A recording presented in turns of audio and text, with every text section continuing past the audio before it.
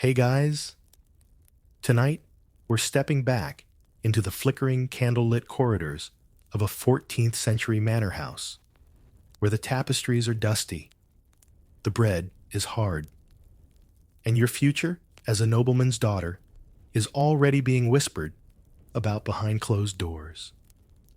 You wake up not to an alarm clock, but to the creak of wooden shutters and the chill of stone floors against your bare feet. You're about 13, which, brace yourself, is basically considered prime matchmaking age. Your family, they're not just thinking about your happiness, they're thinking about your usefulness. Your father is pacing in the solar with a furrowed brow, and your mother is already reviewing which of your cousins married whom last spring. You're just trying to brush your hair with a bone-handled comb and pretend like you don't know what's coming. Spoiler, you do. So, before you get comfortable, take a moment to like the video and subscribe, but only if you genuinely enjoy what I do here. And if you're listening from somewhere unusual or just cozy in bed, drop your location and local time in the comments. I love seeing where you're all dreaming from. Now, dim the lights, maybe turn on a fan for that soft background hum, and let's ease into tonight's journey together.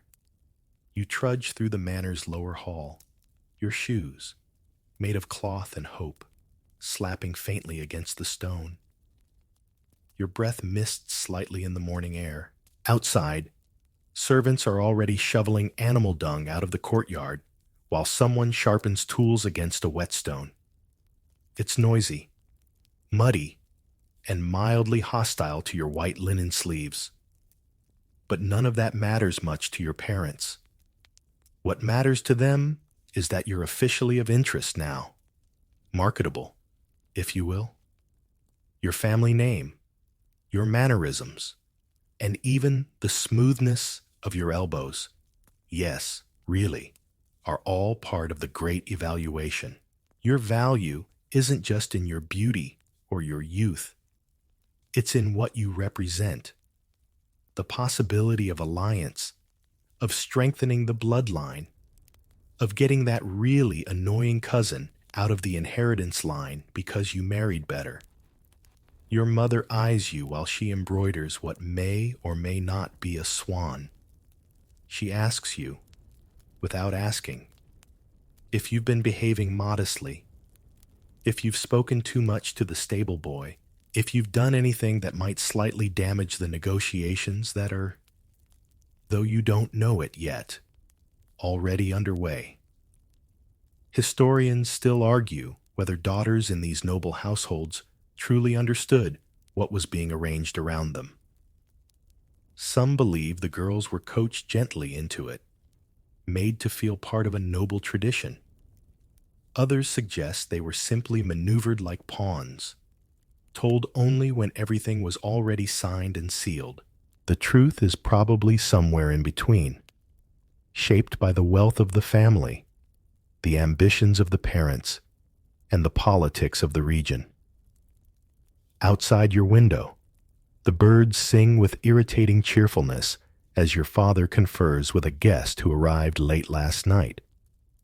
You peek through the wooden slats to spot him, a minor knight, perhaps, or a steward representing someone wealthier.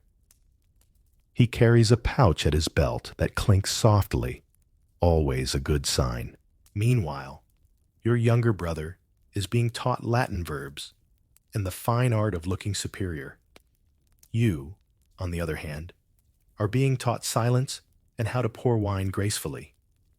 Your tutor, who may or may not have once worked in a convent, emphasizes humility, deference, and the proper pronunciation of my lord.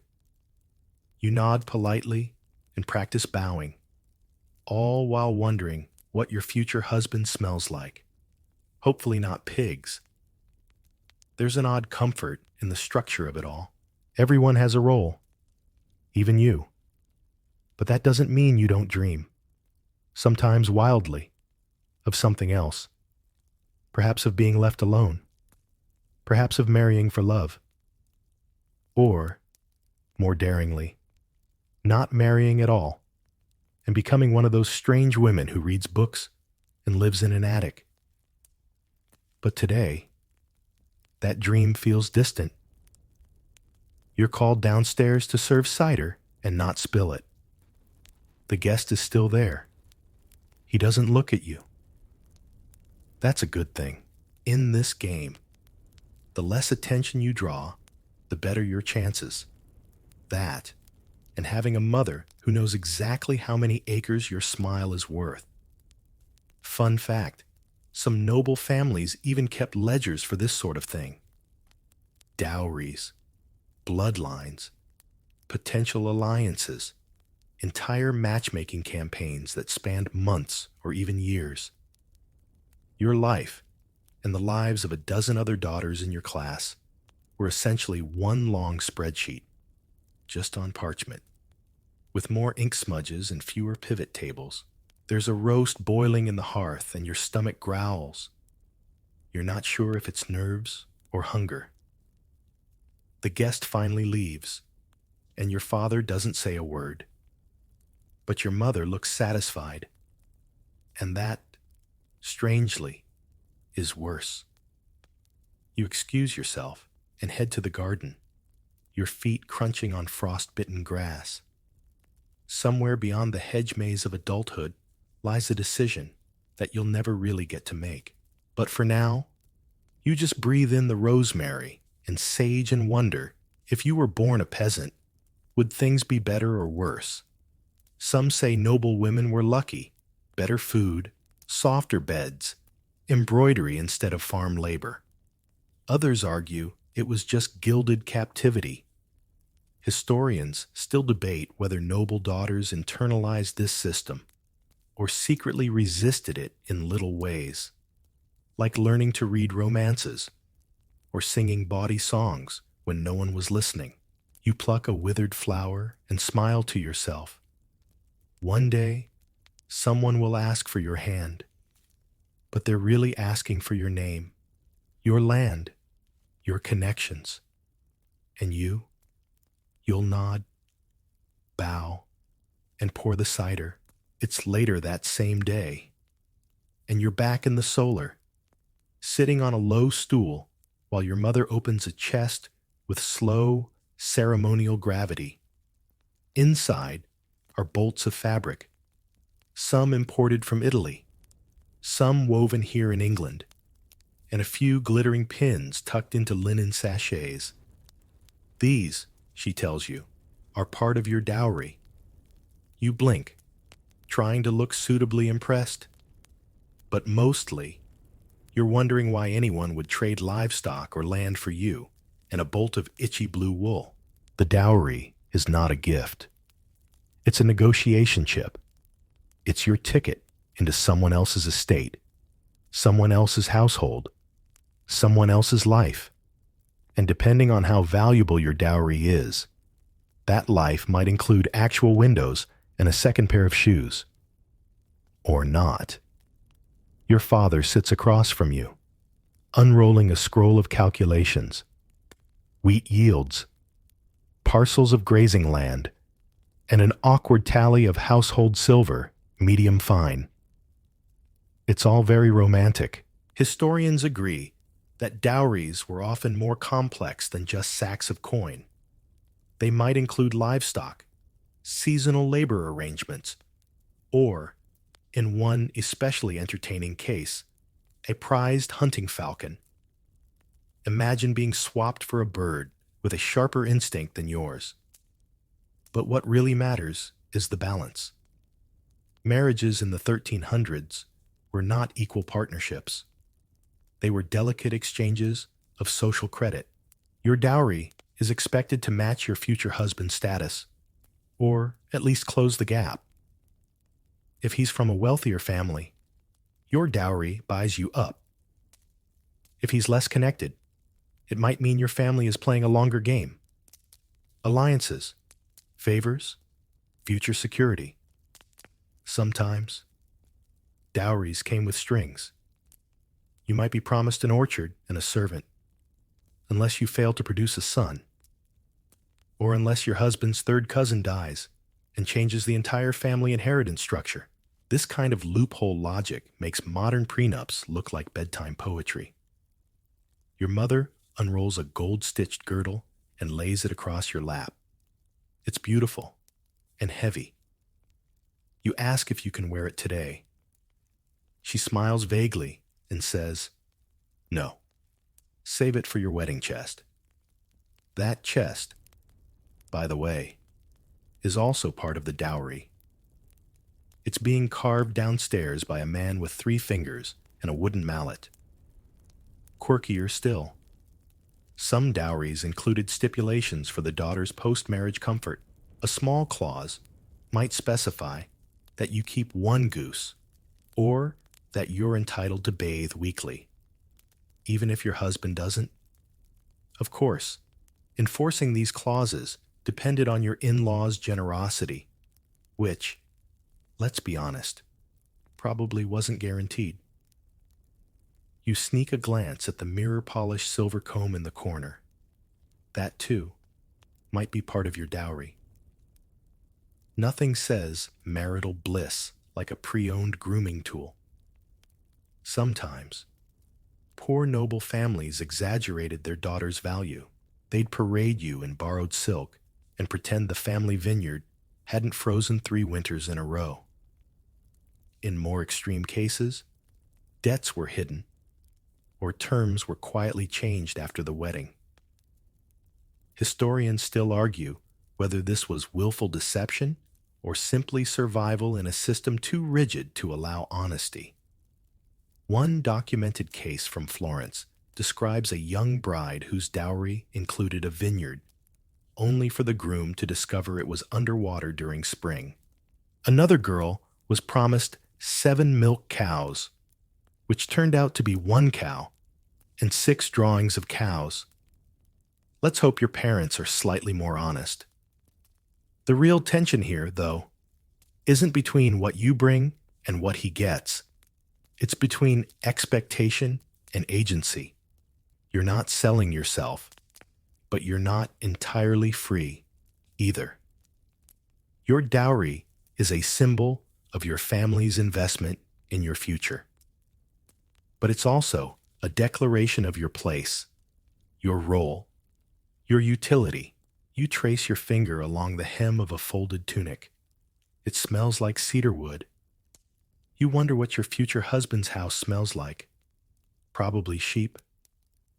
Downstairs, the fire is being stoked for dinner. You hear the scullery maid laugh, and for a moment, you're jealous.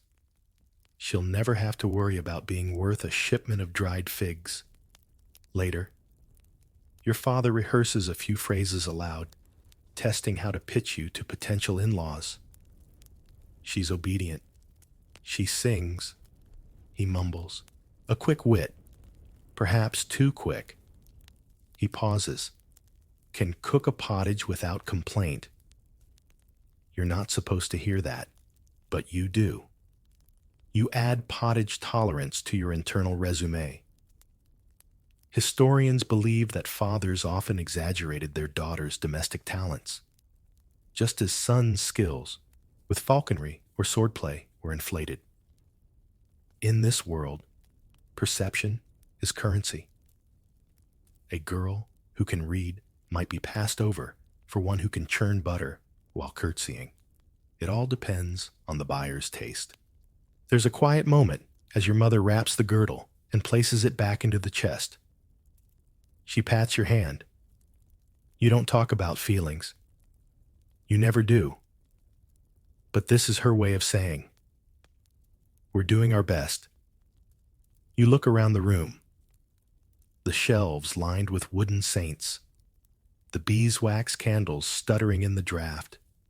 The floor strewn with rushes that crunch underfoot.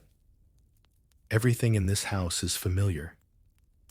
Soon, you'll be leaving it for one that smells strange and has unfamiliar corners. And that, more than the marriage itself, feels daunting. Outside, A raven caws. You smile. Maybe it's a sign, or maybe it just smells the stew. You head to your bed early. Tonight, you'll dream of cows, real ones, and maybe a man who knows how to smile without evaluating your dowry mid-conversation. The next few days are filled with strange silences, long glances between your parents, and the suspicious smell of roasted pheasant, reserved only for guests or negotiations. You aren't officially told anything yet, but you're not dense. Something's up. You start noticing little hints. Your best chemise is being aired out. Your shoes are being restitched. And your mother keeps reminding you to keep your nails clean. That last part might be unrelated. But in this house, every reminder feels like code. This is where the game truly begins. Your parents are no longer simply your parents. They're strategists. And the goal isn't just to get you married off. It's to move the entire family up the social ladder, one careful rung at a time. Imagine a medieval family tree as an actual tree, twisted, mossy, and prone to toppling. Your father wants to graft you onto a sturdier branch, and to do that, he needs to convince another family that yes, you with your ink-stained fingers and half-finished embroidery, are the perfect match. Historians still debate how much choice girls of your class had in this process. In wealthier households, it was more negotiation than command, with the daughter's opinion possibly consulted briefly. But among the gentry and rising merchant classes, the marriage market was often ruthlessly transactional. Feelings were nice, but dowries and family alliances had the final say. Your mother takes you aside one morning and casually drops the name of a nearby family. You've heard of them. They own land, lots of it. And their second son, age 16, has reportedly only lost 2 fingers to a hunting accident. Promising. You ask whether he's handsome. She changes the subject. That's a clue. In medieval matchmaking, beauty was secondary to property. But make no mistake, it wasn't irrelevant. A pretty bride was assumed to be more fertile, easier to manage, and more likely to inspire loyalty in a household. Of course, pretty in 1300 meant pale skin, neat teeth, childbearing hips, and, crucially, no strong opinions. You're currently scoring about a 3 out of 5, depending on how closely anyone's been listening during dinner. What matters more is your demeanor. Are you graceful? Do you walk without tripping? Can you pour wine without dripping? Can you speak Latin prayers and curtsy with precisely the right amount of eye contact? These are your tests. No pressure. Meanwhile, your parents are deep in the social strategy weeds. Marriages in this era weren't just personal. They were political chess moves. Your family is trying to align with others who have similar, or slightly better, fortunes, good reputations, and, preferably, no history of plague or excommunication.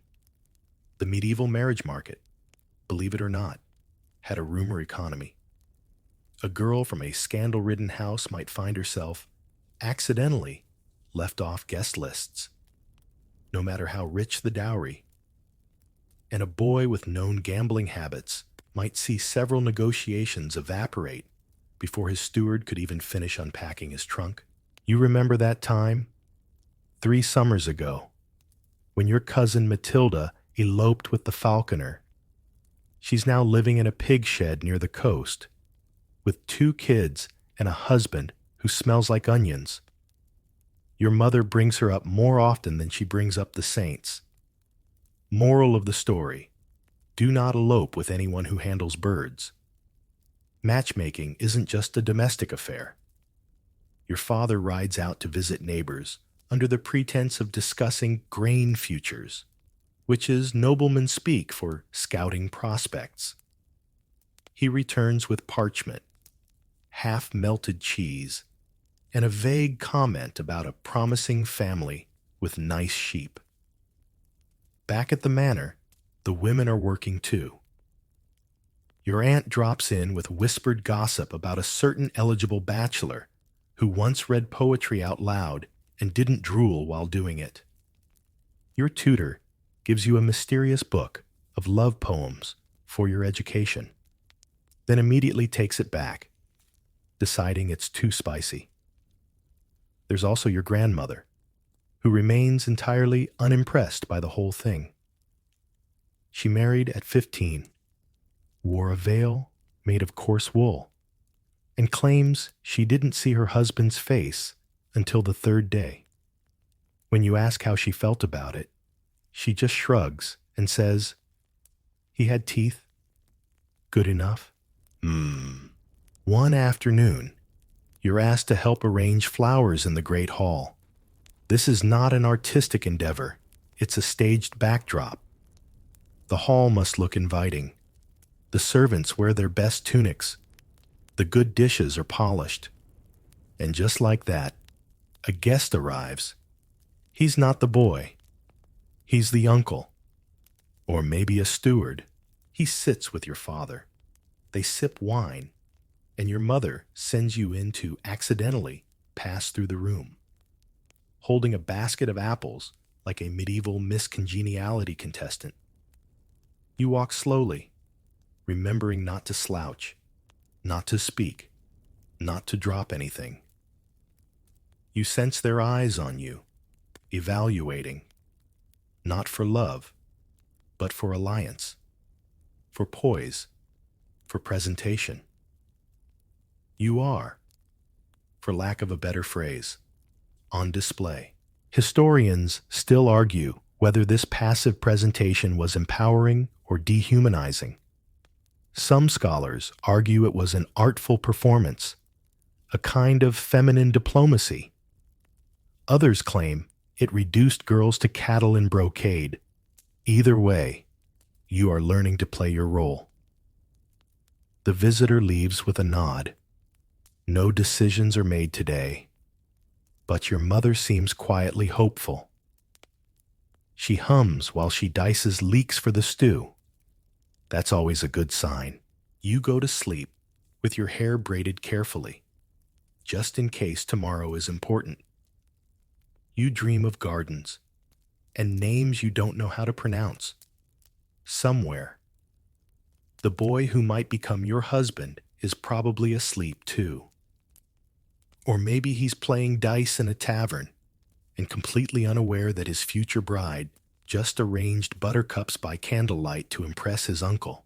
The next few mornings blur together in a fog of errands and polite whispers.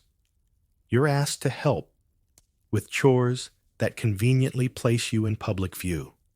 Shelling peas near the gatehouse, feeding chickens where visitors might pass, sewing where your hands are clearly visible and impressively nimble. Your family is staging you like a storefront, except instead of bread or tools, it's you being offered for seasonal alliance. But today, something changes. You hear the clatter of hooves, the creak of saddle leather, and the soft greetings exchanged in the courtyard. You peer through the lattice and catch a glimpse of a boy. No, young man, dismounting. He's taller than you expected, a little awkward with the reins, and his cloak is far too nice for riding. That's either a good sign or a terrible one. Your heart skips, or maybe it hiccups. The boy doesn't glance up at your window. He's busy dusting off his boots with unnecessary aggression. Historians still debate what first meetings in medieval matchmaking actually felt like. Were they nerve-wracking formal interviews, casual family feasts, or silent, awkward exchanges under candlelight? You're about to find out. Because yes, he's here to meet you. Sort of. Technically, he's here to be introduced to the household, which, in medieval matchmaking lingo, means his family is strongly considering the offer. Your offer. Your mother hurries you into your best gown, modest neckline, long sleeves, clean hem, no perfume. But she lets you rub a sprig of rosemary on your wrists. It's subtle, sharp, and just exotic enough to say, I have access to herbs. Thank you. Downstairs. The hall is prepped. A fire burns despite the warm weather. Platters are arranged, and you're coached one last time on what not to say. Don't talk about pigs. Don't mention your cousin's elopement. And absolutely do not bring up your habit of collecting bird bones in the garden. The young man enters with his steward. He bows stiffly to your father, mutters something polite, and looks around as if trying to spot a door he could escape through. You can relate. When you're introduced, you curtsy low, your eyes on the floor, just long enough to seem respectful, but not long enough to seem weird. You've practiced this balance. You're a professional now. The steward chats with your father about vineyards and rainfall. The boy, you really must stop calling him that, sits beside you on a carved bench. A servant offers wine. You both accept. He sips nervously and clears his throat.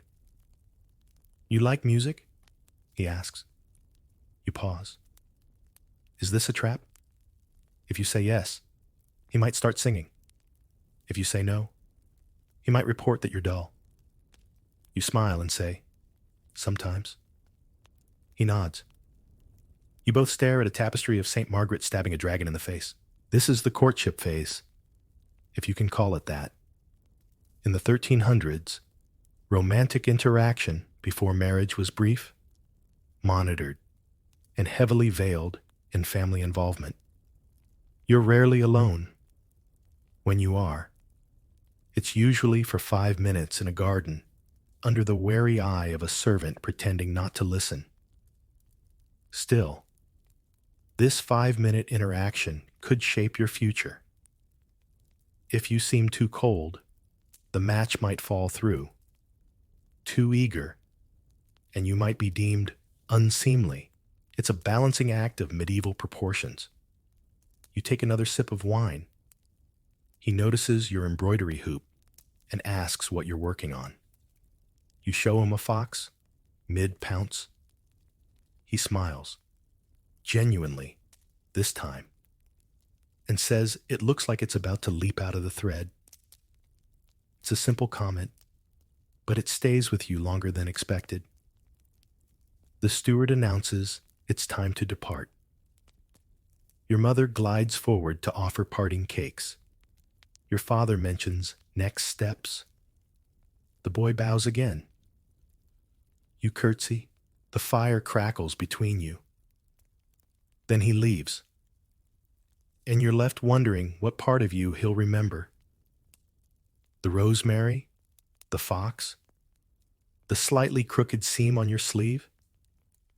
After the guests are gone, your parents retreat to their solar. You're left to help clear dishes and pretend you don't care what was said behind those closed doors. But you do. Oh, you do.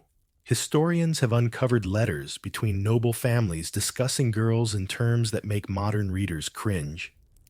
Docile, fruitful-looking, unlikely to cause dispute. But they've also found scraps of affection, genuine curiosity, even admiration. One famous case describes a nobleman writing, "She has wit beneath quiet eyes." That might be the medieval version of a love note. You lie awake that night, running over every moment. Did you say too little? Was your hair too frizzy? Was the fox embroidery a mistake? Should you have embroidered something more romantic? like swans, or a pomegranate. The next day, no one says anything. Life resumes. Bread is baked. Chickens are plucked. But the air feels paused. Finally, that evening, your father calls for you. You walk up the stairs slowly, heart thudding like a war drum.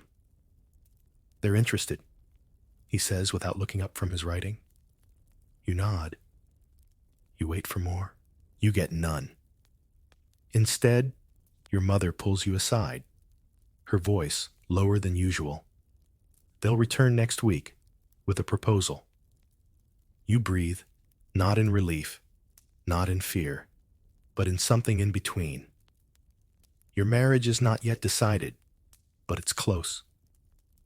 The game is moving forward, and you're still learning the rules.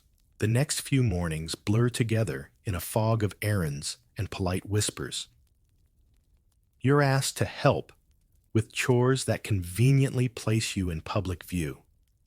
Shelling peas near the gatehouse, feeding chickens where visitors might pass, sewing where your hands are clearly visible and impressively nimble. Your family is staging you like a storefront, except instead of bread or tools, it's you being offered for seasonal alliance. But today, something changes. You hear the clatter of hooves, the creak of saddle leather, and the soft greetings exchanged in the courtyard. You peer through the lattice and catch a glimpse of a boy. No, young man, dismounting. He's taller than you expected, a little awkward with the reins, and his cloak is far too nice for riding. That's either a good sign or a terrible one. Your heart skips, or maybe it hiccups. The boy doesn't glance up at your window. He's busy dusting off his boots with unnecessary aggression. Historians still debate what first meetings in medieval matchmaking actually felt like. Were they nerve-wracking formal interviews, casual family feasts, or silent, awkward exchanges under candlelight? You're about to find out, because yes, he's here to meet you. Sort of. Technically, he's here to be introduced to the household, which, in medieval matchmaking lingo, means his family is strongly considering the offer. Your offer. Your mother hurries you into your best gown, modest neckline, long sleeves, clean hem, no perfume, but she lets you rub a sprig of rosemary on your wrists. It's subtle, sharp, and just exotic enough to say, "I have access to herbs. Thank you." Downstairs, the hall is prepped. A fire burns despite the warm weather. Platters are arranged, and you're coached one last time on what not to say. Don't talk about pigs. Don't mention your cousin's elopement, and absolutely do not bring up your habit of collecting bird bones in the garden. The young man enters with his steward. He bows stiffly to your father, mutters something polite, and looks around as if trying to spot a door he could escape through. You can relate. When you're introduced, you curtsy low, your eyes on the floor just long enough to seem respectful, but not long enough to seem weird. You've practiced this balance. You're a professional now. The steward chats with your father about vineyards and rainfall. The boy, you really must stop calling him that, sits beside you on a carved bench. A servant offers wine. You both accept. He sips nervously and clears his throat. "You like music?" he asks. You pause. Is this a trap? If you say yes, he might start singing. If you say no, he might report that you're dull. You smile and say, "Sometimes." He nods. You both stare at a tapestry of St. Margaret stabbing a dragon in the face. This is the courtship phase, if you can call it that.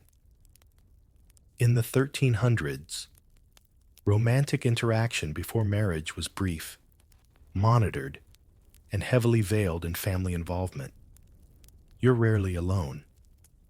When you are, it's usually for 5 minutes in a garden under the wary eye of a servant pretending not to listen. Still, this 5-minute interaction could shape your future. If you seem too cold, the match might fall through. Too eager, and you might be deemed unseemly. It's a balancing act of medieval proportions. You take another sip of wine. He notices your embroidery hoop and asks what you're working on. You show him a fox, mid-pounce. He smiles, genuinely, this time, and says it looks like it's about to leap out of the thread. It's a simple comment, but it stays with you longer than expected. The steward announces it's time to depart. Your mother glides forward to offer parting cakes. Your father mentions next steps. The boy bows again. You curtsy. The fire crackles between you. Then he leaves, and you're left wondering what part of you he'll remember. The rosemary? The fox? The slightly crooked seam on your sleeve? After the guests are gone, your parents retreat to their solar. You're left to help clear dishes and pretend you don't care what was said behind those closed doors. But you do. Oh, you do. Historians have uncovered letters between noble families discussing girls in terms that make modern readers cringe. Docile, fruitful-looking, unlikely to cause dispute. But they've also found scraps of affection, genuine curiosity, even admiration. One famous case describes a nobleman writing, "She has wit beneath quiet eyes." That might be the medieval version of a love note. You lie awake that night, running over every moment. Did you say too little? Was your hair too frizzy? Was the fox embroidery a mistake? Should you have embroidered something more romantic, like swans or a pomegranate? The next day, no one says anything. Life resumes. Bread is baked. Chickens are plucked. But the air feels paused. Finally, that evening, your father calls for you. You walk up the stairs slowly, heart thudding like a war drum. "They're interested," he says, without looking up from his writing. You nod. You wait for more. You get none. Instead, your mother pulls you aside, her voice lower than usual. They'll return next week with a proposal. You breathe, not in relief, not in fear, but in something in between. Your marriage is not yet decided, but it's close. The game is moving forward, and you're still learning the rules. The next week moves at the speed of melted wax, slow, steady, and vaguely sticky. The return visit looms like a thundercloud on the horizon. This time, the discussion won't be about cakes and courtesies. This time, it's about contracts. Your mother starts reviewing the details with you over supper. She does it casually, slipping phrases like jointure clause and land tithes between spoonfuls of pottage. You nod along, even though half of it sounds like a spell, and the other half makes your stomach churn. Here's the reality. Medieval marriage wasn't sealed with a kiss. It was sealed with paperwork, or, more accurately, with inked parchment, family witnesses, and a notary who smelled like beeswax and barley. The marriage contract is the heart of the deal. It outlines your dowry. Yes, but also his obligations, your maintenance, inheritance protections, even how long you could stay in the house if he died. Romantic, right? Your father brings out a wax tablet and begins listing your dowry's official contents. It includes 3 bolts of Flanders linen, a carved cedar chest 2 silver spoons. No forks. They're still suspiciously foreign. A pair of doves, allegedly symbolic, and a tidy sum of coin in a leather pouch stitched with your grandmother's initials. He also notes the plot of land your mother received as part of her own dowry, now being offered as a kind of sweetener. Historians note this practice was common, families bundling resources to secure a better match for their daughters, especially in tight marriage markets. Like medieval Craigslist, but with more goats. The steward from the boy's family sends word. They're willing to accept your dowry terms. With one revision, they want the cedar chest and the doves. You're mildly offended on behalf of the birds, who've done nothing to deserve being bartered. But this is how the system works. You overhear your father muttering to himself later, "Too much for a second son, but he's got that manor near the mill." That manor is apparently prone to flooding, but still, it's land. And in the 1300s, land is everything. Land feeds you, clothes you, protects you from famine and taxes. Well, sort of. Some contracts even included extremely specific conditions. One documented case insisted the bride shall not be made to labor past dusk, which was either a gesture of kindness or an attempt to avoid arguments during harvest season. Your mother folds linens while telling you stories of her own wedding. She was betrothed at 14, married at 15, and cried for 3 days straight after meeting your father. He was shorter than expected, she says with a shrug. But he could cook trout, and I came to appreciate that. You don't ask whether she loved him. You're not sure that question even existed back then in the way it does now. Instead, marriages were partnerships, survival pacts, dynastic fusions. Love might come later, or it might not. Historians still debate whether affection was the goal, a lucky accident, or an irrelevant luxury. On the day of the formal proposal, the manor is spotless. Candles are lit in broad daylight, purely for drama. You wear the blue gown again, now freshly hemmed, and your mother threads a ribbon through your hair, humming nervously.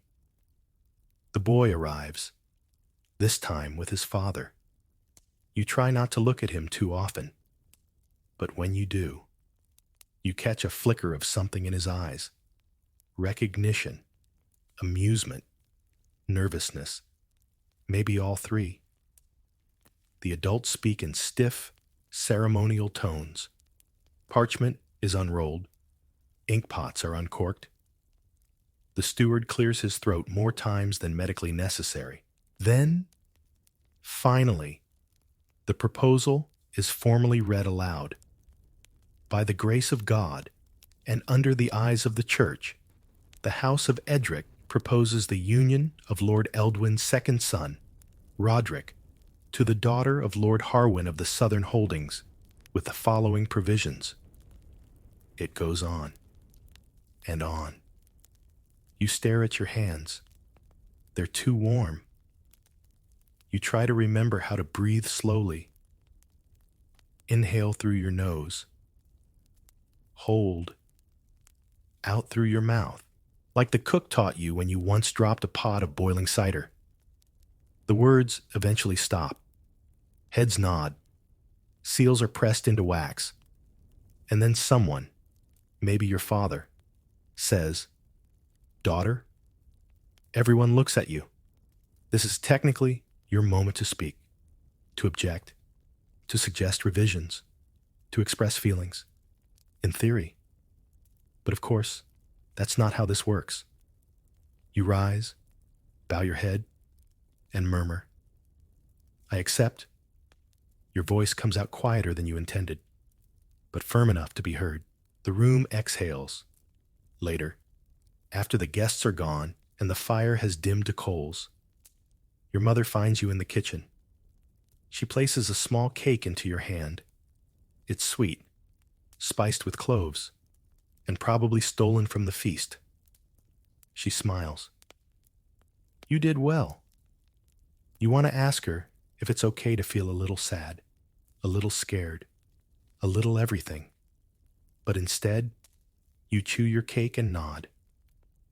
Because this is the contract. And now, it's real. The ink has dried, the dowry's been agreed, and the cake crumbs swept away. You are, in every practical sense, spoken for. But don't expect a honeymoon just yet. Your actual wedding could still be months, even years, away. The timing depends on everything from harvest schedules to the alignment of favorable feast days, and, of course, whether a decent priest is available and not, say, imprisoned for unpaid tithes.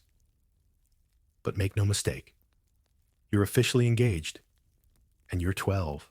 Historians point out that in the 1300s, the age of consent for girls in many parts of Europe was 12. Yes, 12.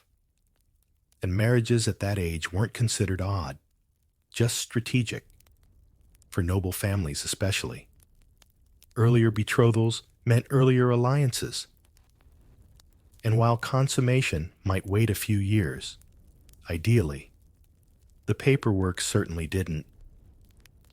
You're lucky, in a way. Some girls were married off, even younger. One French noblewoman was betrothed at the age of 6 and married by 9. Though she reportedly spent the wedding feast curled up under the table, more interested in sweetmeats than politics. Historians still argue whether these unions were formalities or actual cohabiting partnerships. Either way, the girls had little say. Your household begins preparing for your transformation. From daughter to bride. That means more embroidery, more posture lessons, and an exhausting parade of whispered suggestions. Don't laugh so loudly. Keep your eyes lowered. Say God willing before any bold statement. Your body, too, becomes a topic of discussion. Are you tall enough? Do your hips suggest promise? One midwife stares at you for a full 30 seconds before declaring, she'll birth wide.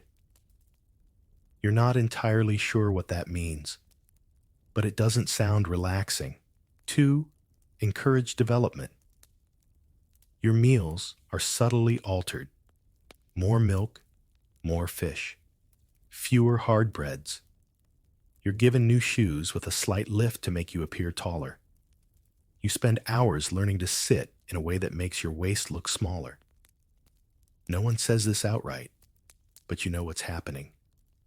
There's something almost surreal about being praised for things you didn't choose.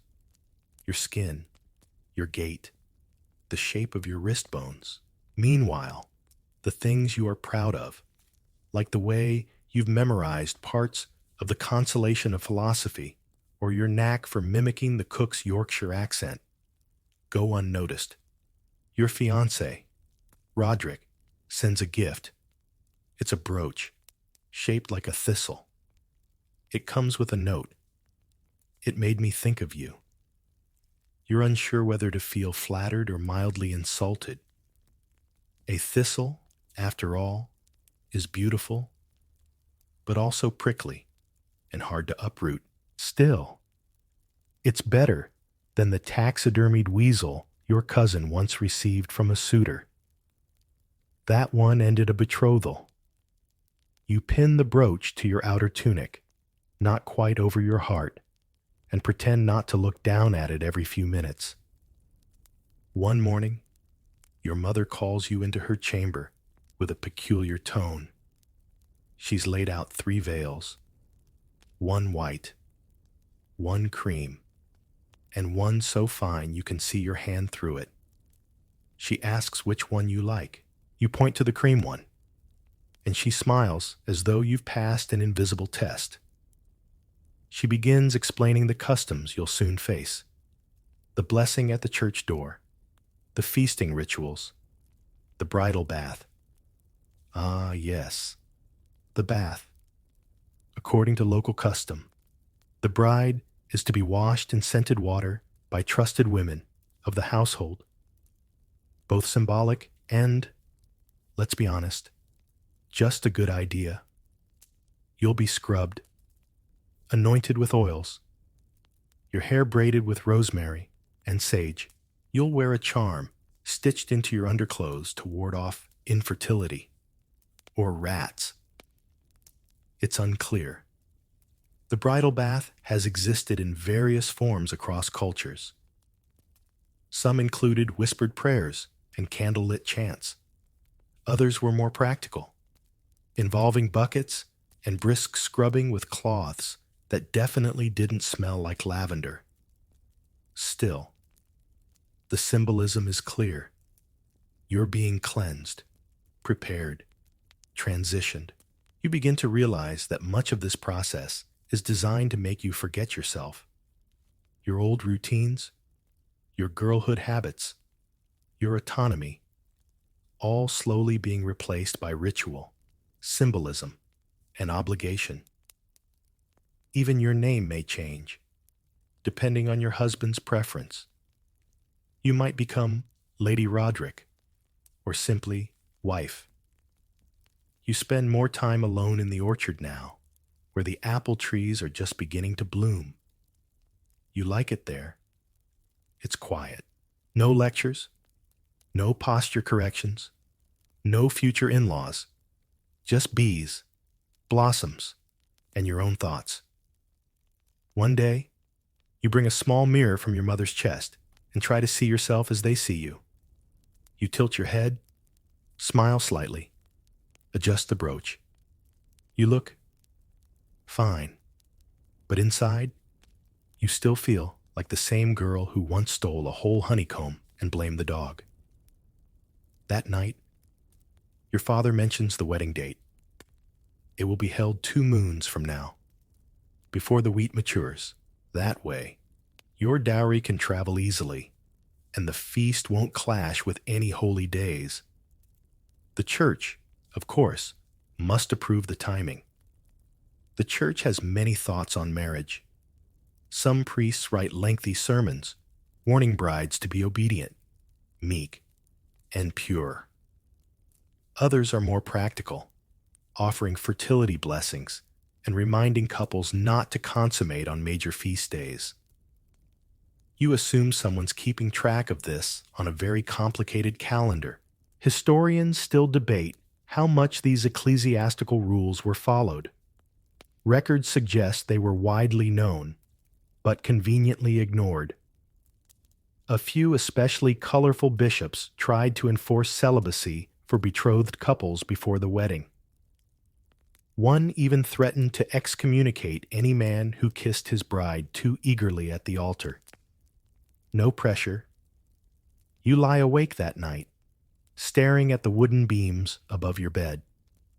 You count knots in the wood. You name each one after someone in your life, and then you start over, because that's the only way to stop your thoughts from spinning like a windmill. You're 12, engaged, waiting. You rise before the sun, not because you must, but because sleep was too full of dreams you couldn't quite shake. Dreams of veils and vows, of voices whispering in Latin, of Roderick looking at you and not quite seeing you. So, you pad through the manor in your thin slippers, past the kitchen where the cook is already wrestling with dough, and out into the soft mist of the orchard. The grass is wet, cool against your skin, and the fog clings low around the trunks of the trees like a secret. You stand very still and breathe in the morning. For a moment, you are not a daughter, not a bride, not a clause in a contract. You are simply awake. Then a voice calls your name, not harshly, but insistently. It's your tutor. She's brought a lute. And today, apparently, is for learning about courtship. You sit awkwardly on a stool while she explains the basics. how to accept a gift with grace, how to drop your eyes demurely when complimented, how to respond if someone composes a poem in your honor. Spoiler, it involves fainting or pretending to. This is not romance, it's theater. In the medieval world, courtship was more ceremony than feeling, more performance than spontaneity.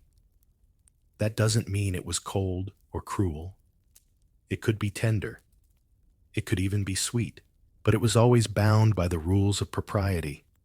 You practiced smiling without showing your teeth, laughing without snorting, and the all-important glance away, then glance back maneuver, which is apparently devastating when executed correctly. Historians often describe courtship in the 1300s as a form of restrained warfare. Every gesture was tactical, every word rehearsed, and unless your family had unusual liberal tendencies, your interactions with your betrothed were likely to be fleeting, supervised, and stiff. Later that afternoon, Roderick arrives unannounced. He brings his sister and a pair of hunting dogs, lean, noisy creatures with names longer than your own. You meet in the garden under the wisteria arbor, with your mother nearby, pretending to read a psalter and definitely eavesdropping. You exchange a few safe pleasantries. He comments on the weather. You mention the spring blossoms. Neither of you is terribly good at this.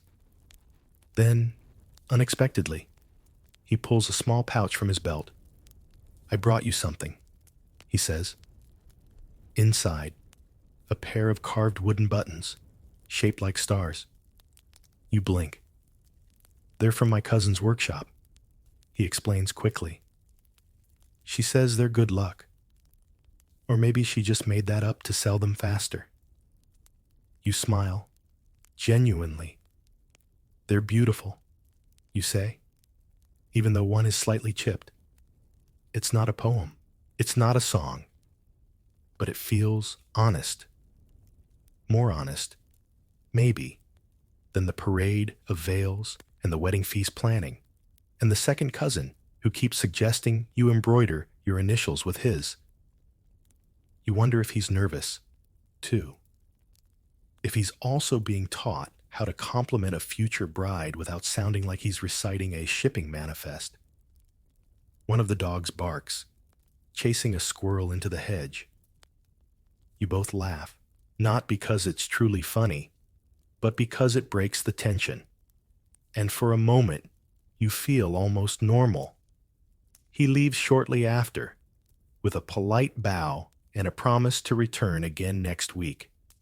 You wave, carefully, with the practiced wrist flick your tutor insisted upon, and then retreat inside where the kitchen smells of onions and anticipation. That night, during supper, your father mentions that Roderick's family has confirmed the feast day for the wedding. It will be held at midsummer. Your mother begins listing tasks: dresses, candles, seating arrangements. How many chickens must be fattened? You nod, eyes glazed, thinking only of star-shaped buttons and hunting dogs, and the strange flicker of something that might, not definitely, but might be hope.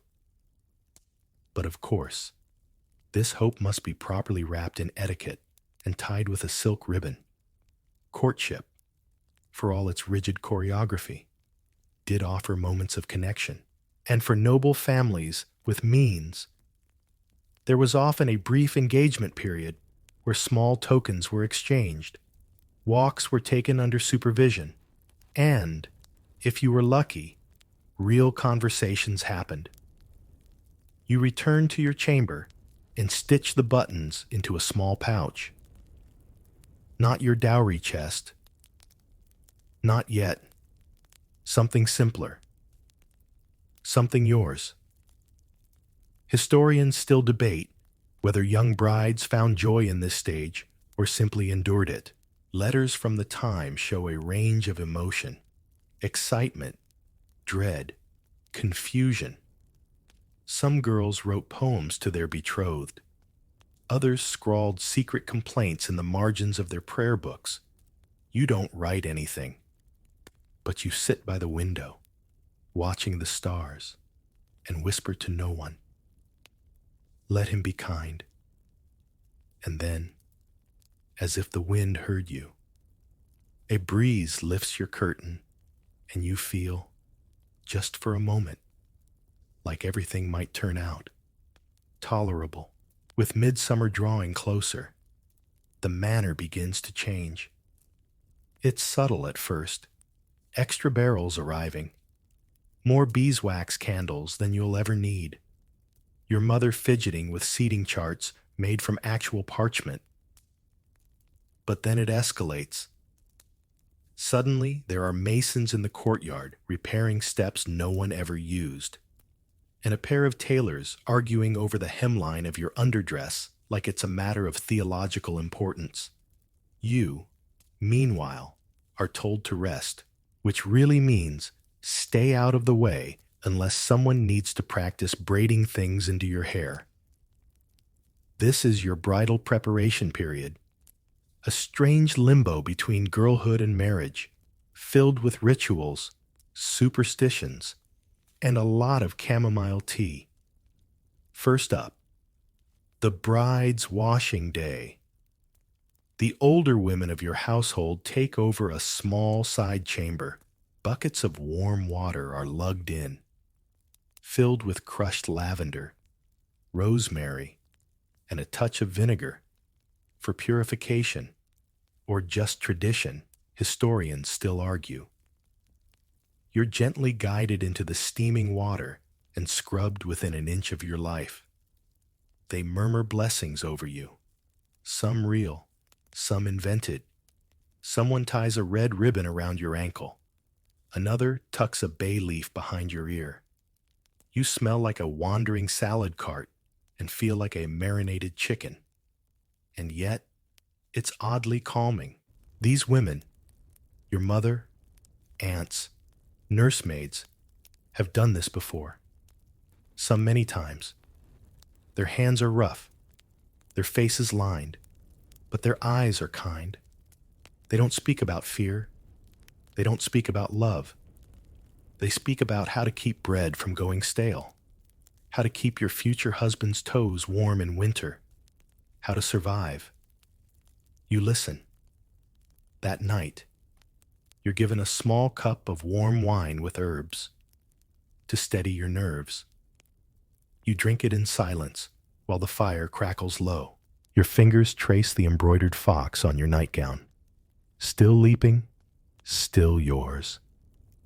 The next day, your garments begin arriving. Not just the wedding dress, but the entire bridal trousseau. Shifts, stockings, veils, girdles, even a pair of oddly stiff shoes embroidered with thread so fine it feels like cobweb. Your mother explains each piece with care. The veil is from her wedding. The belt was your grandmother's. The chemise was made by your cousin, who sews better than she speaks. There's a tradition tied to each item. One for luck, one for fertility, one for loyalty. Though no one really explains how underclothes can ensure that. In many medieval regions, especially in France and England, the bridal trousseau was both practical and symbolic. It declared your new identity: wife, homemaker, potential mother. Some girls even brought their own spoons and frying pans, embroidered with family crests.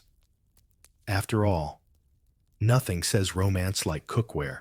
Among the folded linens is a small bundle of charms. Tiny trinkets sewn into cloth, a bronze key, a smooth pebble, a fragment of ribbon. You don't ask what they do. You just hold them. Outside, the manor bustles. Workers hang garlands from the rafters. The kitchen roasts entire ducks. The local priest drops by to advise you. mostly about humility and obedience and avoiding sin, preferably forever. He hands you a book of Psalms. You nod, smile, and imagine tossing it in the fire. You won't, of course. But the image is comforting. That evening, Roderick visits again. This time, you're allowed a brief walk in the garden, just the two of you, trailed discreetly by your nursemaid and a dog named Pickle. You stroll among the rows of lavender. Roderick offers you a sweet. It's sticky and clumsy, and you both laugh when it gets stuck to his sleeve. The conversation drifts. He talks about a falcon his family is training. You talk about the stubborn donkey in your orchard. He mentions the feast day. You nod. Then, almost too casually, he says, "Are you all right?" You blink. The question is so simple, it nearly undoes you. "I think so," you reply. He nods. "Me too." Silence. Birds. The wind rustling through mint stalks. It's the most honest moment you've shared yet. Historians rarely get glimpses of these private exchanges. Most of what we know comes from contracts, chronicles, and letters filtered through politics. But every so often, a diary survives. A note, a marginal doodle. And in those, we sometimes catch a flicker of genuine tenderness. You walk back together, not quite touching, but in step. The manor looms, golden in the late sun. You glance at the windows. Tomorrow, they'll be covered in garlands.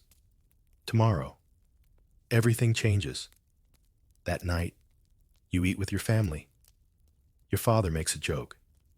Your brother asks for more cheese. Your mother hums while slicing pears. It's a moment suspended in time. Your last, as only a daughter. You go to bed in fresh linen sheets. Outside, someone's still hammering. You whisper a quick prayer, not to a saint, but to whatever listens. Let it be enough. Let me be enough. The morning of the wedding begins before dawn. The house is humming, quietly, reverently, as if it knows this day must begin in whispers. Your chamber is already lit with candles when you sit up, the air thick with herbs, warmth, and anticipation. 3 women are waiting. Your mother, your aunt, and the seamstress who stitched your wedding gown. They greet you with soft smiles and a wooden bowl of warm milk and honey. No words yet? Today is not for chatter. Today is for transformation. You are undressed carefully, as if your body might crack. Your limbs are dusted with scented powder, your hair brushed and braided in long, winding coils threaded with pearls. A sprig of rosemary is tied into the base of your braid, an old charm for remembrance, not of yourself, of course, but of your duty. The dress takes time. It is linen, lined with wool, overlaid with a gown of blue silk embroidered with silver thread vines. The girdle at your waist bears your family crest. The veil is pinned into your hair with small golden combs, shaped like doves. You can barely feel your head beneath it. And the shoes. Ah, the shoes. Narrow, stiff, and designed less for walking and more for symbol. You step into them like you're stepping into your future. Awkwardly and without socks. Downstairs, the hall has been transformed. Flowers hang from beams. Fresh rushes line the floors. A minstrel tunes his lute with great ceremony, even though no one asked him to. Outside, the sun is rising, just brushing the tops of the orchard trees. You are led to the church by procession, but not parade. This isn't a royal wedding. No trumpets or jewels or parade of fine horses. Just your family, his and a few neighbors who were allowed to peek as long as they didn't touch the cakes. The church ceremony begins at the door. Yes, the door, according to medieval custom in much of Western Europe. The marriage vows were often taken on the church's doorstep, visible, public, symbolic. The idea was that marriage was a contract of community concern, not just a private affair. You stand beside Roderick. He looks unusually serious, as if someone told him this was also an exam. The priest begins the ritual.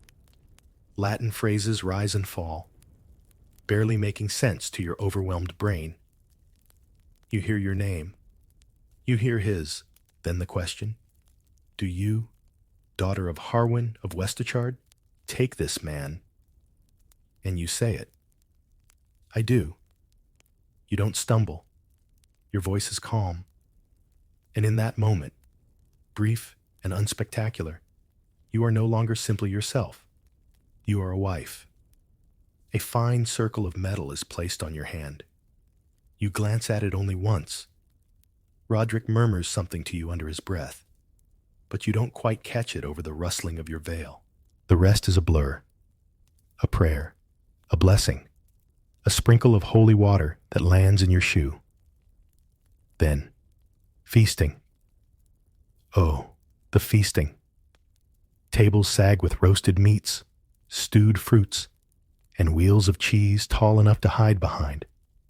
Guests eat with their fingers and wipe them on whatever fabric is closest, including sleeves that don't belong to them. You are seated at the center like a saint, decorative, observed, slightly overwhelmed. Roderick is beside you, quieter than expected. He occasionally passes you a piece of bread or refills your cup. You wonder if that counts as romance. There is dancing, of course. An awkward circle of guests attempting synchronized stomping while the lute player gleefully improvises. You are pulled into the dance by a cousin who smells like mead and parsley. You spin. You laugh. You nearly trip. It is, in its way, perfect. One tradition you didn't expect. The bedding toast. Near the end of the evening, a group of guests clink goblets and begin chanting ribald songs. Nothing explicit, but enough to make your ears turn pink. It's a medieval joke, meant to tease you both and signal that the wedding day is ending, and the wedding night is near. Historians still debate how formal these rituals were. In some regions, the newlyweds were escorted to their chamber by singing guests. In others, the crowd went so far as to witness the couple in bed. Thankfully, yours is not one of those regions. You are led to a chamber, prepared with fresh linens, candles, and a small bowl of spiced wine. Roderick follows. The door closes. You sit on the edge of the bed, fingers knotted in your lap. He stands near the hearth, uncertain. The silence stretches. Then, softly, he says, "Your veil's crooked." You laugh. You weren't expecting to laugh. He reaches out, tentatively, and straightens it. "There," he says. "Better." You look at him then, not as a stranger, not as a contract, but as a boy, barely older than you, trying to navigate the strange script just as awkwardly. And in that glance, something shifts. The fire crackles. The wind brushes the shutters. And for the first time in weeks, you feel something like calm. You lie down, still in your gown, still unsure, still you, but also, now, someone's wife. The morning after is oddly anticlimactic. You wake not to trumpets or hushed gossip, but to birdsong and the faint scent of smoke from the hearth. You're still in your gown, your braid half undone, and your fingers clutching the edge of the sheet like they've been holding on all night. Roderick is already up, standing by the window with one boot on, gazing out like he's expecting to see something meaningful.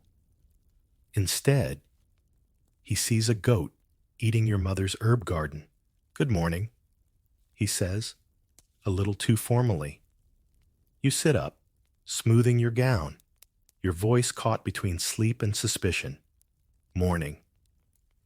And that's it. You're married. There's no fanfare, no parade, just the quiet realization that yesterday's anxiety has turned into today's reality.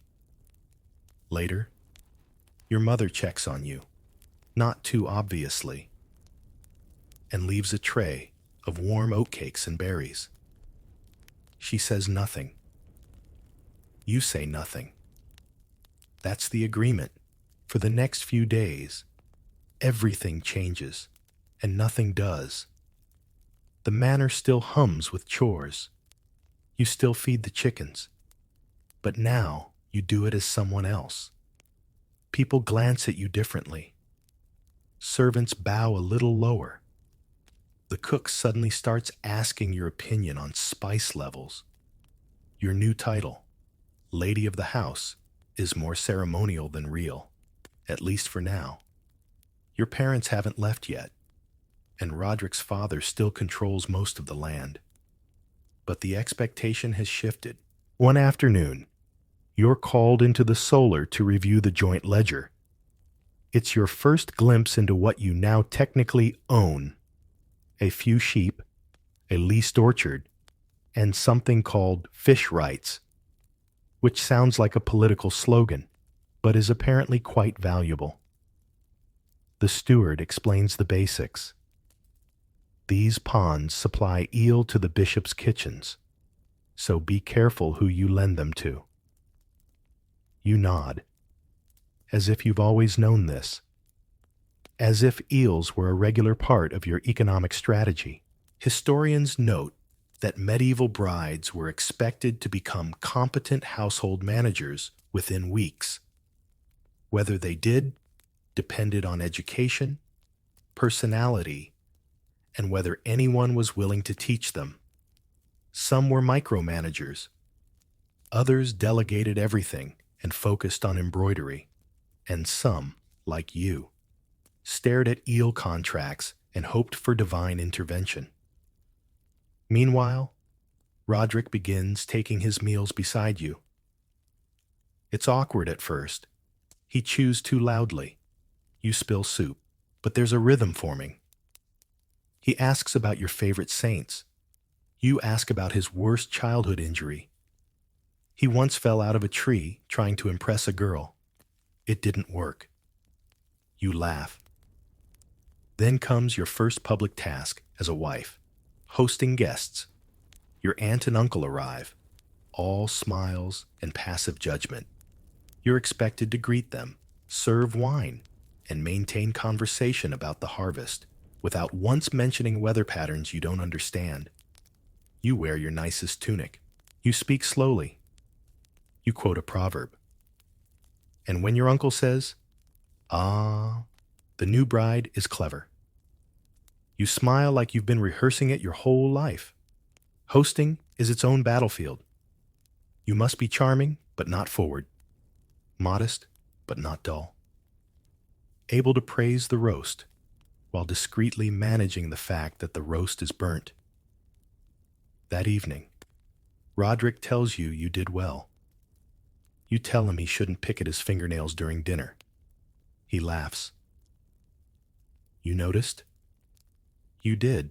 You notice everything now. Medieval wives often walked a tightrope. They were symbols of virtue, agents of family reputation, and unpaid estate managers. Historians still debate how much real power they held. Some had immense influence behind the scenes. Others were quietly sidelined. The key difference? Trust and luck. A week after the wedding, your mother leaves the manor. She hugs you tight, tighter than expected, and whispers, "Don't let the steward bully you." Then she's gone, riding down the path in her familiar cloak. You watch until she disappears, and suddenly you are alone. Not in the physical sense. There are servants, in-laws, Roderick, but in the way that now every decision rests on you. What to serve, whom to pay, how to navigate the delicate social vines of your new life. You lie awake that night, not with fear, but with a quiet sort of readiness. The veil is folded in a chest now, the dress packed away, but the buttons Roderick gave you, you sew them onto a pouch you keep near your writing slate, not because they're valuable, but because they remind you of something unspoken, an offering without a script. You've married into a world you didn't choose, by rules you didn't write, but you're here, and you're learning. The first full moon after your wedding shines through the narrow chamber window like a coin flipped face up. You lie awake on a straw-filled mattress that creaks when you breathe too deeply, trying to calculate whether you've done anything wrong in the past 24 hours. You're certain you forgot to bless the bread before supper.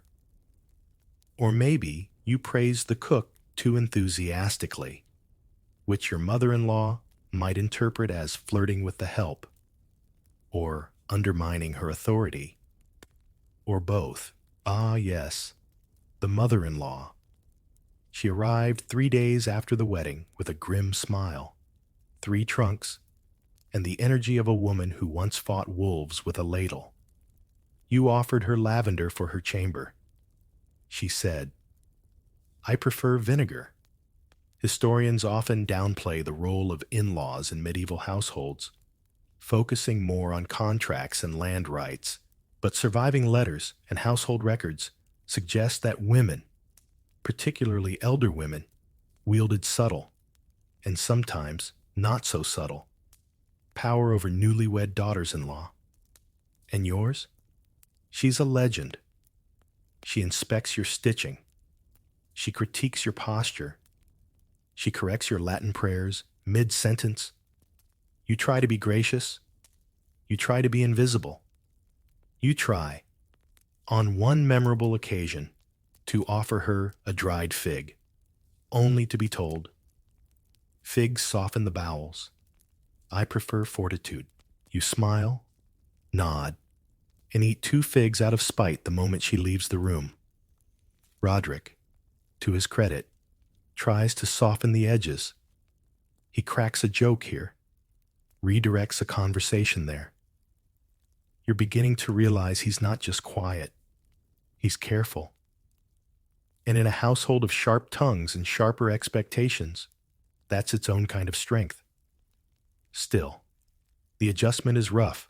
You are now in charge of things no one warned you about, managing milk rotations in the pantry, calculating grain allowances, deciding whether the weaver's apprentice deserves another month of pay, despite consistently dyeing things the wrong color. Each task feels like a riddle. Why is the ale flat? What happened to the missing candlesticks? Who left the goat untethered again? You wish you could just go back to the orchard, but every decision you make, every order you give or don't give, ripples outward. The household watches. Servants whisper. Your authority is like a new pair of boots, stiff, uncomfortable, but necessary. You learn quickly, or rather, you have to. You start keeping a small book in the corner of your chest, jotting things down when no one's watching. What time the bread rises best. Which servant is late most often. How many eggs the hens laid before the storm. One day, you catch your mother-in-law reading your notes. She closes the book slowly and says, Not entirely foolish. It is, quite possibly, the highest praise you'll ever get from her. And slowly, day by day, you begin to carve out a space that feels like yours. You take over the morning planning with the steward, insisting, politely, but firmly, that the orchard is not to be used for goat grazing. Thank you very much. You design a new layout for the storage chest that avoids having the cheese rot next to the salt fish. You reorganize the prayer alcove and light candles not just for saints, but for yourself. A quiet sort of rebellion. Roderick notices. He mentions overboiled turnips, that the house runs smoother lately. You nod.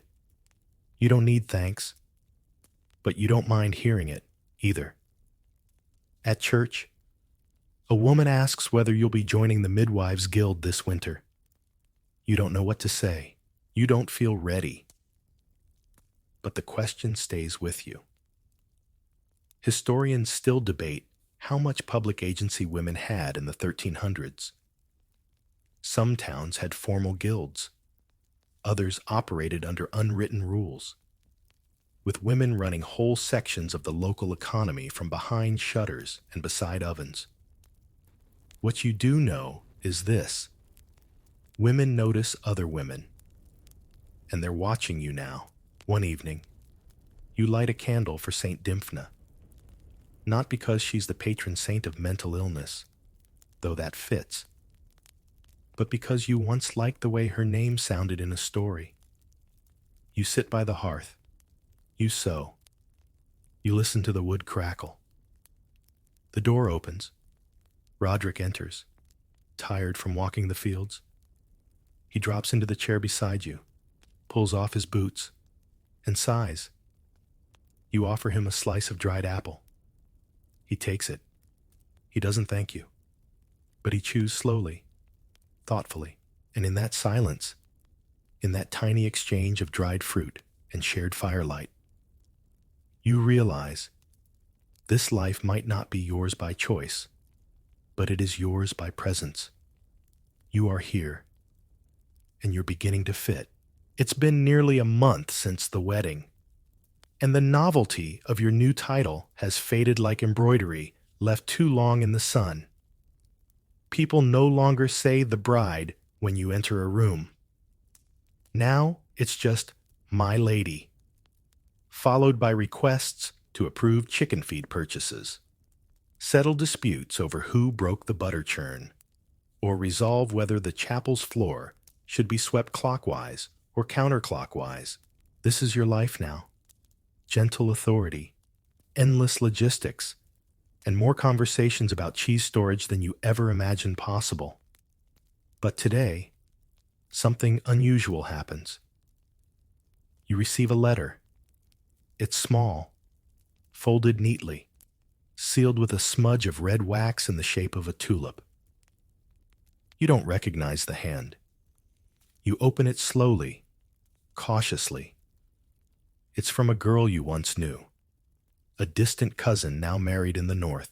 Her handwriting wobbles, but the tone is unmistakable. Curiosity, nostalgia, warning. She writes of her marriage. He's kind, quiet. He likes turnips more than a man should. She writes of childbirth. No one told me how much screaming there would be. The cows were alarmed. She ends simply. Is it strange that I miss myself? You read the last line twice, 3 times. It sits in your lap like a stone.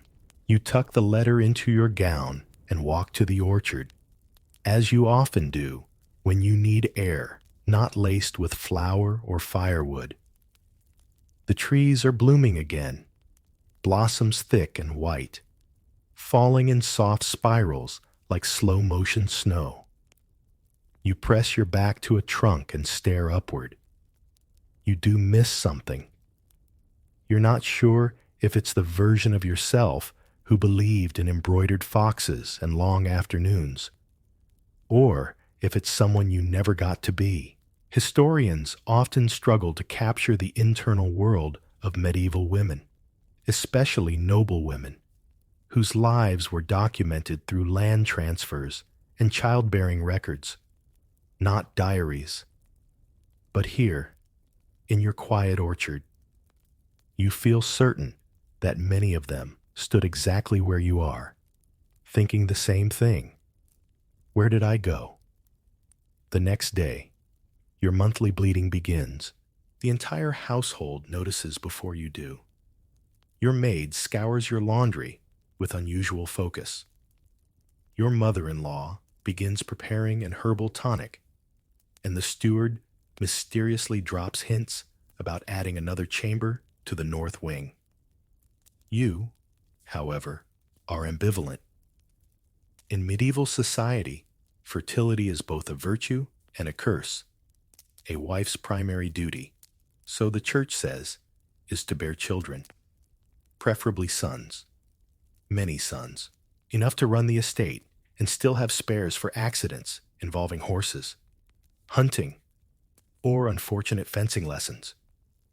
But you are barely 13. The thought of being a mother feels as abstract and impossible as flying to the moon. And yet, the expectations press in. Roderick doesn't mention it, though you suspect he knows. He is, at the very least, aware of your frequent visits to the herb woman's hut and the increased number of apples you're told to eat each morning. You overhear your aunt advising your mother-in-law, give her rue if she seems sickly, but not too much. Remember poor Cecily. You don't ask who Cecily was. In private, your nursemaid gives you a bundle of dried flowers tied in red thread. For balance, she says. You don't ask what kind. You just place it under your pillow and hope for peaceful dreams. That night, Roderick asks if you're feeling unwell. You nod, grateful for his vagueness. He doesn't press. Instead, he offers you a small glass of warmed wine and says, I never know what to say about these things. You laugh, quietly. Neither do I. And in that pause, that mutual lack of understanding, something gentle blooms. You aren't lovers? Not yet. Maybe not ever in the way stories describe. But you are becoming allies. And in a world like this, that might matter more. Later that week, you attend your first childing feast, a gathering to celebrate a local woman's successful delivery. The room smells of honey cakes and sweat. The new mother lies propped up on cushions, pale but triumphant, while women pass around the baby and murmur things like strong lungs and broad feet. You hold the infant when it's your turn. It's small, wrinkled, surprisingly heavy. You hand it back quickly and eat 3 honey cakes in quick succession. No one notices. As the sun dips behind the chapel roof, you walk home with your thoughts tied in knots. You wonder if you'll survive childbirth, if you'll even make it that far. You wonder how your cousin fared in the north. You wonder if missing yourself is a thing that fades, or if it just deepens with time. The orchard is quiet when you return. You sit beneath the same tree, pluck a blossom from your lap, and press it between 2 pages of your household ledger. You write beneath it, Today, I was unsure, but the world continued anyway. You close the book and breathe. Another season slips by. The apples have ripened in the orchard, swollen and red, and a low golden light slants across the floor of the hall each afternoon, thick with dust and the scent of old rushes. You still wake early, now out of habit more than duty. Roderick takes his tea in the garden. Your mother-in-law has stopped inspecting your embroidery quite so often. You've even learned to make peace with the steward, provided he's given cheese on Thursdays. In short, you've survived. But today, the priest visits. which always means one of two things: someone's dead, or someone's about to be told how to live. It's neither. He wants to advise you, he says, with that strange smile priests wear when they're about to discuss delicate matters. He sits stiffly, lays a scroll on the table, and clears his throat. The roles of a wife, he begins, are as manifold as the gifts of the Holy Spirit. You resist the urge to make a face. What follows is an awkward, droning sermon about obedience, humility, and joyful service. You're fairly sure he made up half the references. There's something about always keeping your husband's feet warm, and something else about never speaking during thunder, because it invites demons. You nod politely. You pretend to take notes. You offer him cider and thank him for his wisdom. But inside, you're listing all the things the church has no clue about, like how to tell when Roderick's in a mood, he plays with his ring, or how to calm the maid who's been crying in the pantry, leave her alone, then offer cheese, or how to tell your mother-in-law you disagree without actually saying it. Start with a compliment, end with a question. You have your own gospel now. Still, you attend Mass regularly. You sit near the front. You bow at the right times. Not because you believe in every line of doctrine, but because you've learned that being visibly virtuous gives you more room to maneuver. Historians still debate how devout most medieval women really were. Religious texts were full of ideals: chastity, silence, obedience, but surviving letters, confessions, and even graffiti suggest that most women practiced a kind of practical piety, enough to stay out of trouble, enough to earn favor, but not so much that they forgot to live. After the priest leaves, you return to your chamber and light a candle, not to St. Margaret or Catherine, but to yourself. Just for a moment. You whisper nothing. You just breathe. That evening, you and Roderick share supper in quiet companionship. There's stew, bread, and a bit of apple wine. He tells you a story about a neighbor who tried to dye his sheep purple for a festival. It didn't end well. You laugh harder than expected. It feels good, and then, cautiously, you ask, "Do you ever miss being just you?" He looks at you, fork halfway to his mouth. "All the time?" There's a pause. Then, without much fanfare, he adds, "But I think I'm becoming someone better now." You sit with that for a moment, letting it settle like flour in a basin. Becoming someone better, not despite marriage, not because of it, but alongside it. Later, while tidying the pantry, you find your old fox embroidery. The thread's faded, but the leap is still midair. You tuck it into your ledger. That night, you dream of nothing. No saints, no sermons, no screaming babies, just the orchard, and quiet. The first frost arrives with a brittle hush. The orchard trees turn skeletal overnight, leaves scattered like coins across the garden paths. You wake to breath-clouded windows and a manor that creaks in its joints like an old man rising from bed.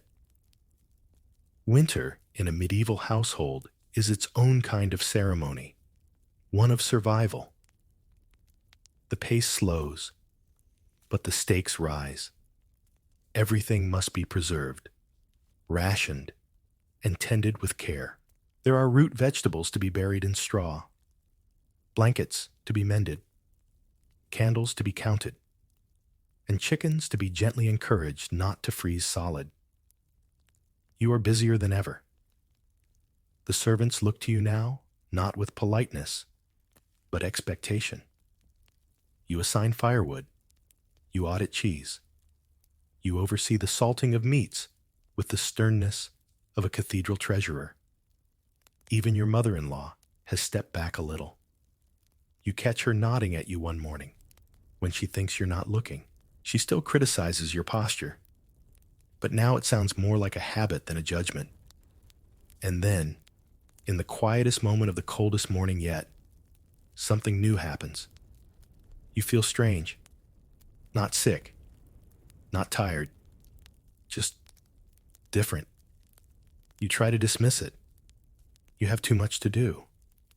There are dried apples to sort. The steward wants to know why someone's been sneaking honey from the stores. But the feeling persists. It's not until your maid asks, carefully, if your monthly bleeding has come that you realize it hasn't. You count the days. Twice. You do the math. You check the ledger where you, discreetly, mark these things like a merchant tracking debts. You are late. You don't panic. You don't celebrate. You simply stare at the hearth, watching embers shift like the sky before a storm.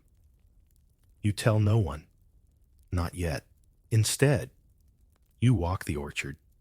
Yes, even in the frost, letting your breath rise like incense. Historians debate when, exactly, medieval women confirmed they were pregnant. There were no tests, of course, only symptoms, instincts, and folk signs. Some claimed a mother could tell from the way she dreamed. Others swore by dangling rings over the belly. But most, like you, waited in silence. Waiting is a strange state. It feels like walking through a room where everyone's talking about you, but no one's using your name. Roderick notices you're quieter than usual. He asks if the fire's too warm, if the food's too salty, if the priest offended you again. You just shake your head and say, "I'm thinking." He accepts that. He's learned, by now, not to press. The days shorten. The kitchen grows warm and clattering. You order more blankets. You approve the construction of a new pigeon coop. You listen to a dispute about whose dog is sleeping in the grain. And all the while, you carry your secret like a stone under your tongue. Then one morning, just before matins, you feel it, a wave of nausea so sharp it robs the color from your cheeks. You excuse yourself. You sit on the edge of your bed. You do not cry. Instead, you say the words aloud, for the first time, to no one but yourself. "I think I'm with child." The confirmation comes slowly. Your nursemaid says nothing, just brings you broth more often. Your mother-in-law, with eerie precision, begins sending more rosemary to your chamber. Roderick, after a long silence one evening, gently places his hand on yours and says, "I won't pretend to understand, but I hope it's not too terrible." That, somehow, is enough. The announcement is made at the church 2 weeks later. Bells are rung. The steward orders more cloth. The kitchen prepares a celebratory pie. You spend most of the day in bed, not with sickness, but with stillness, because this is the next chapter, and it will not wait.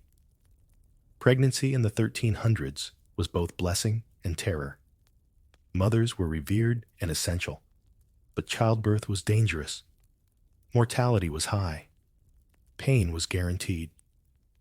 And yet, life moved forward, and women moved with it, preparing swaddles, whispering prayers, drinking herb brews that tasted like sadness. You try not to think too far ahead.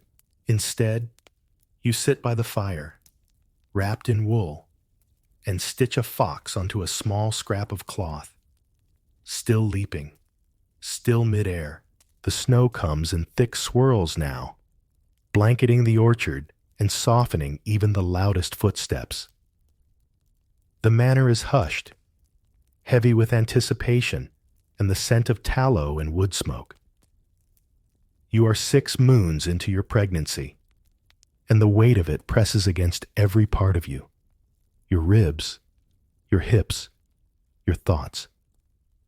Each morning, the midwife arrives with her bag of pungent herbs and quiet certainty. She presses your belly, listens with her ear against your skin, and declares, "Strong heartbeat, likely a boy." You nod, though you know it could just as easily be a girl with an assertive foot. The whole household revolves around you now. Every cough you make is discussed, every craving accommodated. When you asked for stewed pears with cheese, someone fetched them within minutes. When you asked for silence, the steward tiptoed for an entire day. And yet, for all this attention, you've never felt more alone. Because no one, not even Roderick, can carry this with you. He tries. He's gentle. He's patient. He reads aloud sometimes in the evenings, stumbling over Latin declensions and laughing at his own mistakes. He rubs your back when it aches. He asks how you're feeling without pressing too hard. You appreciate all of it, but there's a distance. Still, a veil. You are becoming something new, and no one, not even the midwife, can tell you what it will cost. Historians still argue how much choice women had in childbirth. Some assert they were passive recipients of knowledge. Others, more convincingly, show that experienced women, mothers, midwives, herbalists, passed down wisdom in quiet, deliberate ways. They shared secrets, techniques, songs. Your nursemaid begins humming when she bathes your feet. Low, rhythmic sounds that calm you more than any prayer. Your aunt tells you stories about her own labor, how she screamed so loudly the dog fled into the woods and didn't come back for 3 days. She laughs, but her eyes mist over. You begin preparing the birthing chamber. It's the same room you were married in, the same room you first slept in as a bride. Now it smells of lavender, warm oil, and something sharp underneath. Maybe fear? Cloths are folded, buckets are filled. The cradle is placed near the fire, lined with wool, and a small pillow you embroidered weeks ago in secret. A fox curled into a circle. You begin talking to the baby sometimes, just quietly, just when you're alone. You tell it what the orchard looks like in spring. You describe your favorite kind of bread, crusty, not soft. You say that you're scared, but also curious. And then, one morning, it begins. It's not like in the stories. No dramatic gasp, no flood of people rushing about. Just a slow, insistent ache. A rhythm building inside you, like distant thunder rolling closer. The midwife appears with terrifying calm. She nods. It's time. What follows is pain. Waves of it. You grip Roderick's hand until he forgets to breathe. You scream. You pray. You forget every line of scripture you've ever learned. Hours pass, or days. Time stretches into something meaningless. At some point, someone wipes your brow and says, "Just one more." You don't believe them, but they were right. There is a cry, not yours. A sharp, startling sound like a bird startled from a tree. Then another, and suddenly, stillness. You're exhausted. You're shaking, but you're alive. And then, placed gently in your arms, is a child. Red, wrinkled, heavy with life. You look down. You blink. You wait for the feeling to arrive. The one they promised. The rush of love. But instead, there is something quieter. Recognition. As if you've known this face, this wait, this moment forever, like it was always waiting for you. It's a girl, the midwife says softly. Roderick exhales beside you, relieved, amazed, already smitten. You glance at him, unsure what you'll see, but he smiles. She's strong, like her mother. The room fills with soft voices, praise, blessings. The steward hurrying off to ring the chapel bell. You hold the child close and whisper, "I missed you." Not because you knew her, but because something in you has been missing. Quietly, all this time, you sleep, finally, wrapped in blankets and silence. The fire burns low. The orchard waits beneath its snowy shell. You dream of spring, and now, as the candles gutter low and the fire dwindles to its last amber glow, you lie still beneath a thick wool blanket, the newborn pressed gently to your side. Her breath is slow, steady, and warm against your skin, anchoring you in a moment that feels somehow outside of time. The manor is quiet now, outside. Snow settles on every rooftop and fence post. The wind, once sharp, has softened to a lullaby in the rafters. You hear no footsteps, no chores, no whispers of expectation, just the hush of winter and the slow return of your breath to its own rhythm. You are no longer the girl with the embroidered fox, no longer just a bride or a daughter. You are something else now, something fuller, softer, stronger. And as sleep begins to reach for you, you feel it, peace. Not because all is certain, not because fear is gone, but because you've made it here, to this night, to this cradle, to this quiet. And that, for now, is enough. So let the world outside keep spinning. Let the orchard sleep beneath its frost. Let tomorrow arrive when it's ready. Tonight, you rest. What would you eat in a medieval village tavern in the 1300s? We're going to slip into the heavy dusk of a medieval countryside. The sky low and purple, the wind a little wet, and your shoes, if you're lucky, made of leather that's almost waterproof. You've been walking since just after Vespers, past sheep that stare blankly as you pass and huts that smell of smoke and turnips. The sun's gone now. The air is thick with damp earth and old straw. And up ahead, finally, there it is, a crooked little building with a swaying wooden sign. It's the village tavern. Not an inn, not a castle hall, just a tavern. A single room made of wattle and daub, leaning slightly to one side like it's been thinking too hard. Smoke curls lazily from the hole in the roof. Laughter, muffled and slurred, spills out of the uneven doorway. A chicken darts past your foot. You step over it and duck inside. The door creaks shut behind you with a thump that sends dust off the beams. It's warm in here, uncomfortably so. Your nose fills instantly with smoke, boiled greens, and something vaguely sour. The room is lit by a single iron cresset on the wall and the orange flicker of a hearth no larger than a goat. Eyes glance up at you, then go back to their mugs. You're not new here, just another face returning from the fields. Your cloak damp and your feet sore. Someone slides a bench with their foot.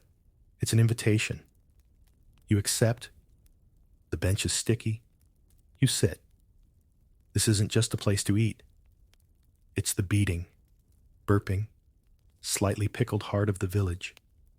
It's where news is shared, grievances muttered, dice games played, and occasionally, shoes stolen.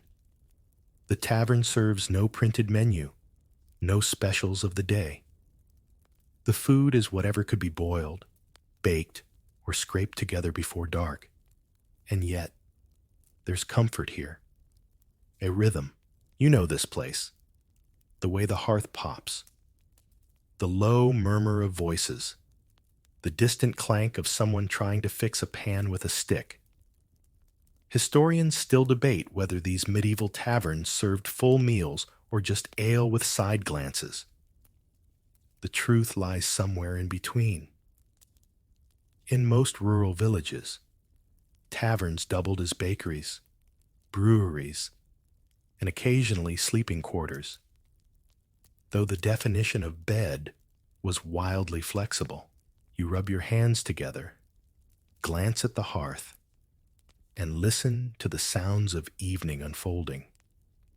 A child shouts outside. Someone mutters about mold in the cheese.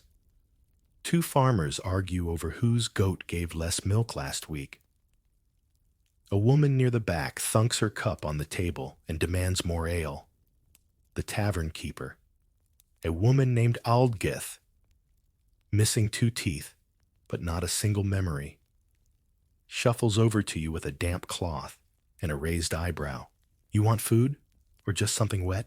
she says. Voice like gravel stirred in soup. "Both," you reply. She nods once and disappears. No coin has changed hands yet. That will come later, and it might involve eggs instead of silver. This is not a place run on rigid rules. It's run on barter, on reputation, on the knowledge that if you don't pay today, they'll remember next time you need your pig untangled from a fence. You settle in. The man beside you farts quietly. No one reacts.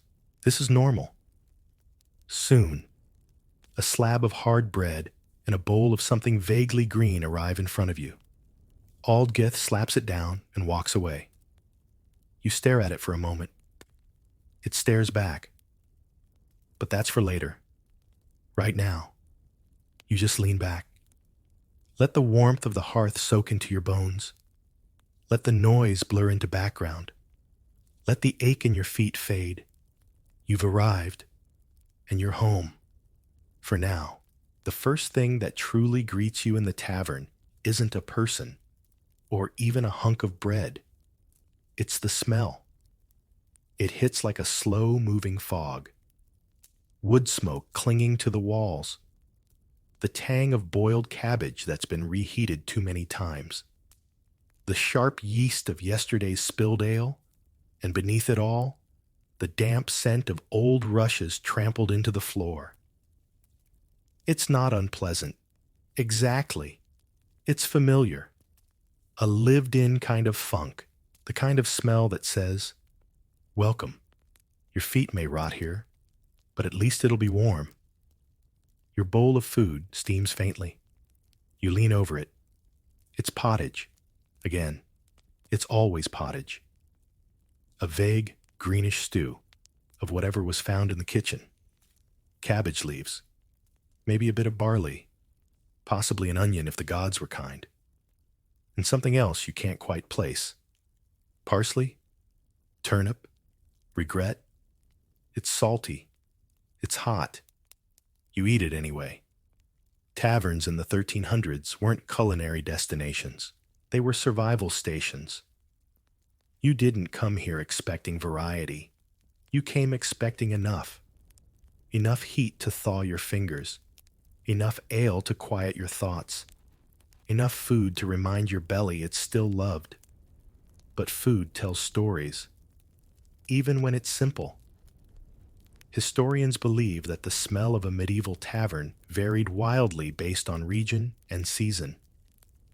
In coastal towns, dried fish might hang in strips from the rafters. In forests, the air could hold a whiff of smoked venison, if someone had been lucky or sneaky. In your tavern, though, it's mostly cabbage and ash, the twin perfumes of the peasantry. A man 2 seats down is eating with alarming speed. slurping from a wooden bowl and wiping his face with his sleeve. Across from him, a woman dips her bread into her stew, tearing it with strong teeth, pausing only to hush the child dozing on her lap. The bread deserves its own scent entry. It smells sour, faintly burnt, and extremely present. This is rye bread, most likely, dense, heavy, the color of old bark. It's not sliced. It's hacked. You chew it slowly, not because you want to savor it, but because it takes time for your teeth to win the battle.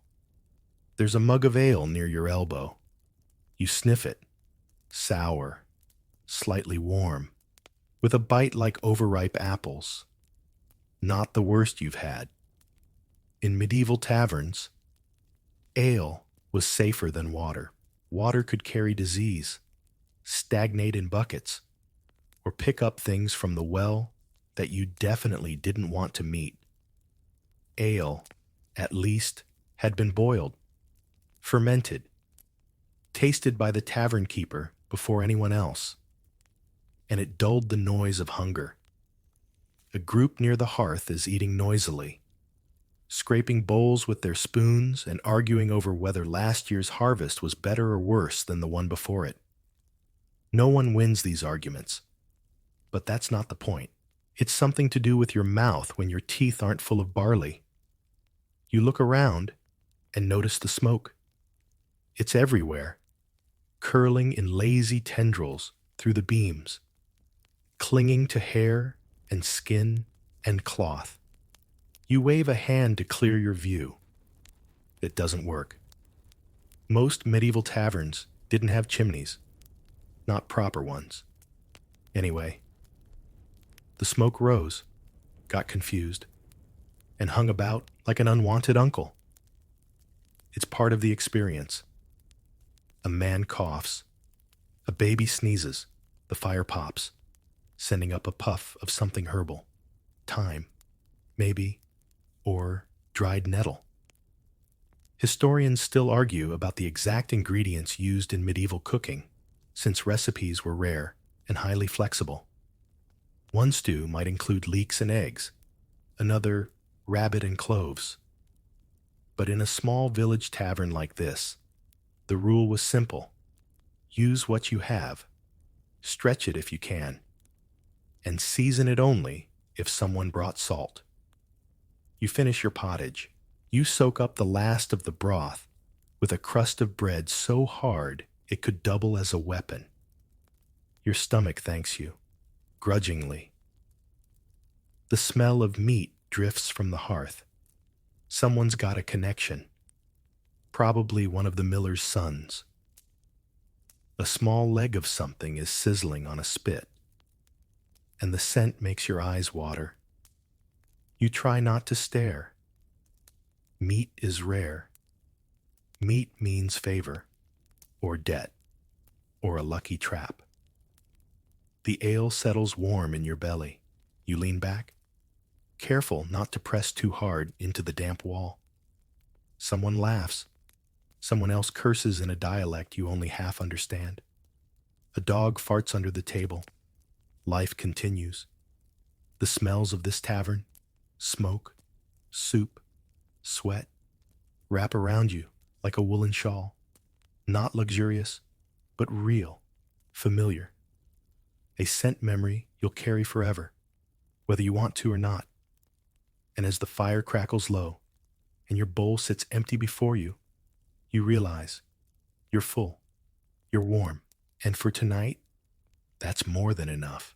You push the empty bowl a few inches forward, an unspoken signal that you're done, full enough, and not interested in seconds unless someone miraculously serves up roast goose, which, let's be honest, isn't happening in this tavern unless a miracle does occur.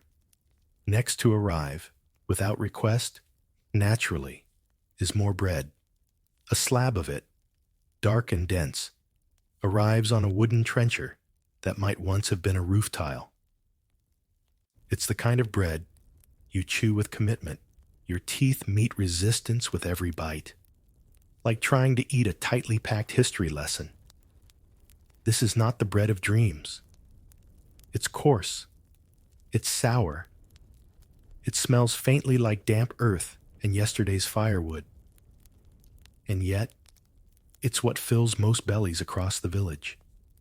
Every day, every meal, year after year. Medieval bread wasn't the fluffy, golden kind you see in Renaissance paintings of banquets. It was more often brown, rough, and incredibly functional. It was made from rye, barley, or even ground peas and lentils when wheat was too expensive. The result? Something heavy, sour, and as absorbent as a sponge in a rainstorm. You chew slowly, contemplatively. There's something oddly reassuring about this bread. It tells the truth.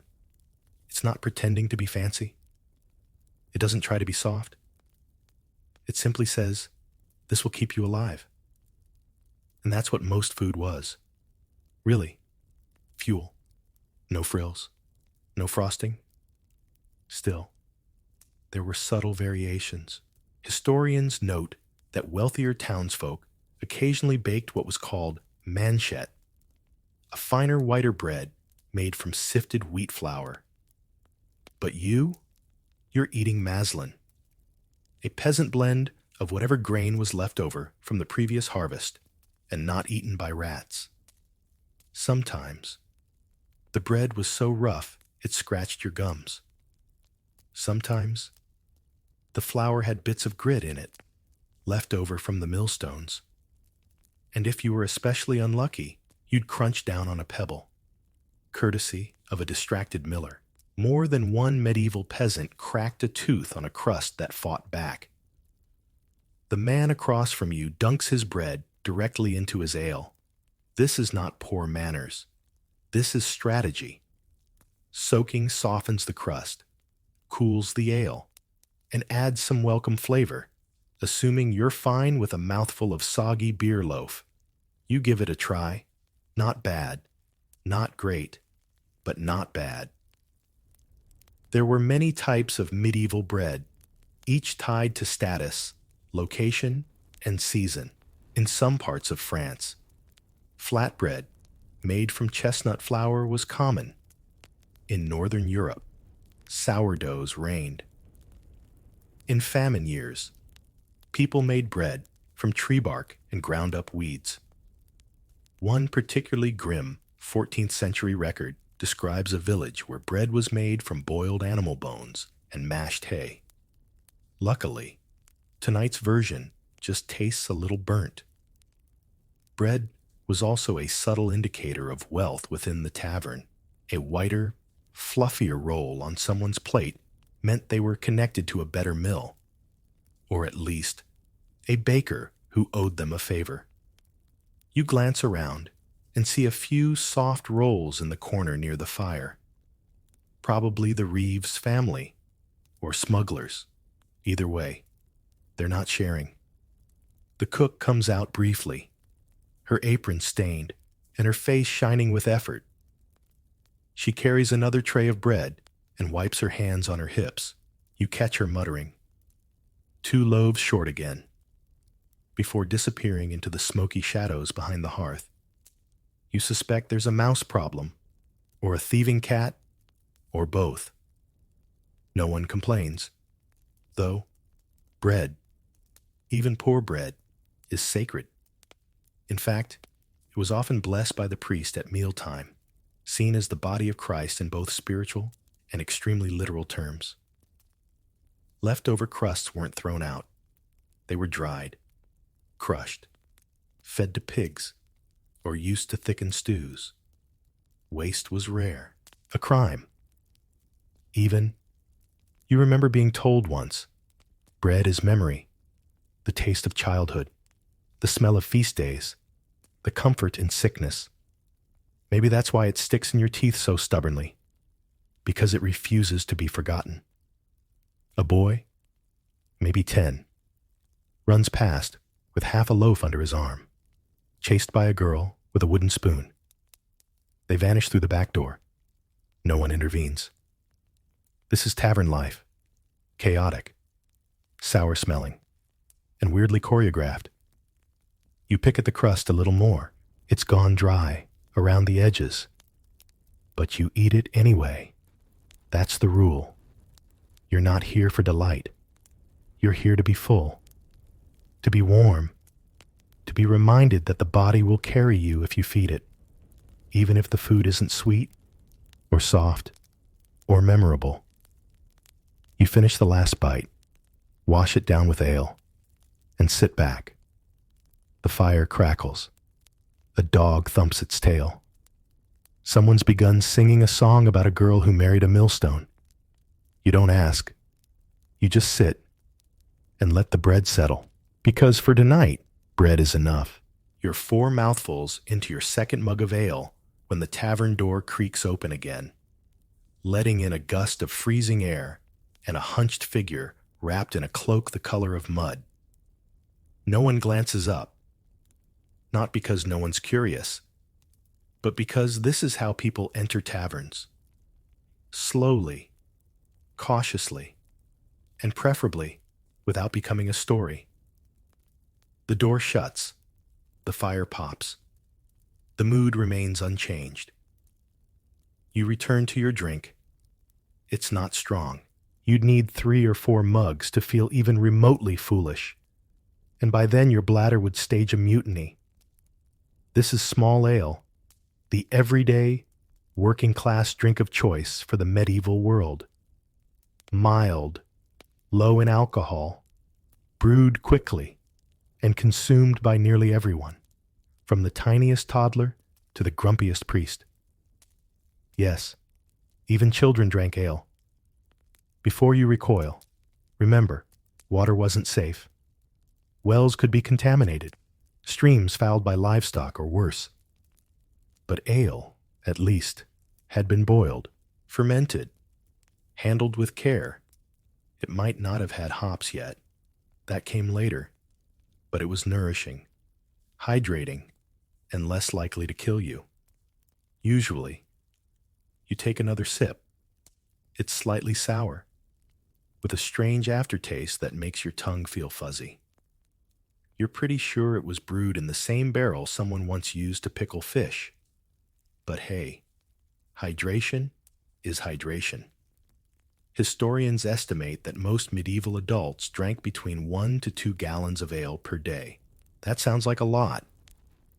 Until you remember, it was as weak as herbal tea and often thinner than soup. People drank it like we drink water, or how we drink coffee when we pretend it isn't the 5th cup.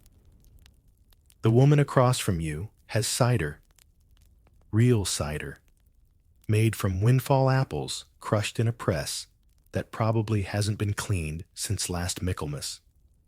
Her mug is chipped. Her cheeks are red. She looks warm, happy, and just a little smug. You raise your own mug in solidarity. Taverns usually served whatever was brewed locally, and that meant seasonal drinks. Ale in the spring, cider in the fall, mead if you were lucky, or if the beekeeper owed you a favor. Wine? Forget it. Unless you were near a monastery or a wealthy merchant's house. Wine was exotic, expensive, and usually reserved for people who wore clean linen more than once a week. Still, sometimes, someone splurged, a traveler, a night squire, a newlywed trying to impress their in-laws.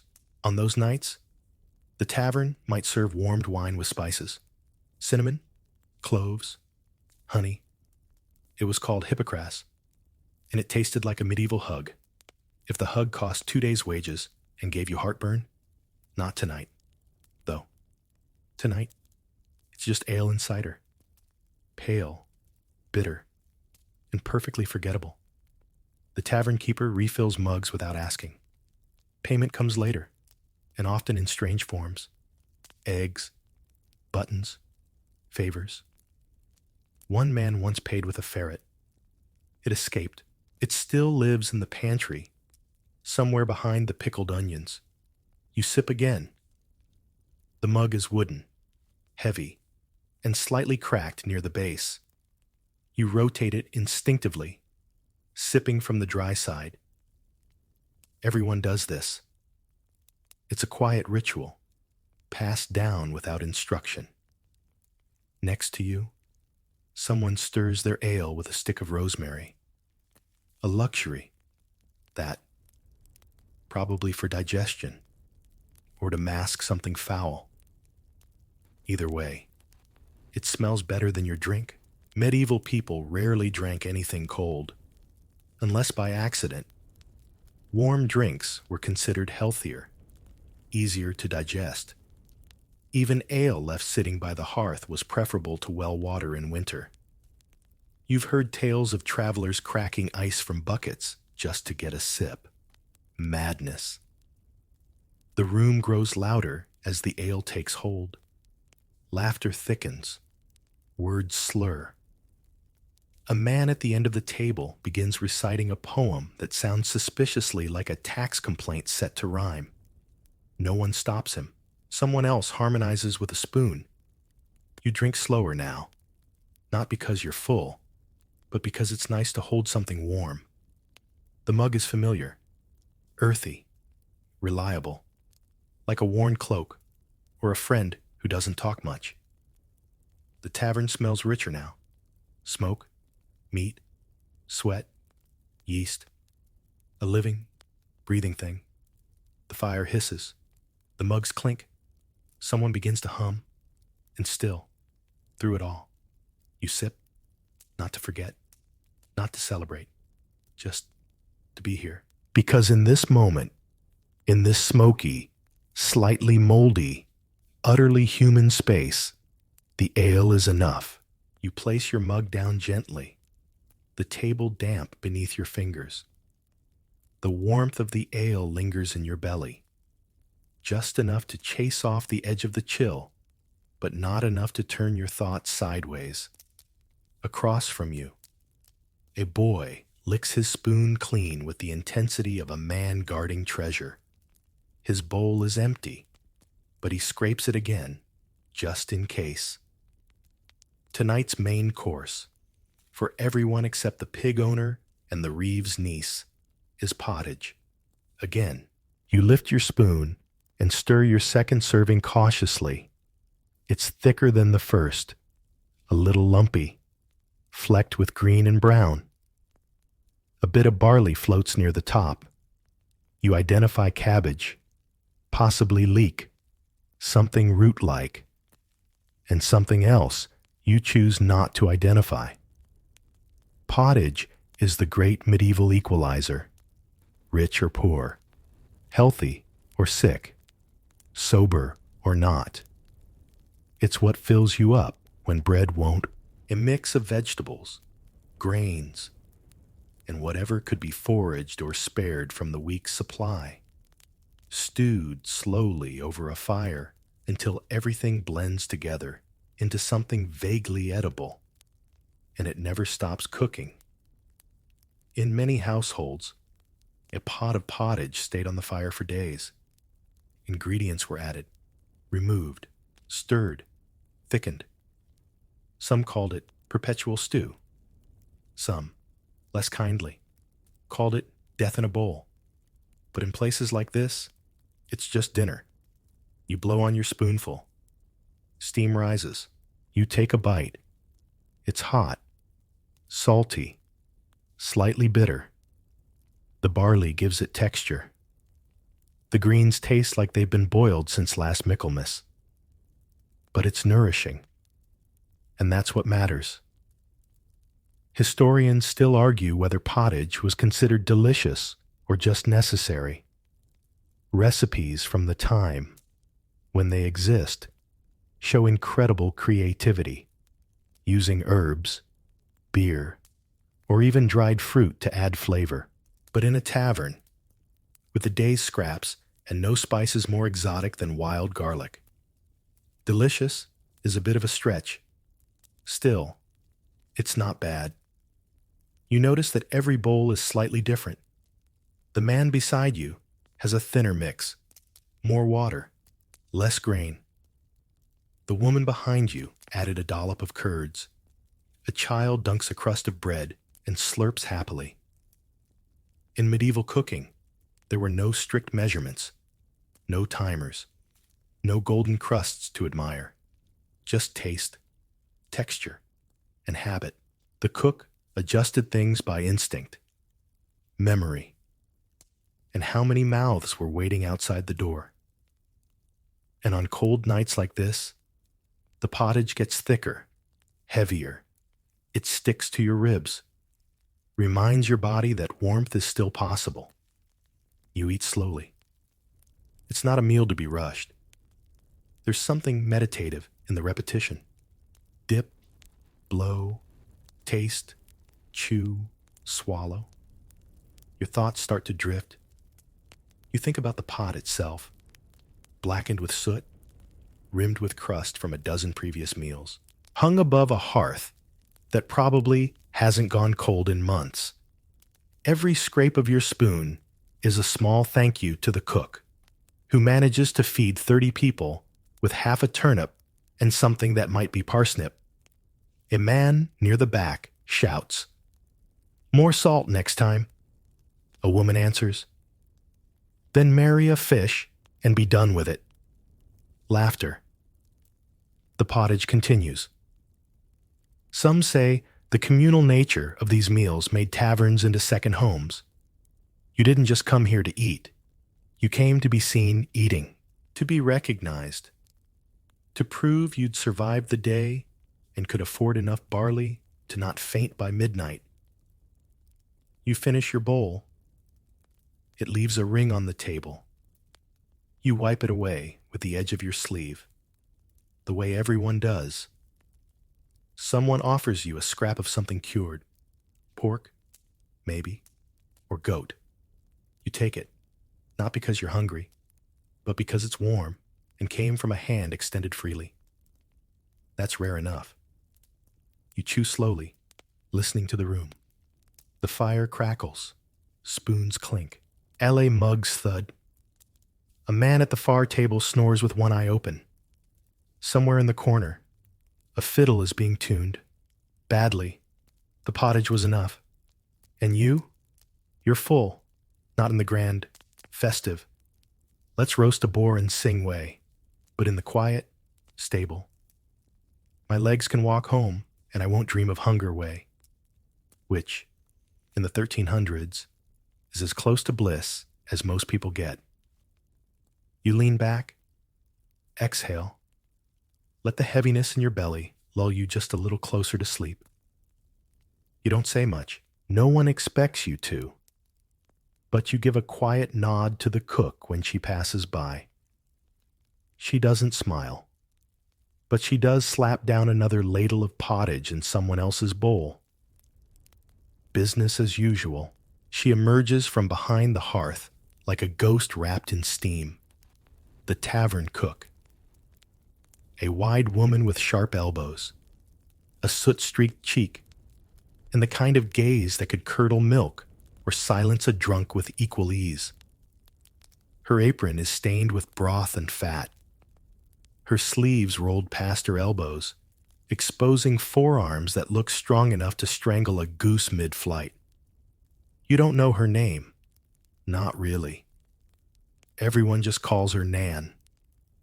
Nan doesn't speak unless necessary. She doesn't smile unless something's burning and no one's noticed yet. But she keeps this whole place running with a single ladle, and the kind of instincts that could turn 3 carrots and a bone into something that tastes almost like meat. She sweeps past your bench with her iron pot balanced effortlessly in one hand, ladling pottage into the bowls of the late arrivals. They don't thank her. They know better. You nod. She grunts. Historians sometimes romanticize the role of medieval cooks, painting them as cheery women humming over bubbling pots. But the truth was rougher, hotter, and far more frantic. Cooks like Nan worked in choking smoke, open flames, slippery floors. An unending pressure. One wrong turn, and dinner became charcoal. One missing onion, and the whole tavern murmured for a week. She's not alone. Of course, there's a boy who scurries behind her with dirty spoons, and a girl about 10 who seems to be in charge of wiping tables and yelling "move" at dogs. But Nan is the storm's center. She doesn't measure. She doesn't taste test. She just knows. You watch as she takes a split wooden bowl, spits in it, wipes it with a rag, and refills it with barley mash. Hygiene. Medieval style. And yet, no one complains. Because no one dares. And also because, somehow, the food is always just good enough. Every tavern has a Nan. She's the keeper of the hearth. The one who knows who owes how much, who needs an extra scoop, who's mourning, who's starving, and who's been cheating on their wife with the laundress 3 doors down. Nan sees all. Nan speaks rarely. Nan ladles generously, if she likes you. You've been working your way into her good graces for months now. You once brought her a jar of salt from the next village. You once patched a hole in her apron. And once, though no one knows this but her, you handed her your full bowl when she looked too tired to ask. So tonight, she gives you the meat scrap. No words, just a blink, a flick of her wrist. A strip of something smoky and savory lands in your bowl like a blessing. You chew it slowly. It's chewy, salty, probably pork, possibly rabbit. Definitely delicious. There's a quiet power in her presence. The room adjusts around her. Even the fire seems to burn more obediently when she's near it. You've seen men twice her size back away when she reaches for her ladle with a certain expression. You've seen children stop crying when she sits beside them and slides a bowl their way. She knows what everyone wants before they say it. And more importantly, what they need. One man keeps drinking his ale too fast. She refills it once, then doesn't return. Message received. Another woman whispers about a sore tooth. Nan drops a boiled clove in her hand without a word. Even Roderick, who normally speaks too formally in public, once told you that Nan's broth healed my stomach faster than the priest's prayer ever did. You believed him. Historians still argue about the social status of tavern workers. Some say they were lowly, borderline servants. Others point to the trust they commanded, especially the cooks, who held not just fire and food, but information. Nan knows who's sleeping where, whose cow is sick, and whose baby was born with red hair suspiciously similar to the carpenter's. She ladles truth along with soup, and sometimes, if you listen, she hums a soft, tuneless melody, barely audible beneath the clang of mugs and the crackle of wood. A lullaby she probably doesn't realize she's humming. The kind that might have come from her mother, and her mother before that. Something ancient, familiar, a little sad. You close your eyes and just listen to her movements. The scrape of the ladle, the slap of the table, the low grunt of satisfaction when someone finishes their bowl. She moves like she's done this forever, like she'll do it forever.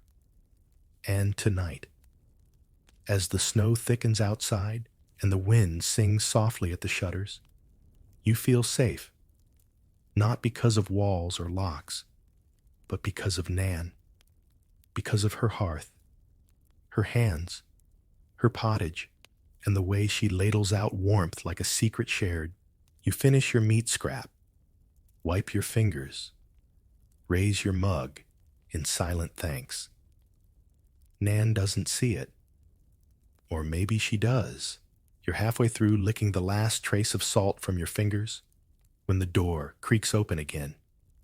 This time, letting in not just a person, but a gust of wind sharp enough to make the fire flinch.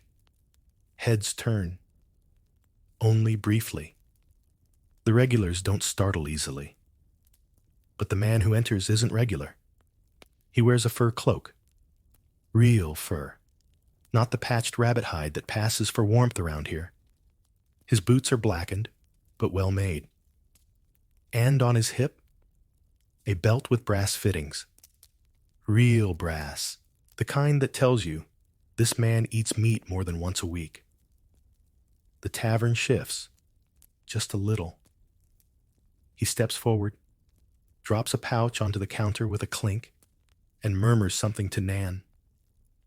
She nods, not in respect, but in recognition, like a weathered tree acknowledging another tree that hasn't yet been struck by lightning. You look back at your bowl, suddenly aware of the flecks of ash on your sleeve, the slight sourness under your nails, the fact that you haven't had anything fresh in at least 3 days. The newcomer sits at the table near the hearth, boots stretched out, waiting. Soon, Nan brings him a platter, and that's when you smell it. Meat. Real. Roasted meat. Not a scrap. Not a chewy bone end from a market piglet. No. This is a thick, juicy cut of something that once galloped or grunted. Maybe mutton. Maybe venison. There's fat glistening on it. A bit of juice pooling on the trencher. A wedge of soft bread beside it. The kind made with sifted flour. You try not to stare. You fail. So does everyone else. The tavern quiets for a moment. Not out of awe. Out of reminder that there's another world, just a few fields away, where meals aren't built from leftovers and barley, but from privilege and seasonings. This right here, is how meat operated in a medieval peasant's life. Rare, revered, and almost mythical.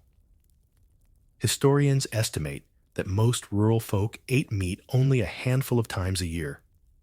Maybe a slice of bacon at Easter, a chicken leg on the feast of Saint Whoever, a sliver of salted pork if you married well, or managed to impress the reeve with your turnip yield. But in the village tavern, meat was currency, a sign of standing, a way of saying, I have connections, or I've got coin, or sometimes just, I hunted this and no one caught me. Because let's be clear, poaching was rampant and illegal. But if a deer ended up in a tavern stew, no one asked questions, especially not if it was cut small and cooked slowly. You remember last spring, when someone brought in sausages wrapped in old cloth, whispering they'd fallen off a merchant's cart.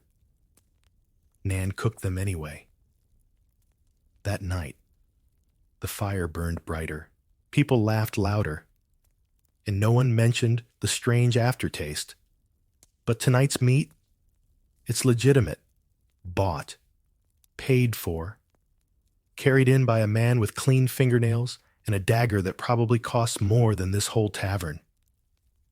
He eats slowly, not to savor, just because he can. You chew a bit of crust from your earlier bread. Try to imagine it's lamb, or goose, or even rabbit with a touch of garlic. Your mind fills in the flavor, the way it used to do when you were a child pretending porridge was honeyed cake. Beside you, a woman mutters, Bet he's from the Lord's house, come to check taxes. A man replies, or to buy up sheep again. They've been thinning the flocks down by the marsh. You don't care why he's here. You just care that his plate glows like something out of a fable. Eventually, Nan brings out more bowls for the regulars, more pottage, more bread, another round of ale, but the spell of the meat lingers. The smell drifts. The fat sizzles faintly when the fire pops. And then, a miracle. The man pushes aside his plate. He's full. He leaves a strip of meat just sitting there. He says something to Nan. You can't hear it. She grunts. Then, after he leaves, cloak swirling, boots crunching, Nan carries the plate to the back, returns, and hands the leftover strip to the boy who's been sweeping ashes near the hearth all evening. He stares, takes it with both hands like it's a holy relic, and he doesn't eat it. He runs outside. You imagine him slipping it into a cloth, carrying it home to his mother, maybe his sister, maybe someone who hasn't tasted real meat since midsummer. You sit back, exhale. The tavern breathes again. The illusion fades. Someone burps. Someone complains about the ale being too weak. Nan returns to her post. And you lick the last bit of salt from your lips. It's not mutton, but it's enough. Because meat in the 1300s wasn't about hunger. It was about hope. And sometimes, just the smell was enough to remind you that winter wouldn't last forever. The bowls are mostly empty now, and the mugs are leaning at tired angles. Bellies are full. Well, fuller than they were. And the fire has settled into a gentle crackle that makes your eyes heavy. But the tavern isn't done with you yet. Not until you've experienced one of its finest, strangest, and most enduring features, the shared plate. It starts innocently. Someone breaks a crust of bread in half and offers you a piece. You nod, accept it, and take a bite. It's warm, still soft in the center. Then someone else passes a bit of mashed root vegetable your way, on the tip of a knife. Not for stabbing, but for sharing. You taste it, nod again, and pass the knife back. And just like that, you're part of the table. Not seated next to it, not hovering near the edge, but included. In the rhythm, in the round, in the act of communal eating, which defined much of medieval life. There are no individual plates, no side dishes, no courses, just one or two rough wooden trenchers between every few guests, shared spoons, fingers, and the mutual agreement that you don't take the last bite unless you're invited. You tear off another bit of bread and dip it into what's left in the pottage bowl. Across from you, someone does the same. You make brief eye contact. That's the toast. And in a strange way, it feels more intimate than any feast you've ever imagined. In the 1300s, food was rarely private. Homes were crowded. Meals were public affairs. Even the wealthy dined together on long trestle tables, where seating order told you everything about status, favor, and future fortune. But in the village tavern, the system was looser, more forgiving.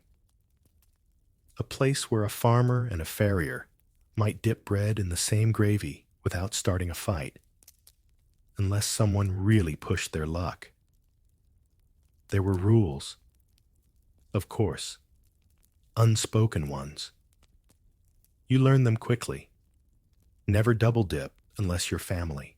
Never chew with your mouth open unless your teeth are impressive. Don't reach across someone's arm for a piece of meat. Ask, or hope it migrates your way. And always share the last warm bite if someone glances at it longingly. You've seen this go wrong before. There was once a traveler who tried to take an entire apple tart slice for himself. He claimed he'd paid for it. Maybe he had, but he ate it alone, and the room turned cold. Not from temperature, from silence, from the way people looked at him like he'd stepped on a sacred stone. Because sharing here is survival. You don't know who made the bread that's just been handed to you. It could have come from the family who lost their sow last week, or the widow near the river. But it's warm and slightly sweet, and you take it with a nod of thanks. A dog noses under the table. A child giggles and feeds it a crust. No one stops her. The dog belongs to no one and everyone. It eats what the tavern leaves behind, and not just animals. Flies are welcome guests, too. They hover lazily above the tables, occasionally landing, occasionally swatted. You're used to them. They're part of the fabric. Communal eating means communal mess. Fingers greasy from shared butter. The slight shame of dropping something and pretending you didn't. You wipe your hands on your tunic and glance around. No one notices. Or rather, no one cares. It's not about cleanliness. It's about comfort, presence, participation. A man near the hearth spills ale. A woman next to him scoots the trencher over, sharing her remaining stew without asking. He dips his spoon and grins. That's the language here. You sip the last of your own ale and glance down at your hands. They smell like barley and onion and wood. You'll wash later, or not. The fire is warm. The bench is softening beneath you. The shared plate is empty now. Just crumbs, traces of grease, the memory of food. And still, the room feels full. You think of how strange this would seem to someone from the future. No napkins, no utensils for everyone, just fingers and trust and the quiet understanding that life is easier when food is passed, not hoarded.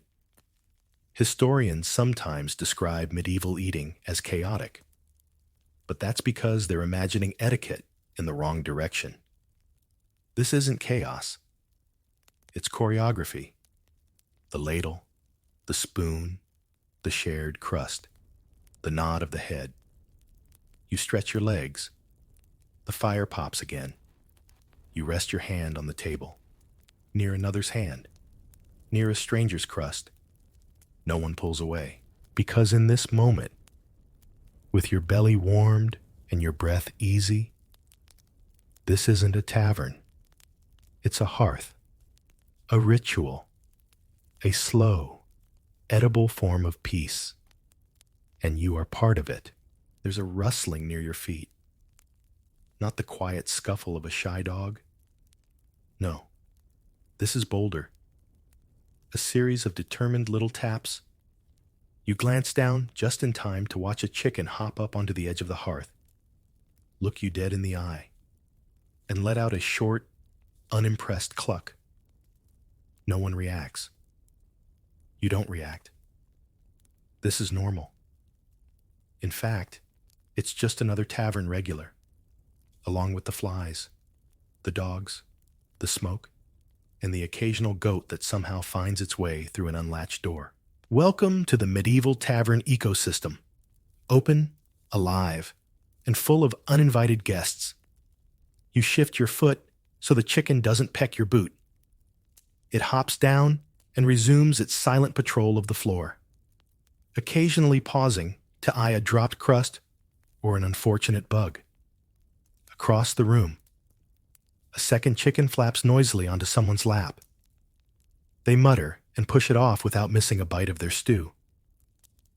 Animals in the tavern are not a problem.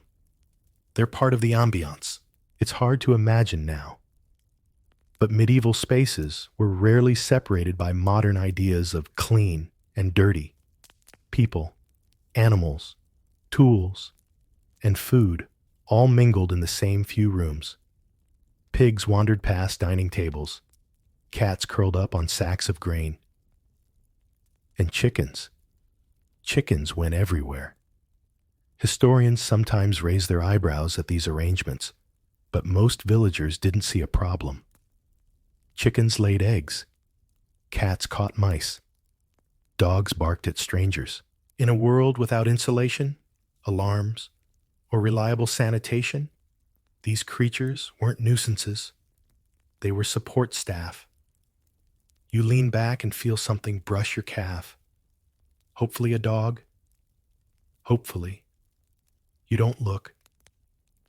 There's a dull thump as a cat jumps onto the bench beside you, circles once, then settles on a folded cloak as if it paid for the seat. You don't move it. No one does. Everyone knows it belongs to old Elswith, who claims the cat was once a bishop in another life. She's probably wrong, but the cat does have judgmental eyes. A man across the room sneezes violently, scattering crumbs. A dog rushes in to investigate. The man doesn't stop chewing. The sounds layer on top of each other. Boots scuffing on rushes, spoons scraping bowls, chickens clucking, someone in the back coughing like they swallowed a beetle, and the ever-present crackle of the fire. It's not music. It's not silence. It's just life. One fly lands on your lip. You swat it. Two more take its place. You try to cover your drink with your hand, but it's too late. A fly does a victory lap around your ale mug before zipping off toward the stew pot. Cleanliness here is a theory, not a practice. The floor is a patchwork of mud, hay, spilled ale, and things better left unnamed. Your bench is slightly sticky. The air smells of wet wool, garlic breath, and whatever's fermenting in the corner barrel. And yet, no one complains. Because no one expects anything else. There's a certain freedom in it. No one's judging your table manners when a goat walks through the kitchen. No one glares when you wipe your hands on your sleeve. No one blinks when the tavern keeper's dog grabs a half loaf from under the bench and trots out like it just closed a business deal. You remember stories from your childhood about elegant feasts, crystal goblets, silver spoons, perfectly folded napkins. But in this tavern, the only napkin is your tunic, and the goblet is a wooden cup with a suspicious wobble. And yet, somehow, it feels realer. This is the real medieval dining experience. Crowded, smoky, shared with animals, and absolutely unconcerned with your modern sensibilities. A man 2 tables away begins feeding bits of crust to the fire. When asked why, he mutters something about keeping the spirits friendly. No one questions him. Everyone's got their own logic. You glance around. The tavern is half living room, half stable. The walls are sweating. The benches are creaking. The roof drips slightly in the far corner. But you're warm. You're full. And you're oddly comforted by the thump of a chicken climbing onto the table behind you. And now it's pecking someone's empty bowl. Still, no one moves. Because in this world, everything shares the space. Humans, beasts, saints, sinners, and a cat who may or may not be reincarnated clergy. You settle into the sounds, the smells, the scratchiness of the rushes beneath your boots. The chicken hops back down. The dog sighs and rests its chin on your foot. The fire pops again, showering sparks that dance for a moment, then fade. There is no curtain to pull, no quiet corner to retreat to. But somehow, the noise becomes a lullaby, and the clutter becomes comfort. And here, in this world of shared bowls and shared space, you begin to understand. Clean doesn't always mean calm, and silence isn't the only path to peace. Sometimes, It's the barnyard symphony that sends you to sleep. The sausages appear around the time your eyelids begin to droop. You don't see them arrive. You smell them first. A whiff of smoke, fat, and something earthy that could be sage or just very old salt. The scent slices through the usual tavern aromas like a dagger through buttered bread. You look up, mildly startled. There they are. 5 stubby sausages, skewered on a splintered stick, glistening from the fire. One of them splits open with a faint pop, releasing a hiss of steam and a smell that triggers memories you didn't know you had. Someone near the fire is turning them slowly, reverently. The sausages sizzle. They're not being cooked. They're being consecrated. A group gathers. There's laughter, a low murmur of admiration, and at least 3 whispered bets on what kind of meat they are. Someone says, mutton. Someone else says, don't ask. In the medieval tavern, sausages were both food and mystery. They were made from scraps, sure, but which scraps was the question? Pork, if you were lucky. Goat, if you were pragmatic. Rat, if you were desperate and brave. The casing? Intestines. Always cleaned, turned, rinsed, and tied. You try not to think about it. You're grateful you can't see too clearly in the firelight. One sausage is handed to the man who brought it, likely a hunter or a butcher's cousin, or someone with access to a very quiet pig. The rest are offered to the group. First come, first served. No arguments, just the sausage code, a kind of primal honor system enforced by Nan's glare from across the room. You don't reach for one, but you watch as the man beside you does. He bites into it with a crunch. A bead of juice runs down his chin. He lets out a soft, involuntary sigh, like someone remembering a summer long gone. They salted it right, he says to no one. You believe him. Salt, in this world, is more than a seasoning. It's survival. It preserves. It transforms. It turns questionable meat into something edible, even desirable. And smoking? Smoking is an art, a necessity, a way to keep food through long winters and longer Lent seasons when meat is forbidden, but only if it still looks like a vegetable. A smoked sausage, for example, might become a pilgrim's parsnip with the right excuse and the right priest. Historians note that food preservation was one of the most important parts of the medieval diet.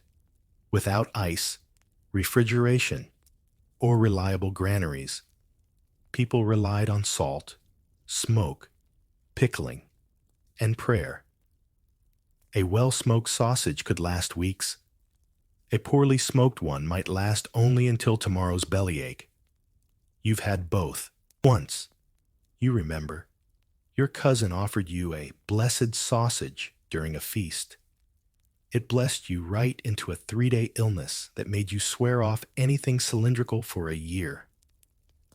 But these sausages, these seem safe. They've been turned evenly. They haven't burst, and no one's keeled over yet.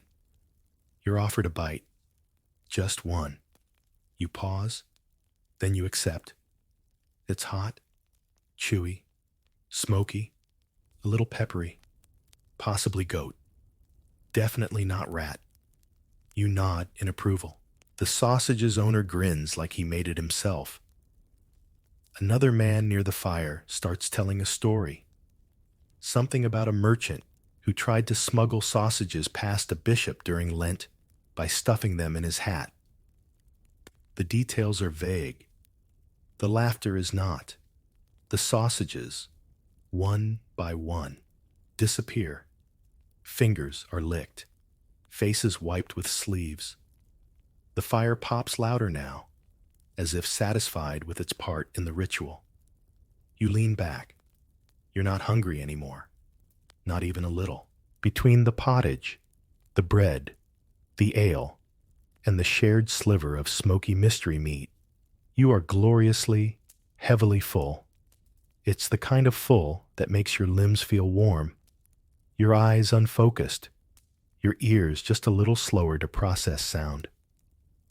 The tavern begins to blur, edges softened by heat and hearth and the weight of digestion.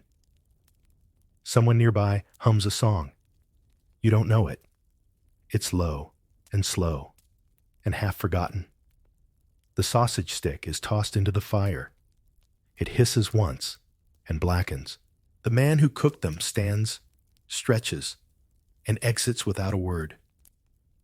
A trail of smoke follows him. You wonder where he's going. Back to a hut near the woods? To a wife with cold feet and a sharper tongue than Nan's ladle? Or maybe he just wanders, trading meat for stories, living by the spit and the salt barrel. You like that idea, because sausage, in this tavern, is more than food. It's folklore, a quiet miracle, a reminder that even in lean times, there are moments of richness, fat, spice, firelight, and stories. You close your eyes briefly. The warmth in your chest isn't just the ale. It's the memory of the sausage and the laughter that followed. By now, the fire has sunk low, just a circle of red coals tucked under a blanket of ash. The smell of food lingers, layered with wood smoke, sweat, and the faint tang of wet wool steaming near the hearth. Someone nearby snores softly, chin to chest, hands still wrapped around an empty mug. A spoon clinks to the floor, and no one bothers to pick it up.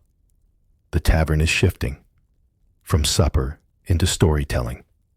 It starts, as it always does, with gossip. Soft at first, just a whisper from one corner about whose daughter was seen fetching water twice from the carpenter's well.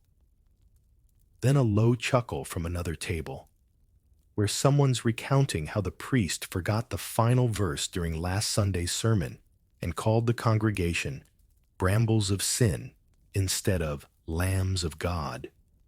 You listen, not to the details, but to the cadence, the way voices lean in, rise and fall, build and break. This is how stories travel here, not in books, not in ink, but in breath and bread and the space between bowls. A man begins talking about the miller's wife, how she once chased a wolf off with nothing but a ladle and a psalm. The tale gets more elaborate with every sentence. The wolf grows larger, the ladle sharper, the psalm longer. You don't interrupt. You just nod when the moment seems to call for it. In the 1300s, stories were more than entertainment. They were memory, reputation, survival. A good tale could earn you a drink. A bad one could get you ignored for a week. And a dangerous one, a tale about tax collectors or a bishop's bastard son, could end in stocks. But tonight's stories are gentle, worn smooth with retelling. No one is here to stir trouble, just to stir time, to make the hours between fire and sleep pass softly. Someone rolls dice in the corner, but half-heartedly. The game's not really about winning.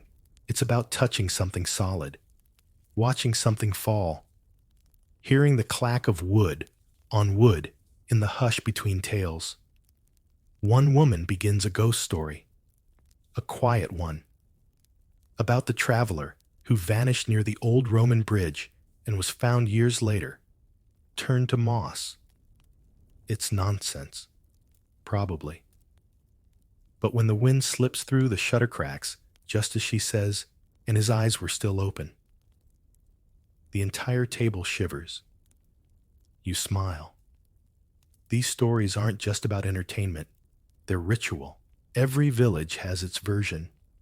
The haunted barn, the weeping maiden, the old knight who wanders looking for his lost horse. They evolve like vines, growing over facts, winding through memories, rooting into the shared ground of everyone's imagination. You remember one from your own childhood, about a cat that could speak, but only if you fed it cake. You told it once to a visiting merchant. He laughed, then left you a honey biscuit. You never saw him again, but you still think about that biscuit sometimes. Tonight, the cat is back. Someone else is telling it now, with a new twist. Now the cat steals rings and trades them for fish. You nod approvingly. Every tale is a living thing. Historians often ask, how did common people keep track of their world without books, without calendars, without clocks? The answer is here. In the laughter after a well-timed joke. In the way a tale spreads from hearth to hearth like a warm fog. In the half-true, half-dreamed memory of a boy who once outran the reeve on stilts. You sip what's left in your mug. It's gone tepid, but you don't mind. The fire throws just enough light to see the dust motes dancing. The tavern creaks and sighs around you like a tired horse settling into its straw. A man across from you starts a riddle. It's terrible. Everyone groans. He beams. A woman counters with a rhyme so filthy it makes the cat under the bench leave the room. No one's angry. No one's upset. The only things being passed now are words and sleep. Your shoulders slump. The bench creaks under your weight. Someone has begun to hum again. Low, slow, and just off-key enough to be human. You let it lull you. Outside, the wind rises. Inside, you're safe. You've eaten. You've laughed. You've listened. And now, as your eyes begin to close, the stories continue without you, curling through the air like smoke, waiting for the next listener to catch their thread. You don't need to hear the ending. You're part of the story now. You didn't mean to fall asleep. Not quite. But one moment, you're listening to someone sing a lullaby that may or may not be about a turnip with legs. And the next, your chin is tucked against your chest, your breath soft, and your dreams starting to slip out into the room like warm fog. You're not alone in drifting. The tavern is now half asleep. A woman is curled on a bench, shawl pulled up over her head. A man snores gently, arm draped around his own tankard like a lover. Even Nan has disappeared, presumably curled up by the kitchen hearth on a straw mat that still smells of onions and authority. You blink your eyes open, slow, heavy-lidded. Everything is still lit by the red hush of coals. The fire's dance is long over. Only the glow remains, pulsing like the slow breath of some contented animal. It's late. And now comes the quietest ritual of the tavern, sleeping where you can. There's no check-in process, no clean linen, no keys under the mat. If you're lucky, or local, you claim a corner, a patch of bench, a spot near the fire. If you're unlucky, it's the floor under the table, tucked between someone's boots and a drooling dog. You shift your legs, flex your toes inside boots that haven't quite dried from yesterday's rain. There's a pile of rushes near the door, half straw, half thistle, and just coarse enough to be a mattress if you lie still. In the 1300s, taverns often doubled as makeshift inns, not formal ones, like on the king's roads, but sleeping halls for the willing and the weary. No rooms, no privacy, just warmth and a roof. Sometimes you paid, sometimes you bartered, sometimes you just knew the cook's cousin. The man next to you lies back with a grunt, pulling his cloak over his face. Someone else mutters a prayer, half serious, half superstition. Something about keeping demons out of dreams. You quietly whisper your own. Something simple, something small. Let the night be kind. A boy tries to settle beside the hearth, but startles when the cat, bishop or otherwise, bites his toe. He limps away, scowling, and curls under a table instead. You reach for your bundle. Nothing more than a rolled cloak and a belt pouch under your head. It's not soft, it's not much, but it's enough. You lie back. The bench creaks in protest, but you're used to it. The ceiling above you is crisscrossed with dark wooden beams, one of which has a small carving of a face. You don't know who carved it, or why, but it watches you every night. You nod once to it, like a strange friend, and now, at last, your body begins to settle. The ache in your shoulders sinks into the wood. The bread and ale in your belly form a quiet weight. Your hands unclench, your thoughts loosen. But before sleep truly arrives, your mind drifts to beds, real ones, feather mattresses, wool blankets, rooms with shutters that close. You've heard stories, of course. The manor up the hill, where the lady sleeps on 2 goose-down pillows and owns curtains for her bed. Curtains. Imagine the luxury of hiding your dreams behind cloth. But that's not for you. And you're not bitter. Because here, among snoring strangers and lumpy straw, there's something else. Belonging. The sense that, if you were to vanish tomorrow, someone might notice your bowl was empty, that the bench would feel a little colder, that Nan might ladle an extra scoop without knowing why. Historians rarely write about the sleeping habits of common folk. They record births and deaths, battles and oaths, but they don't write down how you learned to sleep upright when needed, or how people warmed their toes by slipping them under a friend's cloak without asking, or how, sometimes, you woke in the middle of the night to find a small child curled next to you, face smudged, fingers sticky, and how you just let them sleep, because that's how it worked. No beds, no rules, just rest. The tavern breathes with you now, a great communal exhale. Somewhere, someone coughs, then silence.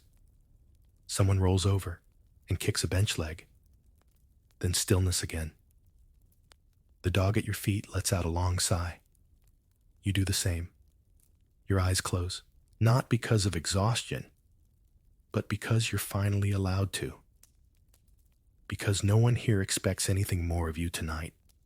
Because for all its noise and grit and chicken feathers, this tavern is safe. And sleep is waiting. So you let go and let the quiet take you. You wake to the faint rustle of fabric and the soft clink of pottery.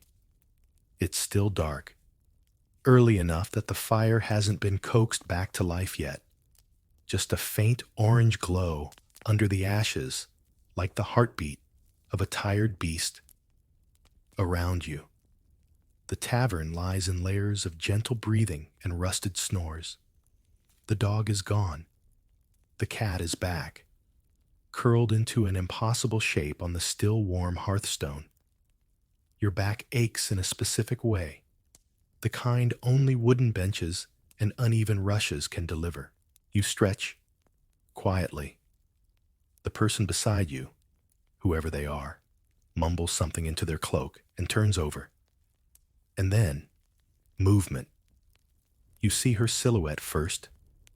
Nan. Up before the dawn, hair wrapped in a rough cloth, arms already elbow deep in something that's either dough or last night's regrets. She moves without sound, the way only someone who's done this 1,000 times can. The tavern is a different place at this hour. Not a dining hall, not a gossip den, but a kitchen. And you, still half asleep and wrapped in a drafty cloak, are now part of the morning prep whether you like it or not. You sit up, blinking, and catch the first real smell of the day. Sourdough starter being stirred, yeast waking up, something bubbling in a pot that probably hasn't been washed in weeks, but always smells like memories. Nan doesn't acknowledge you. She doesn't need to. She knows you'll move out of her way soon, and you do, slipping your legs over the edge of the bench and stretching until your bones stop arguing. This is when the daily food rhythm starts. First, the bread. Always the bread. The oven is outside, but the dough begins here, mixed in a wooden bowl that's older than some of the regulars. It's heavy, dense, full of barley and rye and cracked wheat. Nan adds a pinch of salt, a splash of ale, maybe even a dried herb if she's feeling generous. Bread in the 1300s wasn't baked for flavor. It was baked for fuel, for function, for something to soak up stew or fill the space between hunger and sleep. You offer to help, not with words, just emotion. She shrugs. That's a yes. You need, quietly. It's meditative, in a way, warm, repetitive, like petting a sleepy animal that only bites when overworked. Your hands soon carry the familiar grit of flour and effort. Next comes the broth. Whatever's left from last night goes in. Cabbage, bones, a shriveled onion that looks like it lost a bet. Water is added, a handful of salt, a bone for luck. It bubbles softly, the scent creeping into the corners of the room like dawn. A few others are waking now, stretching, sniffing the air like animals in a den. Someone coughs. Someone else asks, hoarsely. Any ale left? Nan gestures toward the barrel. The answer is always yes, but it's flat, and you'll regret it. You scoop a ladle of broth for yourself, even if it's not ready. It's thin, salty, a little greasy, but it fills your belly in the right kind of way. The way that says, you'll make it to mid-morning. There's talk now, low and slow, nothing meaningful, just the hum of people returning to life. A man complains about his boots. A woman says her blanket walked off in the night. Someone asks if it rained. No one knows. No one looked. You sit near the hearth with your bowl, watching the light grow. This is what most people forget about medieval life. It wasn't the feasts or the fairs or the festivals. It was this: mornings in smoke-filled rooms, bowls of broth passed between cracked hands, bread kneaded by people who'd been awake since before the birds, the quiet beginning of another day. Historians talk a lot about the labor, the laws, the lords, but they forget about the first meal, the first mouthful of warmth, the way your feet find the floor again, and remember how to stand. Outside, someone chops wood. The sound is muffled but steady. Nan wipes her hands on her apron. She looks at you, tilts her head. Still here? She says. You smile. Guess so. She grunts, then pushes a crust of bread your way. It's warm, dense, not quite finished baking. but that's the best kind. You eat it in silence, letting the steam warm your nose. It tastes like ash and barley, and the ghost of something green. You love it. The rest of the tavern stirs. People file out slowly, rubbing eyes, muttering goodbyes. A man burps. A child asks if it's Sunday. No one answers. You finish your bread, stretch again, and realize you'll be hungry by noon. But for now, you're full. And that's more than enough. Outside, the morning is silver and slow. You step out of the tavern into a mist that clings to everything. The trees, the thatched roofs, your cloak. The village is still waking. Smoke curls from chimneys in sleepy spirals, and frost crunches underfoot where the sun hasn't yet reached. You breathe deep. The air smells clean, crisp, and nothing like pottage. For once, you tug your cloak tighter and walk slowly toward the green at the center of the village. Chickens rustle in pens. A cow moos somewhere, mournfully, like it too had trouble sleeping on straw. You pass a cart with a broken wheel, a trough frozen at the edges, and a few other tavern goers blinking at the morning like owls. No one says much. The language of early hours is mostly nods and raised eyebrows. You're not heading anywhere in particular, just walking off the stiffness, letting your legs remember how to move after sleeping, like a sack of onions on a wooden bench. You pass by the baker's hut, where warm smells of new bread rise from a chimney like a promise. The baker's apprentice waves sleepily, flour already up to his elbows. And then, without really planning it, you circle back, because you're not done. Not yet. You return to the tavern, not through the front, but around the side. There, tucked near the garden fence, is a narrow door you've used once or twice. It opens with a squeal that no one ever bothers to oil. Inside, Nan is kneeling before the hearth again. She doesn't look up. She doesn't need to. She knows your footsteps now. You hungry again? She asks, not turning. No, you reply. Just not ready to leave. She grunts, and that's the end of that conversation. You settle onto a bench near the kitchen, where the heat is stronger and the smells are sharper. Pickles, dried fish. The sharp, almost sweet tang of vinegar that seeped into the wood beams over years of spills. Nan begins unpacking a small cloth bundle. Pickled onions, horseradish root, and a clay jar of something deep purple. Beet relish, she says, noticing your stare.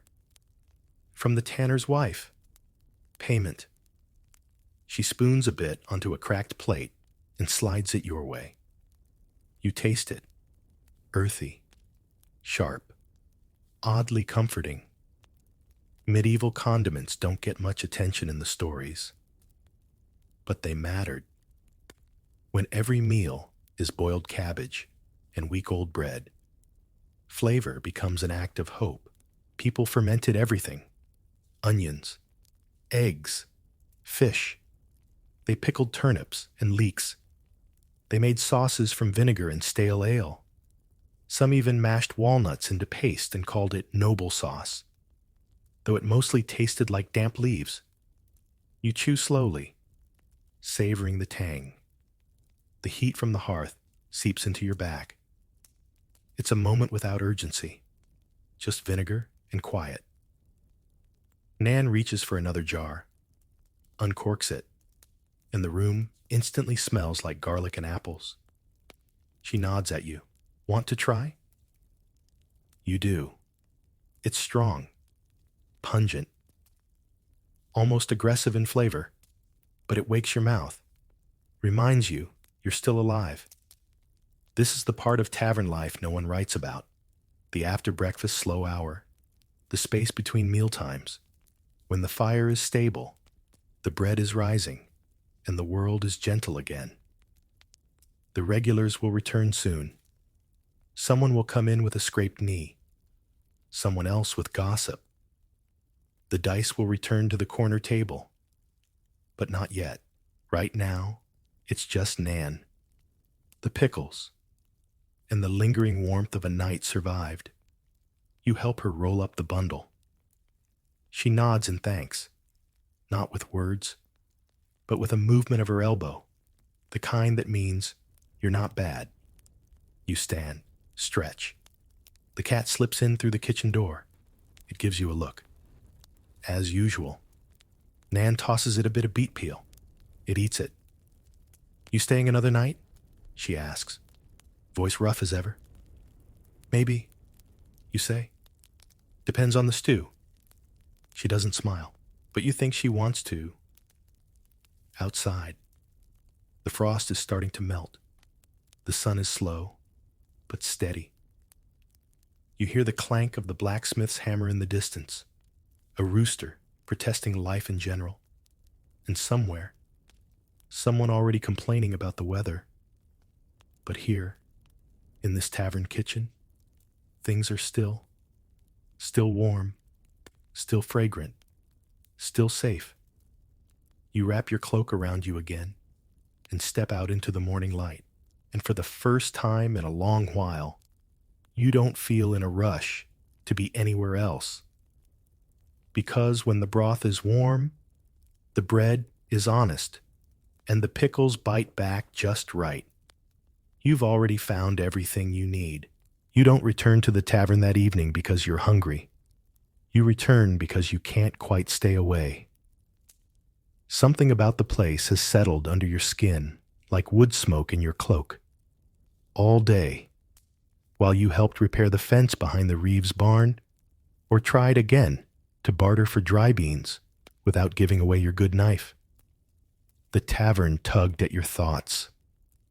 Not the food, not the ale, the quiet. So now, with the sun slipping behind the trees and a blue haze softening the edges of the world, you find yourself back at that crooked door. It swings open with its familiar groan. A breath of warm air greets you. The smell of broth, of ash, of onion and bark, and something faintly sweet that might be dried plum. If you're lucky, inside. The scene is familiar, but softer now.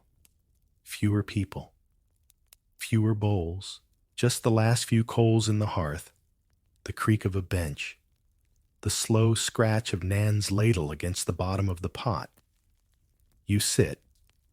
No one speaks. You don't need them to. There's no more food to serve. Supper is long past.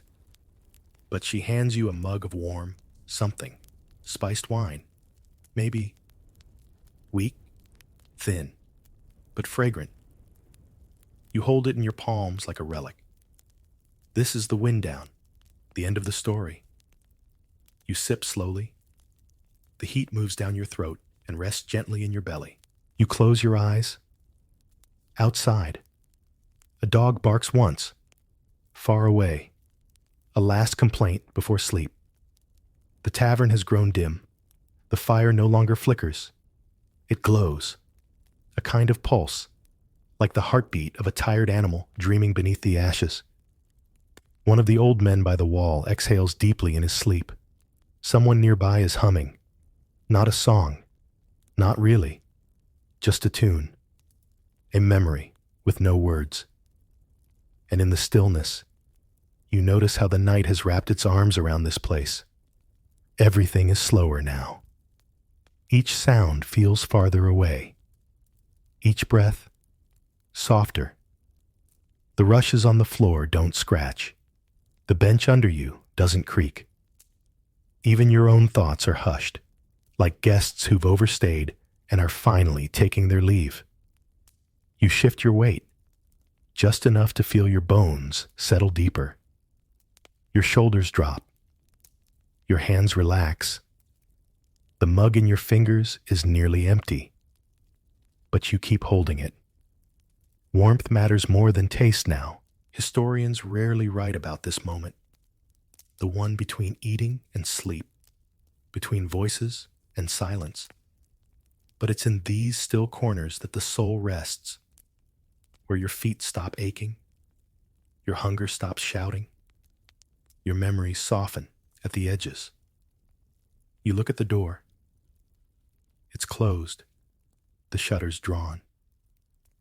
The wind may rattle the thatch roof later, but for now, the walls hold. Inside, the room is not silent, but settled. You hear Nan shuffle near the hearth, stirring the fire just once before bed. She doesn't look at you, but she knows you're still here. She always does. The last ember flares briefly, then sighs. The cat curls into a tighter coil on the bench beside you. Someone murmurs in their sleep, a name, or a prayer, or a wish. And you let go. Not suddenly, like a dropped stone, but slowly, like a ship drifting from the dock. Ropes slipping free, sails slack in the moonlight. You don't think about tomorrow, or morning, or where your boots are. You just rest, in the glow, in the hush, in the breath between stories. Because here, finally, there is nothing left to do. Only this. Close your eyes. Let your weight settle. Let the last of the warmth hold you. Let the day fall away. You've eaten. You've listened. You've sat by the fire with strangers who became something more. And now, you sleep. You sleep as the fire dies. You sleep as the wind rises. You sleep as the night keeps watch. Sweet dreams, traveler, and now, as your breath slows and your body softens into whatever surface is beneath you, wooden bench, bedroll, or just your imagination, we come to the end of the night. You've wandered the muddy lanes. You've ducked into the tavern and shared a bowl. You've tasted the broth, the bread, the burn of cheap ale. You've listened to the gossip and the laughter, the sighs and the hums. You've warmed your hands by the fire, leaned back into the flicker, and let your mind wander. This is the quiet that comes after fullness, not the kind that makes you heavy, but the kind that lets you rest. There are no more chickens clucking, no dice rolling, no ladles scraping pots. Just the low murmur of sleep breathing in rhythm with your own. Let your thoughts drift like smoke toward the rafters. Let your limbs loosen like cooled dough. Let the stories of the day wrap around you and fade. You are safe. You are warm. You are no longer hungry. The tavern is dim. The world is still. And sleep, long awaited and gentle, is finally here. So don't resist it. Let yourself go, soft and slow, into the hush that's waiting just behind your eyes. The kind of sleep that holds you like a firelit bench, like a bowl of soup shared by strangers, like a song hummed in a language older than memory. Close your eyes and drift. Why it sucked to be a medieval plague survivor. We're stepping back into a world where surviving didn't feel like winning. You've made it through one of the deadliest pandemics in human history. The bells have stopped tolling. The carts of bodies aren't rumbling past your window anymore. The smoke from burning clothes and bedding has thinned out. And still, when you step outside, the silence is louder than the plague ever was. You're alive, and that's the problem. You open the door to your cottage. The air outside is still, not peaceful. Still, a kind of flat, breathless quiet that doesn't feel like rest. It feels like the aftermath of screaming. The lane outside your door is empty. The neighbors' windows are shuttered, their doors barred with planks. No voices, no animals, no chimney smoke curling into the early morning chill. You walk forward slowly, your boots crunching on dirt that's been untouched for days or weeks. You can't keep track anymore. You pass your neighbor's house, the one where 3 children used to play with a stuffed cloth doll that had no face. They're not playing today. You pass the baker's shop. The shutters are still painted blue, but the paint is peeling. The smell of bread hasn't floated from that doorway in months. You pause near the chapel. The bell tower is crooked. Someone must have tied the rope to ring it themselves. Once, twice, for someone's passing, before they too were gone. The door creaks in the breeze. There's no priest. It's just you. Historians talk about the numbers, the 1/3 of Europe statistic, the staggering mortality rate. But they rarely pause on what it felt like to be the one who didn't die, to be the one left to walk the road home, only to find that home had folded in on itself. You don't remember how you survived. Maybe you had a milder form. Maybe someone locked you in a shed with a bucket and prayers and waited. Maybe you got lucky. There's no heroism in it. Just breath. You pass a plague pit. It's sunken now, covered with stones and a weak wooden fence. The grass around it grows strangely tall. No one cuts it. You look down at your hands. Your fingernails are ragged. There's still a pink scar near your wrist, left from the lancing, or the scratching, or the heat. You don't remember. The worst is over. That's what they keep saying, if there's anyone left to say it. But it doesn't feel over. It feels thin. You step into a cottage to check. No one's there. The door was unlatched. Inside, a table with 2 bowls. One of them is still half full, dried peas. The floor has traces of footprints, muddy, overlapping, leading to the bed. You don't look further. You step back outside. The sun is rising, but there's no rooster to announce it. Just a dull gray smear across the sky. You're not crying. You've already done that. Or maybe you haven't yet. It's hard to say. All you know is this. You lived. They didn't. And now you have to keep living in a world shaped by their absence. You sit down on a broken wall. Listen. There's a sound. Far off. A wheel creaking. A crow calling. The wind lifting a door off its hinge. No voices. Not even the singing of the women who used to fetch water. You remember the things you used to complain about. Aching feet. Taxes. The smith's son with the sweaty hands. And now you'd give anything to hear that boy laugh from across the field again, even if he was awful at jokes. The fields are overgrown. The wells are untouched. Even the church has stopped keeping records. There's no one left to write down your name.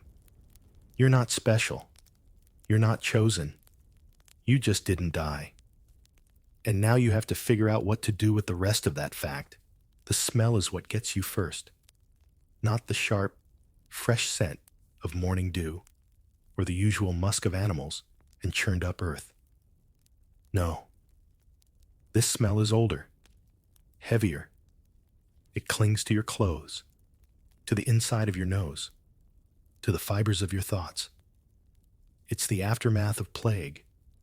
You try not to breathe too deeply as you pass the old meeting hall. It was used as a temporary sick house during the worst of it.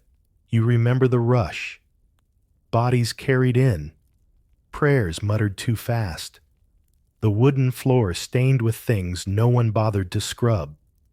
You remember the curtains being hung, not for privacy, but to catch coughing. No one's cleaned it. The door is slightly open. You see the outline of a mattress, straw, scattered like it fled from something. A bowl on the ground, still crusted with something yellow. A shape under a blanket that no one ever removed. You step away, quickly. It's been weeks, maybe months. Time is strange now, but the smell remains. Historians write about the perfume sachets, the vinegar cloths, the posies people clutched beneath their noses. To drive out the bad air, they said, to keep the humors in balance. But none of that really worked.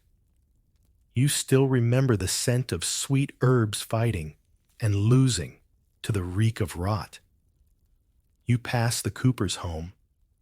He'd taken to burning rosemary every morning before he died. It still lingers, faintly, mixed with ash and soot, a ghost scent. It almost makes you weep. And then there's the plague pits. You avoid them when you can. But the breeze doesn't.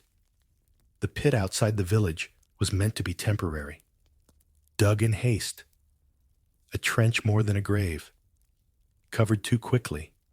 Too shallow. You walk past it with your mouth closed and your eyes low. Even now, after the burnings, after the rain, the odor seeps up through the soil, a sour, metallic heaviness that seems to get into your hair. Sometimes, when the wind shifts, it rolls right through the village like an invisible procession. No one speaks of it. No one names it. Everyone smells it. Even inside your home. You catch it. Your bed has been stripped of anything soft. You burned the mattress during the second week, when the fever had you hallucinating birds pecking your skin. You sleep on planks now, wrapped in a cloak that still carries the scent of the vinegar-soaked cloth you wore over your face. Your wooden bowl smells faintly of onions and death. You tried scrubbing everything, the walls, the floors, your hands. But the odor lives in the grain of the wood, in the clay of your cups, in your memories. Nan used to say you could sweat sorrow. That grief had a smell. You think she was right. In the market square, what's left of it? Someone had tried to boil lavender. It helped. Briefly. But now the air smells like burnt flowers and old meat. You keep walking. Past the pig pen with no pigs. Past the well that no one dares drink from. Past the baker's abandoned oven, blackened like it mourned something. You stop to rest on a step. An old shirt hangs from a nail near the door. You catch the scent. Sun-bleached linen and the unmistakable tang of smoke and sweat. There are no perfumes now. No markets to sell them. No one to wear them for. Just survivors like you. Moving through a world that smells like yesterday's ghosts. Historians try to describe this with words like putrefaction or miasma. But those are tidy, academic terms. Safe, sealed in books. This isn't safe. This is walking past your best friend's door and smelling nothing, because his body was burned weeks ago. And still, you swear he's inside. This is every bite of food tasting slightly wrong. This is scrubbing your hands until they bleed and still feeling unclean. This is scent as memory, and memory as ache. You close your eyes. You breathe through your mouth. And you wait for the wind to shift. You don't think about your own burial anymore. Because now, It's clear. There won't be one. Not because you're immortal, of course. Just alone. Before the plague, you had it all arranged.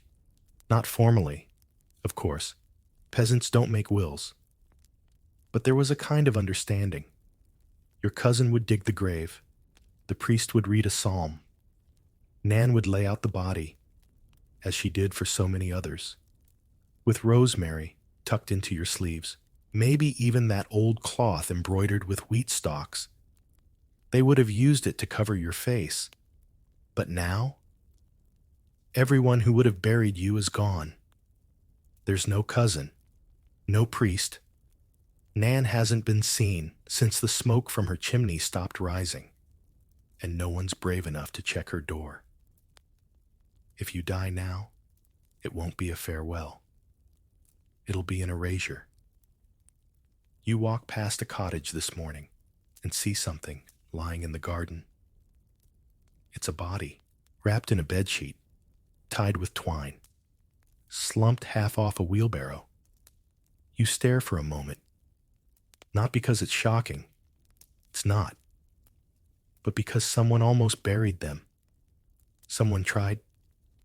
They got that far. They dragged them outside, covered them, started the journey to the pit, then gave up, or fell, or died, too. You don't move the body. You just nod. The kind of nod people give to bad weather or barking dogs. Survivor's etiquette. Historians sometimes paint these scenes as lawless chaos. But you know better.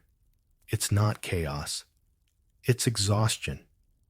There are too many dead, and not enough hands left to carry them. When the plague first came, the burials were still rituals, small ones, rushed ones, but meaningful. A cross drawn on the forehead, a whispered Ave Maria, a sprig of sage tucked in the folds of a blanket. Then, the numbers grew, and the rituals broke. You remember watching from behind the shutter. 3 boys dragging a cart with 4 bodies stacked like firewood. One of the corpses slid off.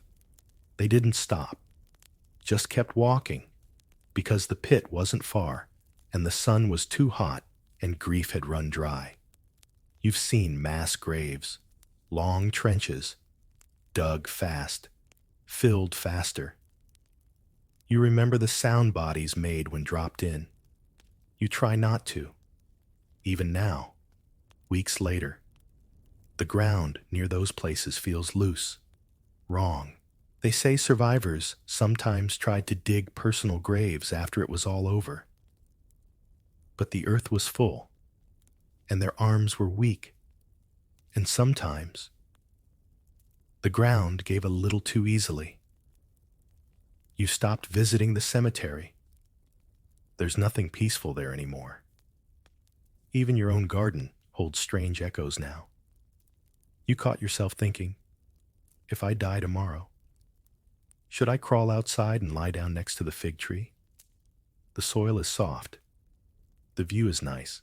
The idea comforts you more than a forgotten pit on the edge of town. But then again, would anyone find you? Would the crows?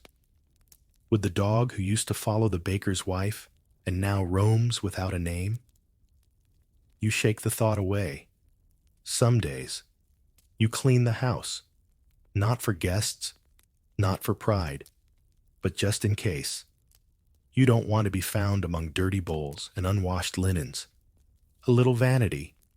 Even now, you keep your good tunic folded, the one with the least holes. You think about how strange it is to prepare for death, not by living carefully, but by arranging the room you'll die in. You're not afraid of death anymore. You just don't want it to be invisible, because being forgotten is a second kind of dying, and right now, even as your legs ache from walking past so many silent homes, even as your stomach turns at the scent of rot you no longer notice, Even as your breath rattles at night with the memory of fever, you cling to one idea. If you don't have anyone to bury you, then maybe, just maybe, you bury the memory of those who couldn't bury themselves. So you whisper their names as you walk, just in case someone's listening, just in case memory is its own kind of grave marker. You pass 5 empty houses on your way to the well. None of them are locked. No one locks anything anymore. What's the point? The thieves died too. Inside one of the cottages, a chair is tipped over. A pot lies smashed beside it. A set of shoes, small ones, sit neatly by the hearth, like someone meant to come back. You don't enter. You just glance inside. Let your eyes rest on the dust caught in a shaft of light, and move on. You have your own house. It's still standing, a little crooked, but intact. The roof leaks. The hearth smokes, but it's yours, and you can't leave it. Because when so much of the world has become hollow, staying in one place feels like the only way to prove you're real. You open your door. It creaks, same as always. Inside, it smells of wood and smoke, and just beneath that, something sour. You've tried to scrub it. It's in the beams, in the rushes on the floor, in the memories that rise with the steam from your cooking pot. You keep the place tidy, not for guests, just for balance. One corner is swept, one bowl is washed, one stool stands where it always has. You boil water every morning, not because you need to, but because it gives the room rhythm, like a heartbeat. Historians call these structures survivor homes, places left standing when everything else collapsed.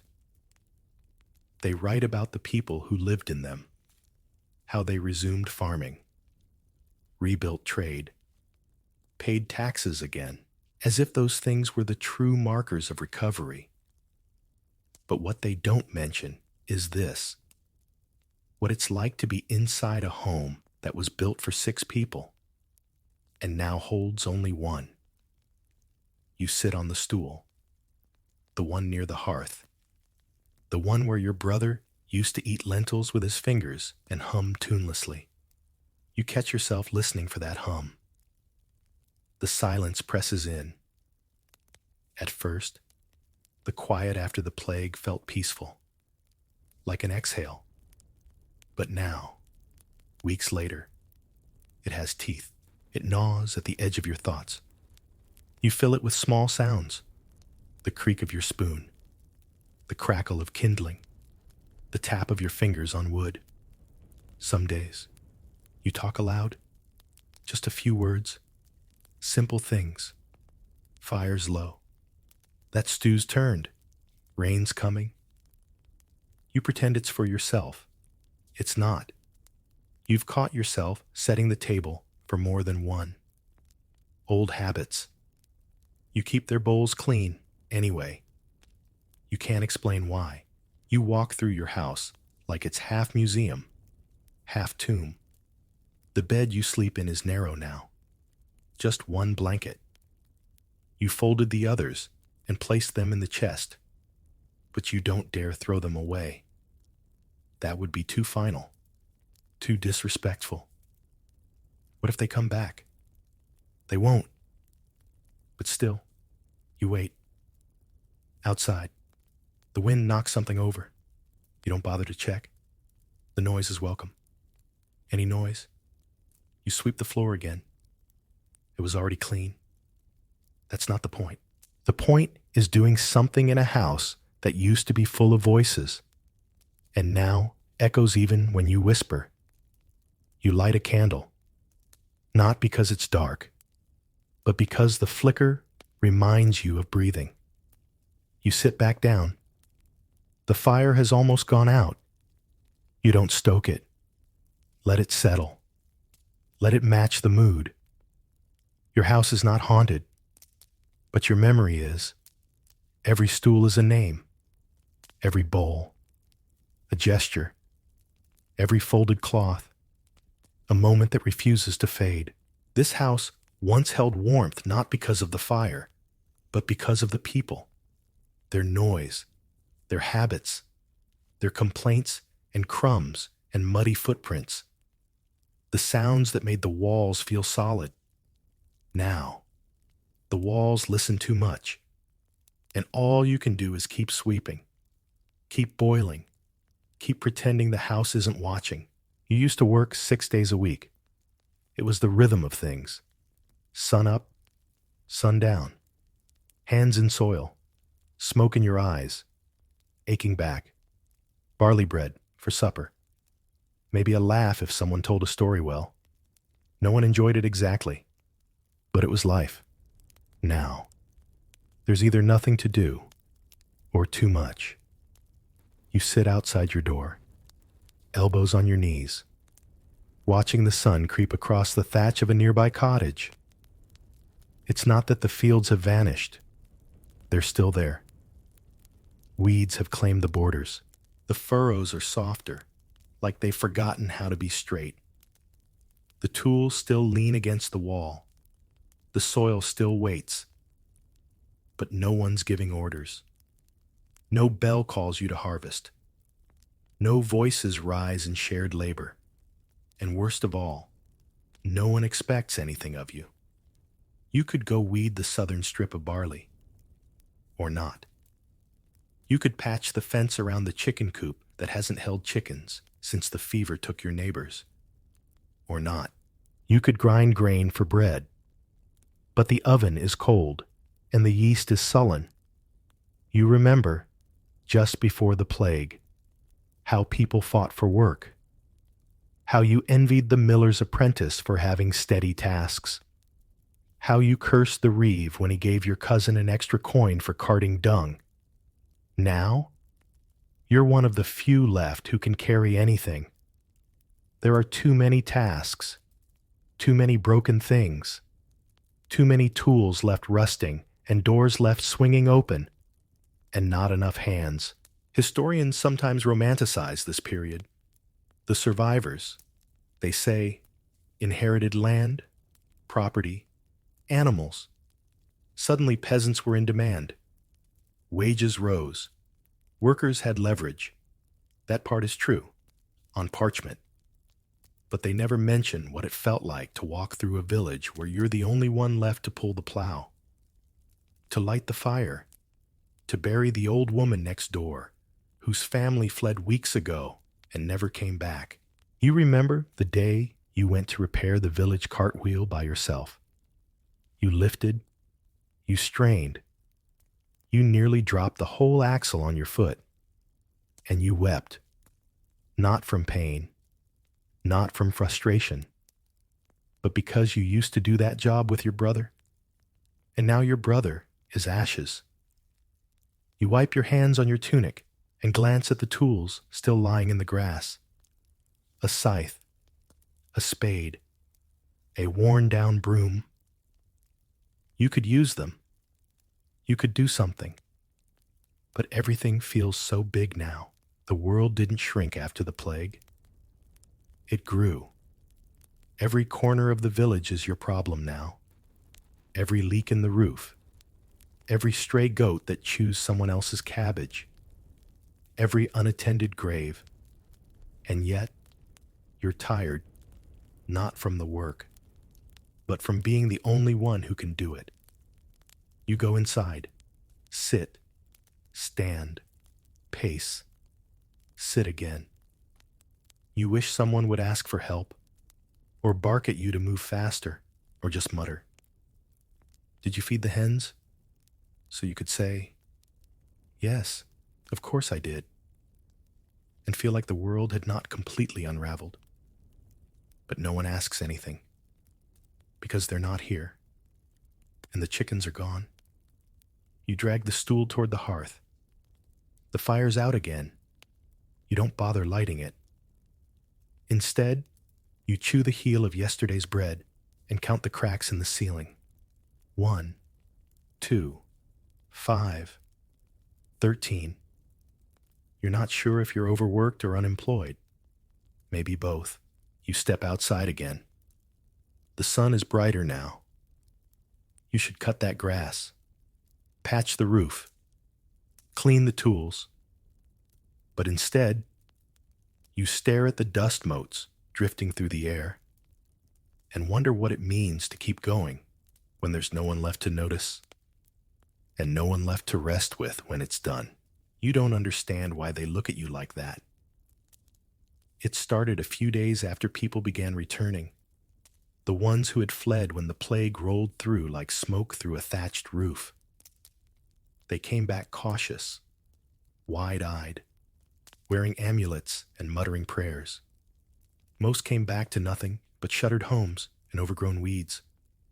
But when they saw you, standing there, alive, they paused, they stared, and they didn't smile.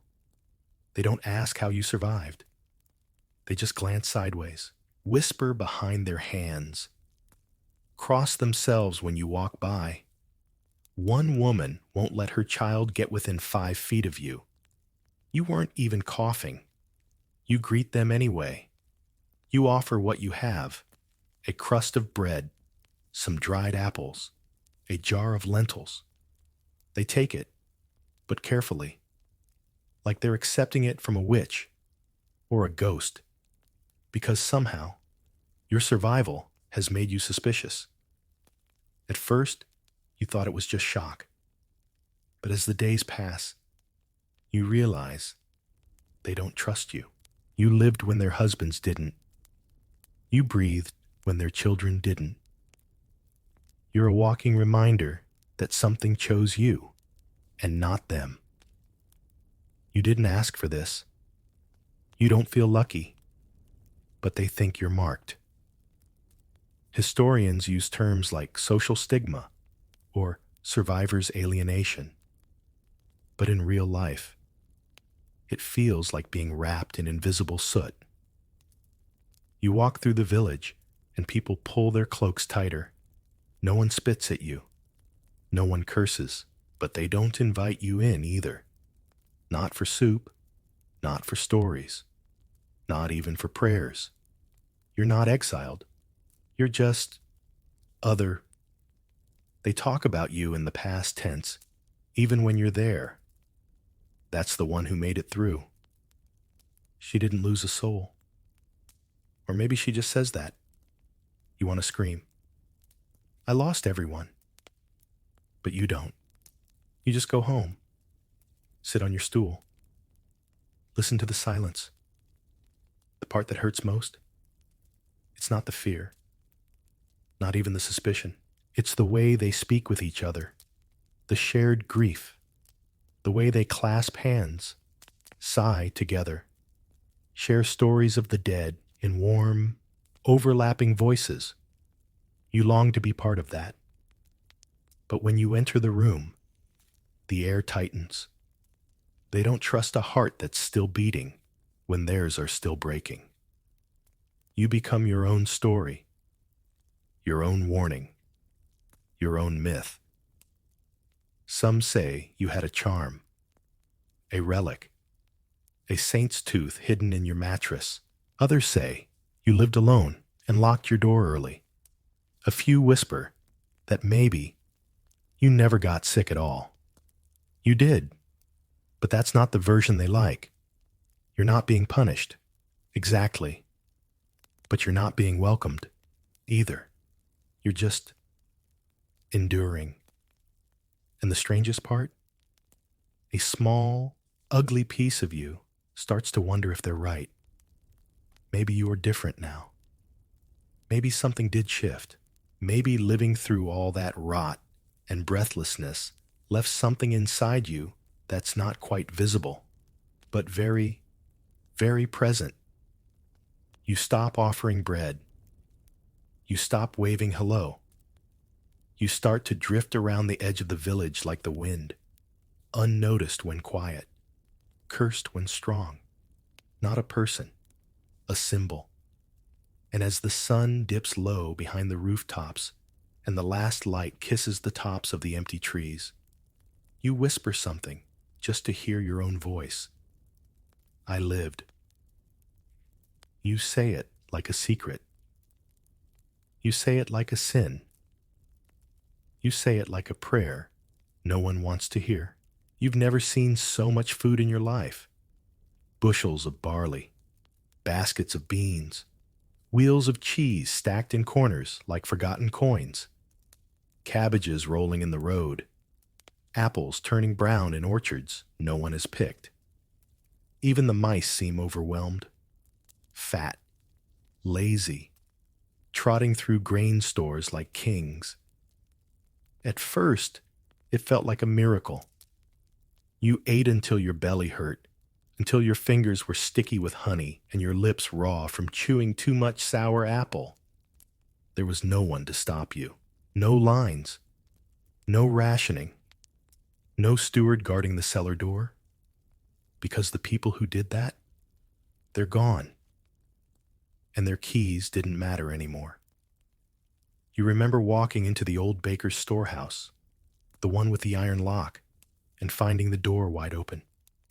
Inside, rows of sacks, jars of pickled eggs, even a side of ham hanging untouched.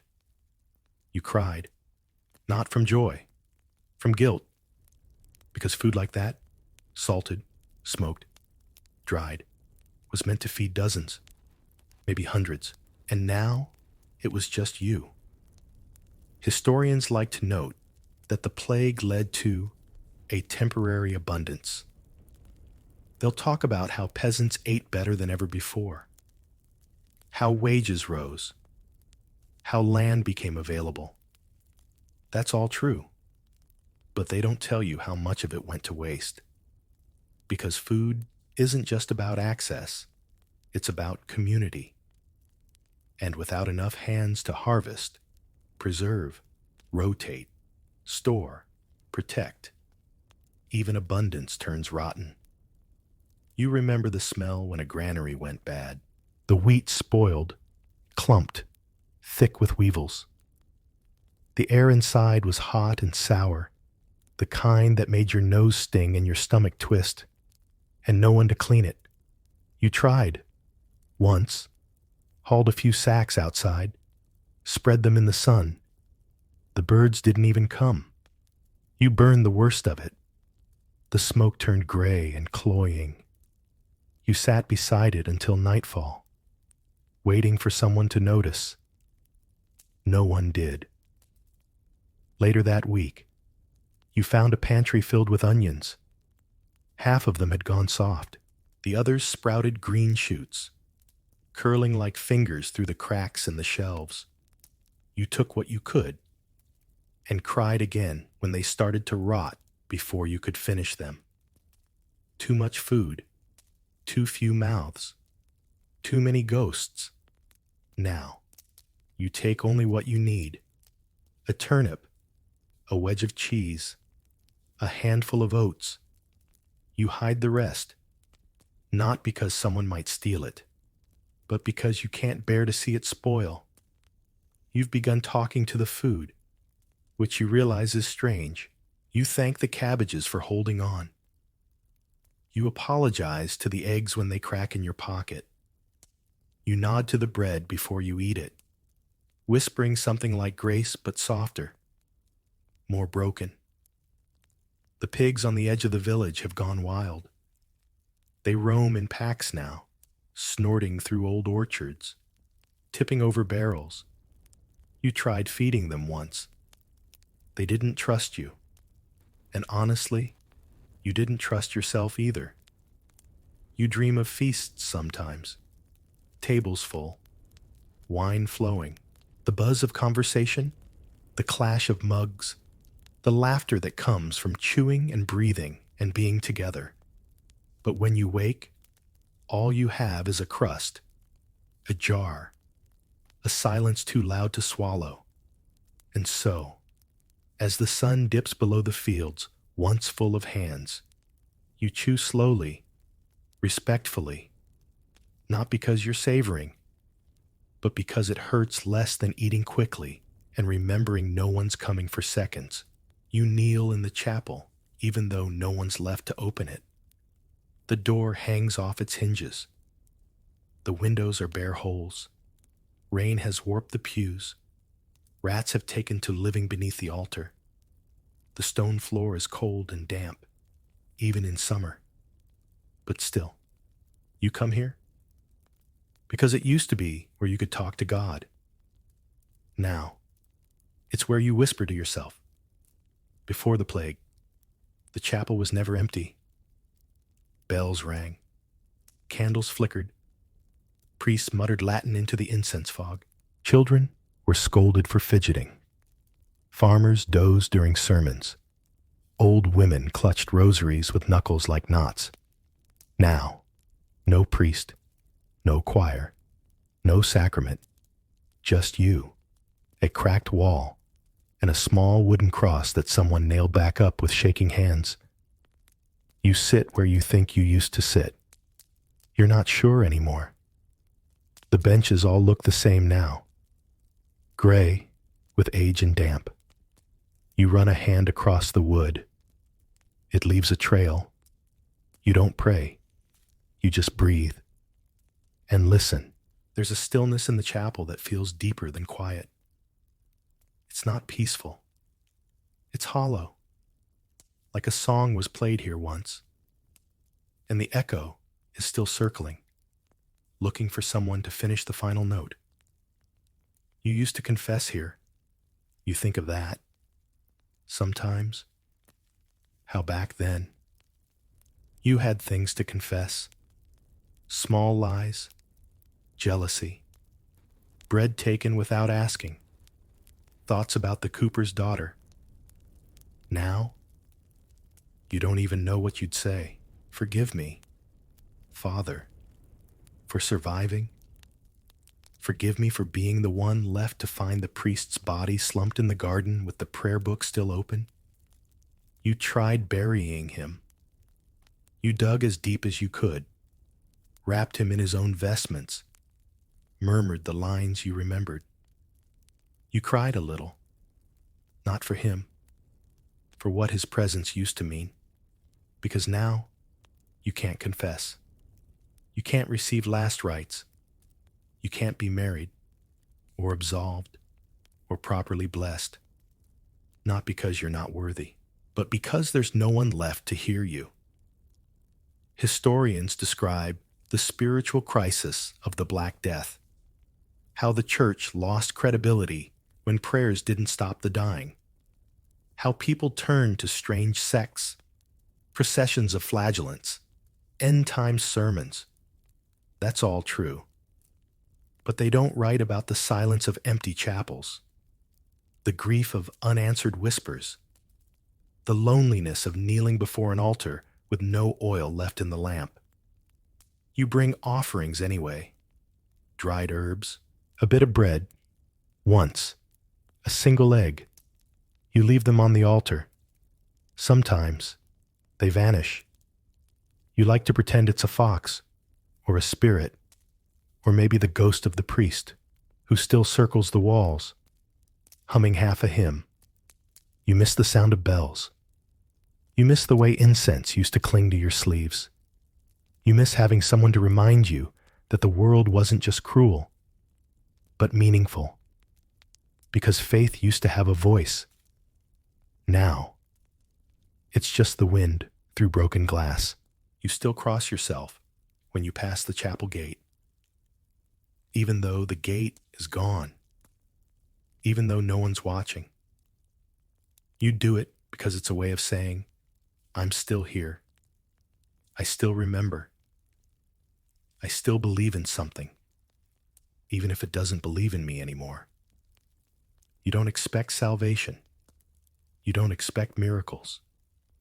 You just want to feel like the light through the empty window still lands on you on purpose. You stand. Your knees crack. Your hands ache, but your spine straightens. Just a little.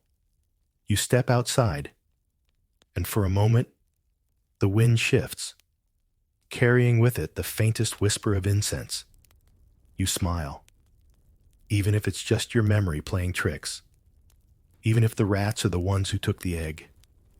You smile and say nothing, because faith, after all this, is just the choice to whisper into silence and hope it whispers back. Your body is not the same. It's not just thinner. It's stranger. You used to be strong. You remember that clearly. Arms from hauling water, legs from fields and hills and turning soil. You were never the fastest, but your hands could carry a beam, swing a hammer, lift a sack without complaint. Now your joints ache when the weather turns. Your fingertips sometimes tingle. Your legs forget how far they've walked until you sit down and realize they're trembling. You survived the plague, but the plague did something to you. During the fever, your skin turned dark in places, black patches near the groin, the neck, under the arms. You don't look at those spots anymore. Some faded, others never did. Your breath is shallow now. You can't run like before. You used to race the baker's boy to the chapel steps. Now, just getting to the well leaves you winded. Your chest feels tight sometimes, like the air doesn't know where to sit. There's a scent, too. You smell different. Not dirty, not unwashed, just off. Like vinegar soaked into wood, or mushrooms left too long in a cellar. You tried scrubbing with soapwort and rosemary, tried soaking your clothes in ash and lye. Nothing helped. You caught someone sniffing the air when you walked past. You pretended not to notice. Historians call these the lingering effects, post-plague syndrome, as if naming it makes it gentler. But living with it is something else. You drop things, your memory skips. Your dreams are vivid, full of sweating, scratching, the feel of someone else's breath on your face. You still dream of the boils, the swelling under your arms, the burning, the vomiting, the way your limbs turned stiff and your mouth went dry no matter how much water you drank. You remember clawing at your own skin because it felt too tight. And then the fever broke. You thought that meant you'd be whole again, but you weren't. Your skin peeled in places. Your gums bled for weeks. Your hair thinned. Your balance was strange. Your vision, worse. You asked someone once, a traveling monk, if others felt the same. He said yes. Said survivors often came back marked, tired, slower, brittle in ways no one could explain. Some didn't stay alive for long. Their bodies fell apart slowly, months later. The fever had gone, but it had taken things with it. You sit on your stool and notice how your hands tremble slightly when you hold the spoon. You pretend it's from the cold. You pretend a lot these days.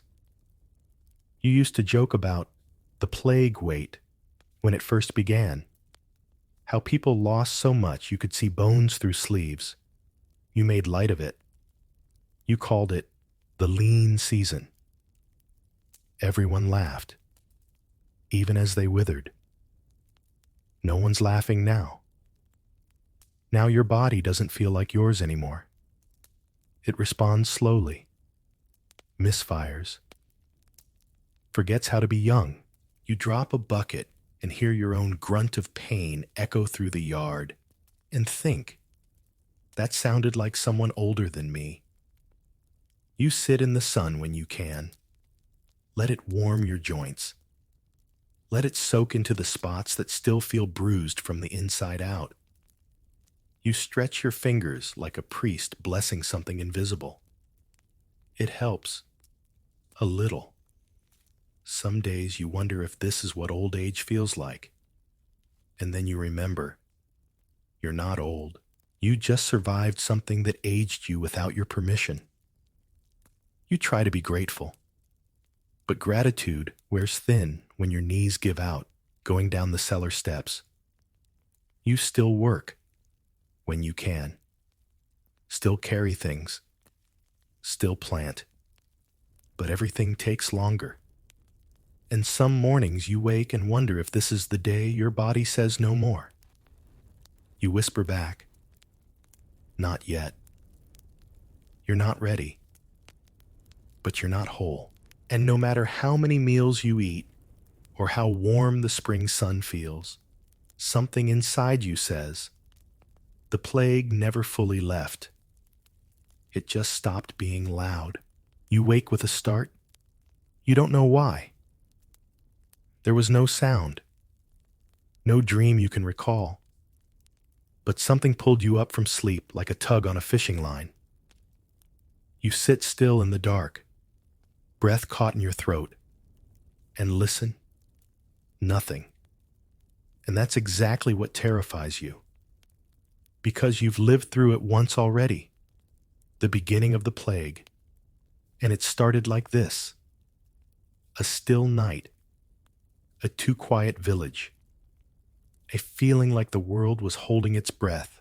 Back then, no one knew what it was. They called it a fever, a punishment, a poison in the air. Some said it rode in on rats. Others said it clung to your shadow. And when the coughing started, when the black spots bloomed on skin, no one looked each other in the eye. And now, weeks, maybe months, since the last bell tolled, you're still not sure it's over. You don't say this aloud. People are tired of fear. They've planted again. The smith is back at his forge. A trader passed through just last week, selling garlic and stories. But every cough makes you flinch. Every shadow at the edge of a curtain makes your heart skip. Because no one announced the plague last time. It simply arrived. Quietly. Like a guest, no one invited, but everyone had to host. Historians call it the second wave. They argue about the years: 1349, 1361, 1369. They debate whether it was weaker, stronger, different. You don't care about the dates. You care about the feeling. The one sitting in your chest right now, like a cold stone. You remember when the fever went quiet the first time. The relief. The way people crept out into the streets, blinking like moles. There was singing, dancing. One man kissed the chapel wall. You didn't. You waited. And then, weeks later, it came back. Faster. Meaner. As if insulted, it hadn't finished the job. That's what keeps you up at night. Not the memory of death, but the possibility that you're just in the middle. You sit by the window and look out over the darkened village. You count the lights. 3, maybe 4 candles flickering behind shutters. Too few. Always too few. You wonder if it's still in the wells, or hiding in linen, or tucked into the seams of that coat you refused to burn. You wonder if the rat you saw yesterday was limping. You wonder if your own hands feel warm, or if you're just imagining it. The fear is quiet now. It doesn't scream. It doesn't sprint.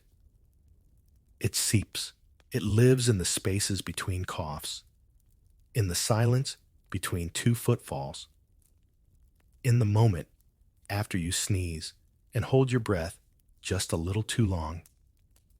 You drink garlic tea because someone said it helps. You sleep with rosemary tucked under your pillow.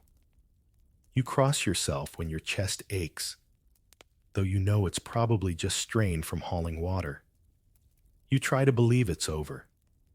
But belief is hard when the wind sounds exactly like it did before. When birds are silent, when a child stumbles and everyone freezes. No one says, plague. Not anymore. But you all think it. The question that lives at the back of your throat is, would I survive again? And worse, Would I want to? You close the shutter, step away from the window, wrap your cloak tighter. The fire's gone out again. You don't relight it. You lie back down, listening to the stillness, trying to convince yourself it's peaceful. But deep in your chest, the fear curls up like a sleeping cat and whispers, it might not be over. You stand outside your own house with a bundle in your arms.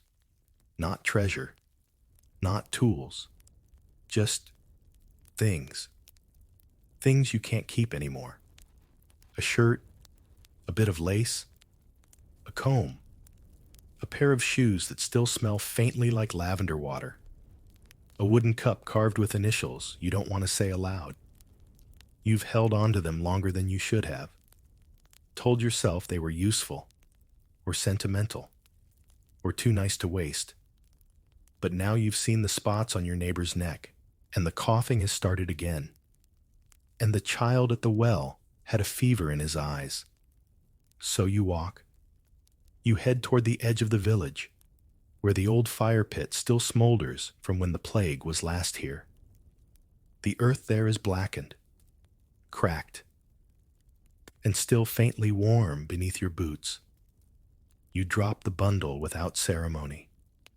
You strike a flint, and you burn your past.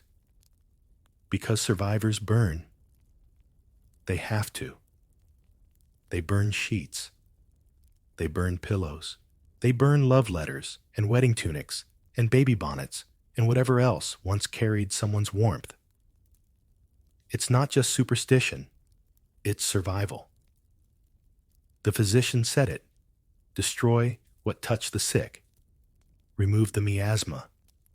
Let fire cleanse what memory cannot. You stare at the flames.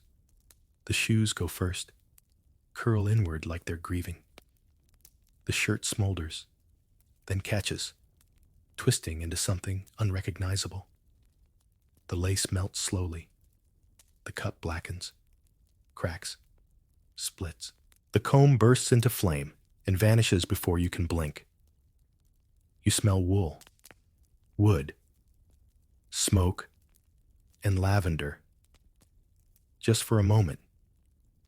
Historians often describe these burnings in broad strokes. Whole homes torched, fields of clothes turned to ash. But they don't talk about the small burnings, the personal pyres, the moments when someone chooses to let go of a spoon or a scarf because keeping it is more dangerous than forgetting. You've burned things before? A blanket, a book of psalms, the mattress where your sister died.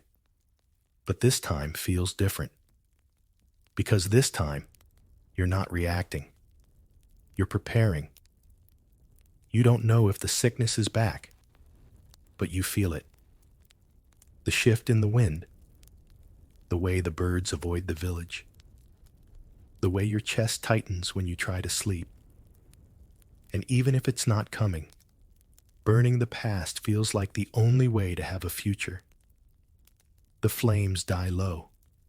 You stir the ashes with a stick. Nothing remains. That's the point. You walk back to your house with your arms empty. You keep your hands open the whole time, as if they're still holding something, as if they remember the weight.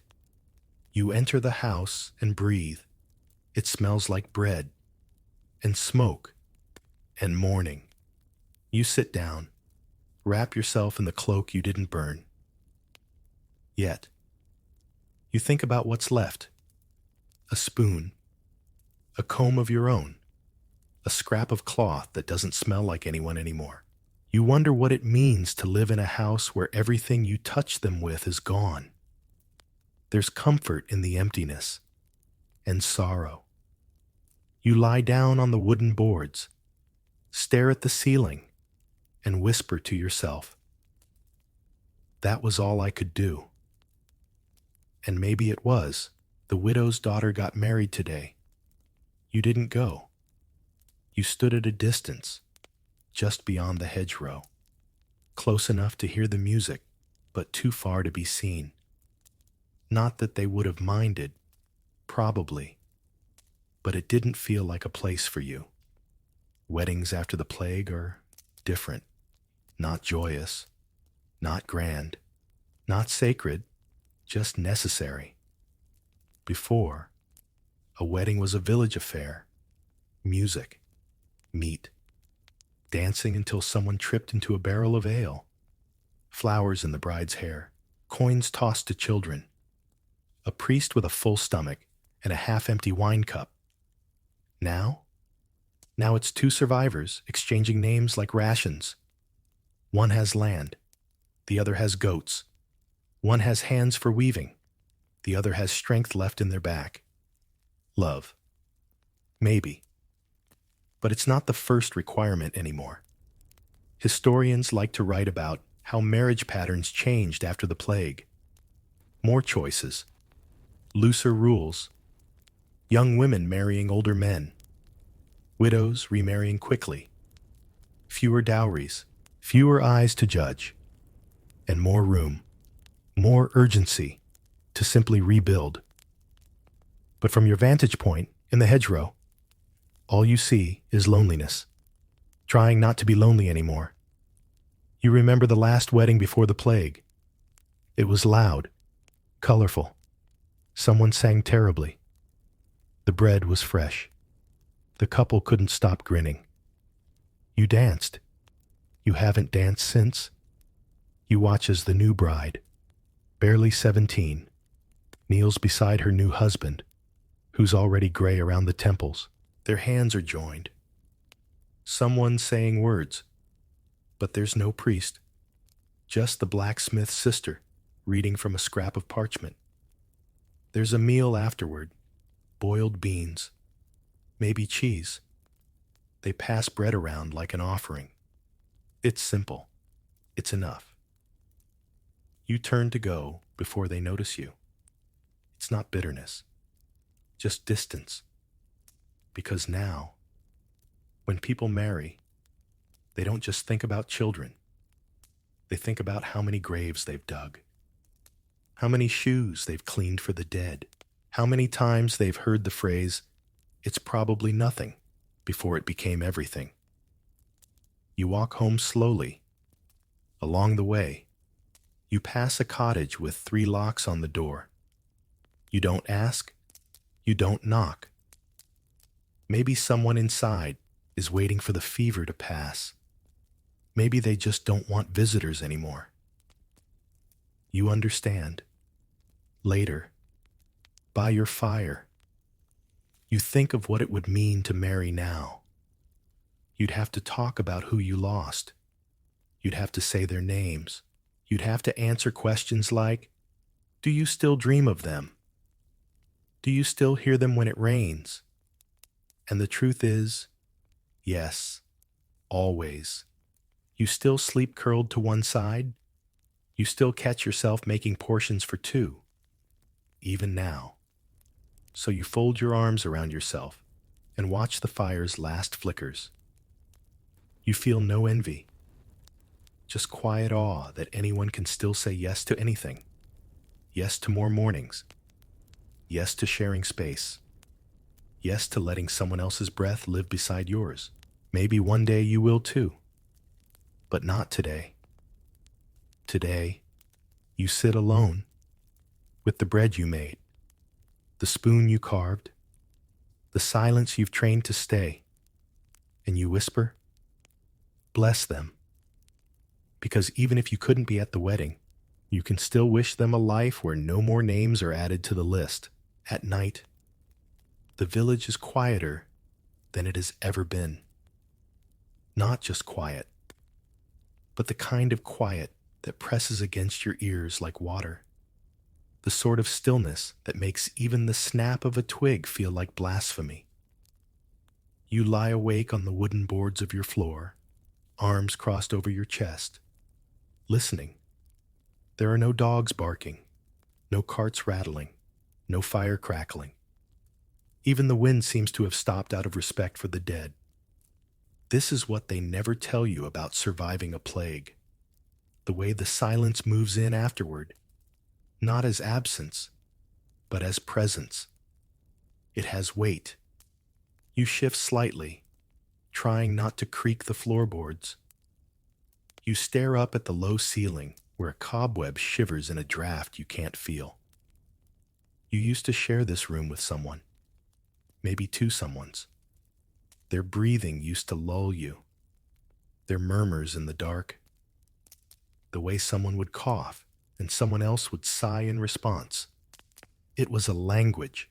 Now you sleep without an echo. Historians describe the plague in numbers. How many died per week, per village, per nation? But they don't count the minutes of midnight silence that followed, the hours where no one dares sing, where no baby cries, where even the owls seem hesitant to call out. You roll to one side. The blanket shifts. You hear the whisper of your own movement. And that's the loudest thing in the house. Some nights, you leave the door open, not out of carelessness, not from heat, but from hope. Hope that someone might pass by, that a voice might drift in, that a fox or a shadow or something alive might fill the space between your ears. But mostly, nothing comes. Once, a child wandered into your yard just after sunset. Dirty face, wide eyes, didn't say a word. You gave them bread. They took it, nodded, and vanished into the trees like a dream you weren't sure you had. You think of that child often? Sometimes. You whisper stories into the dark, not to entertain, just to hear a voice. You tell them about your old dog, about how you used to chase geese and cheat at dice. You tell them the names of the people who used to sleep in this house. You say the names like a roll call, like they might answer, like the silence might break. But it never does. Even your dreams are quiet now. You dream of roads with no footprints, chairs with no shadows, bowls half filled and never touched. The silence isn't cruel. It's not loud. It's not even lonely. Really. It's just there, like fog in your lungs, like the memory of a bell that hasn't rung in a year. You sometimes hum to yourself. You try not to notice how off-key you've become. It's hard to stay in tune when no one harmonizes. You sit up, finally, and drink some water. It's cool, stale, tastes of clay. You set the cup down gently, so it doesn't startle the walls. Tomorrow, you'll talk to someone, anyone, even if they don't reply, because humans weren't meant to live without noise. Not forever. So tonight, before you lie back down, you do something simple, something quiet, but defiant. You hum. You hum the old harvest song, the one with the nonsense words in the middle. You barely remember the tune, but that's all right. You hum until you fall asleep again. And the silence, for once, listens. You stop outside the old weaver's house, not for any reason in particular, just habit. The shutters are broken. The door hangs crooked. Ivy has crept in through the eaves and begun pulling at the roof like it's trying to drag the house back into the earth. But the steps are still there, stone, mossy, worn to a shine in the center from years of feet. You sit. The sun is low. The air smells like wet hay and cooling ash. A few crows circle lazily above the trees, but otherwise, there's no movement, no voices, no sound but the hum of your own breath. You used to sit here with her, the weaver. She was older than you, wrinkled like parchment left in the sun, hands like claws, always wrapped in thread or fabric. She never spoke unless she had to. But when she did, her voice was low and warm, like a kettle humming before it boils. She made blankets that smelled like home. You remember the one she gave you when you turned 12? Green, stitched with crooked stars. It was too short, but you loved it. You kept it near your feet, even when you outgrew it. It burned last spring when the fever took your brother and the fire spread to the linens. Now, her loom still sits by the window, draped in dust. The last thing she wove is still threaded across it, unfinished, frayed, like a sentence cut off mid-breath. You think about going in, salvaging the fabric, finishing what she started, but you don't. Because it wouldn't be hers anymore. And because the house has that feeling now. You know it. You've learned to sense it. The difference between empty and left behind. Between a place that's waiting and a place that's already said goodbye. The weaver's house isn't waiting. You sigh and lean your head against the doorframe. It's cool, solid, comforting, in a strange way. And it hits you. You are the last witness. You know who lived here. You remember their laugh. You remember the soup she made when it snowed. You know where she hid the dye pots when the taxman came. You remember how she hummed as she worked, the same tune every time. You remember that she once told you she'd never leave this house. And in a way, she didn't. But no one else will remember that if you don't say it aloud. So you speak, softly. You say her name. You say she made things, that she was kind, that she once slapped a boy for stealing carrots but gave him 2 loaves of bread the next day. You say that she smelled like sage, that she braided your hair once when your mother was sick, that she believed ghosts don't whisper, they weave. You don't know if anyone hears you. You don't care. You get up, brush the dust from your clothes, walk back home slowly as the sky turns violet. Later that night, you take a scrap of thread from your cupboard. Green, crooked, old. You tie it around your wrist, just once. Not for luck, not for superstition, but as a memory. Because when the people are gone and the stories start to fade, what remains are the small gestures. A thread, a tune, a step worn smooth. And you, who remembers, you wake to birdsong. Not many, just 1 or 2. Thin, uncertain notes from the hedgerow. But it's the first time you've heard them in months. You lie still for a while, letting the sound wash over you, like warm water on tired skin. It doesn't feel like joy exactly, but it doesn't feel like dread. And that's something. The hearth is cold. You don't light it yet. Instead, you step outside barefoot, feet finding familiar grooves in the earth. The frost has lifted. The grass is wet, but soft. A breeze brushes your cheek, and you realize it doesn't smell like smoke or vinegar or decay. It smells like earth, real earth. The village is still broken, still quiet, but not empty. You see smoke rising from the thatcher's roofline, a pot clanging, a child's laugh, short, startled, like it surprised even itself. You walk to the well, not because you need water, just because you can. There's someone already there, a woman. She turns as you approach, offers a nod. No words, just recognition.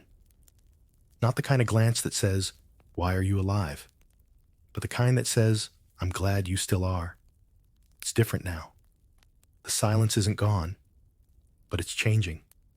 Not absence, not fear, just space. Space for what comes next.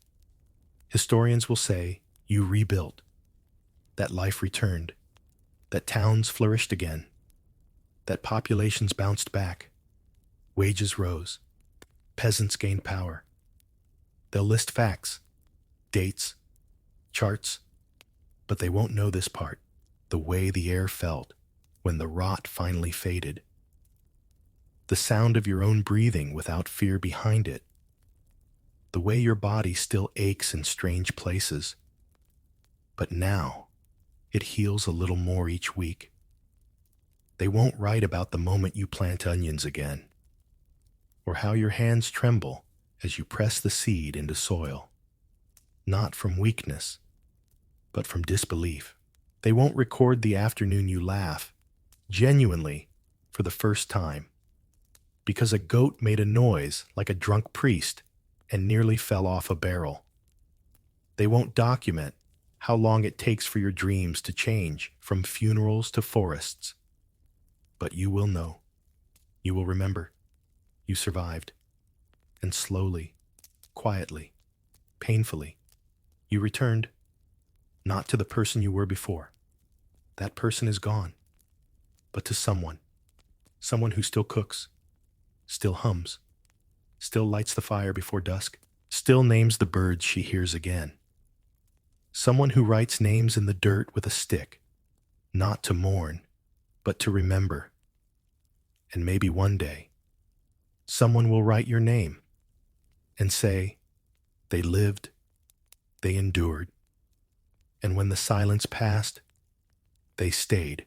And now, as your breath begins to slow, and your body settles deeper into whatever warm, soft place you've made for yourself tonight, we say goodnight to the last of the firelight and to this long, quiet walk through history. You've wandered through empty streets. You've smelled the smoke and the lavender. You've swept a floor that no one else will step on. You've listened to the silence that followed the loudest grief in living memory. You've carried a weight that has no name, but you didn't drop it. You placed it gently in the corner. You sat beside it. You breathed. You made it through. And now, you're here, still, breathing, wrapped in this quiet, wrapped in this story. Let it cradle you. Let it hum to you. Let it promise, softly, that even in the worst of winters, even in the longest of silences, even when the village is empty, and the well is dry, and the birds have gone quiet, someone will remember. And now, you rest. Let the ashes of the hearth stay cool. Let the breeze lift only gently at the shutters. Let your hands loosen. Let your breath deepen. You have walked through the aftermath of history. Now walk into sleep. You are safe. You are full of names. You are not forgotten. Good night, traveler.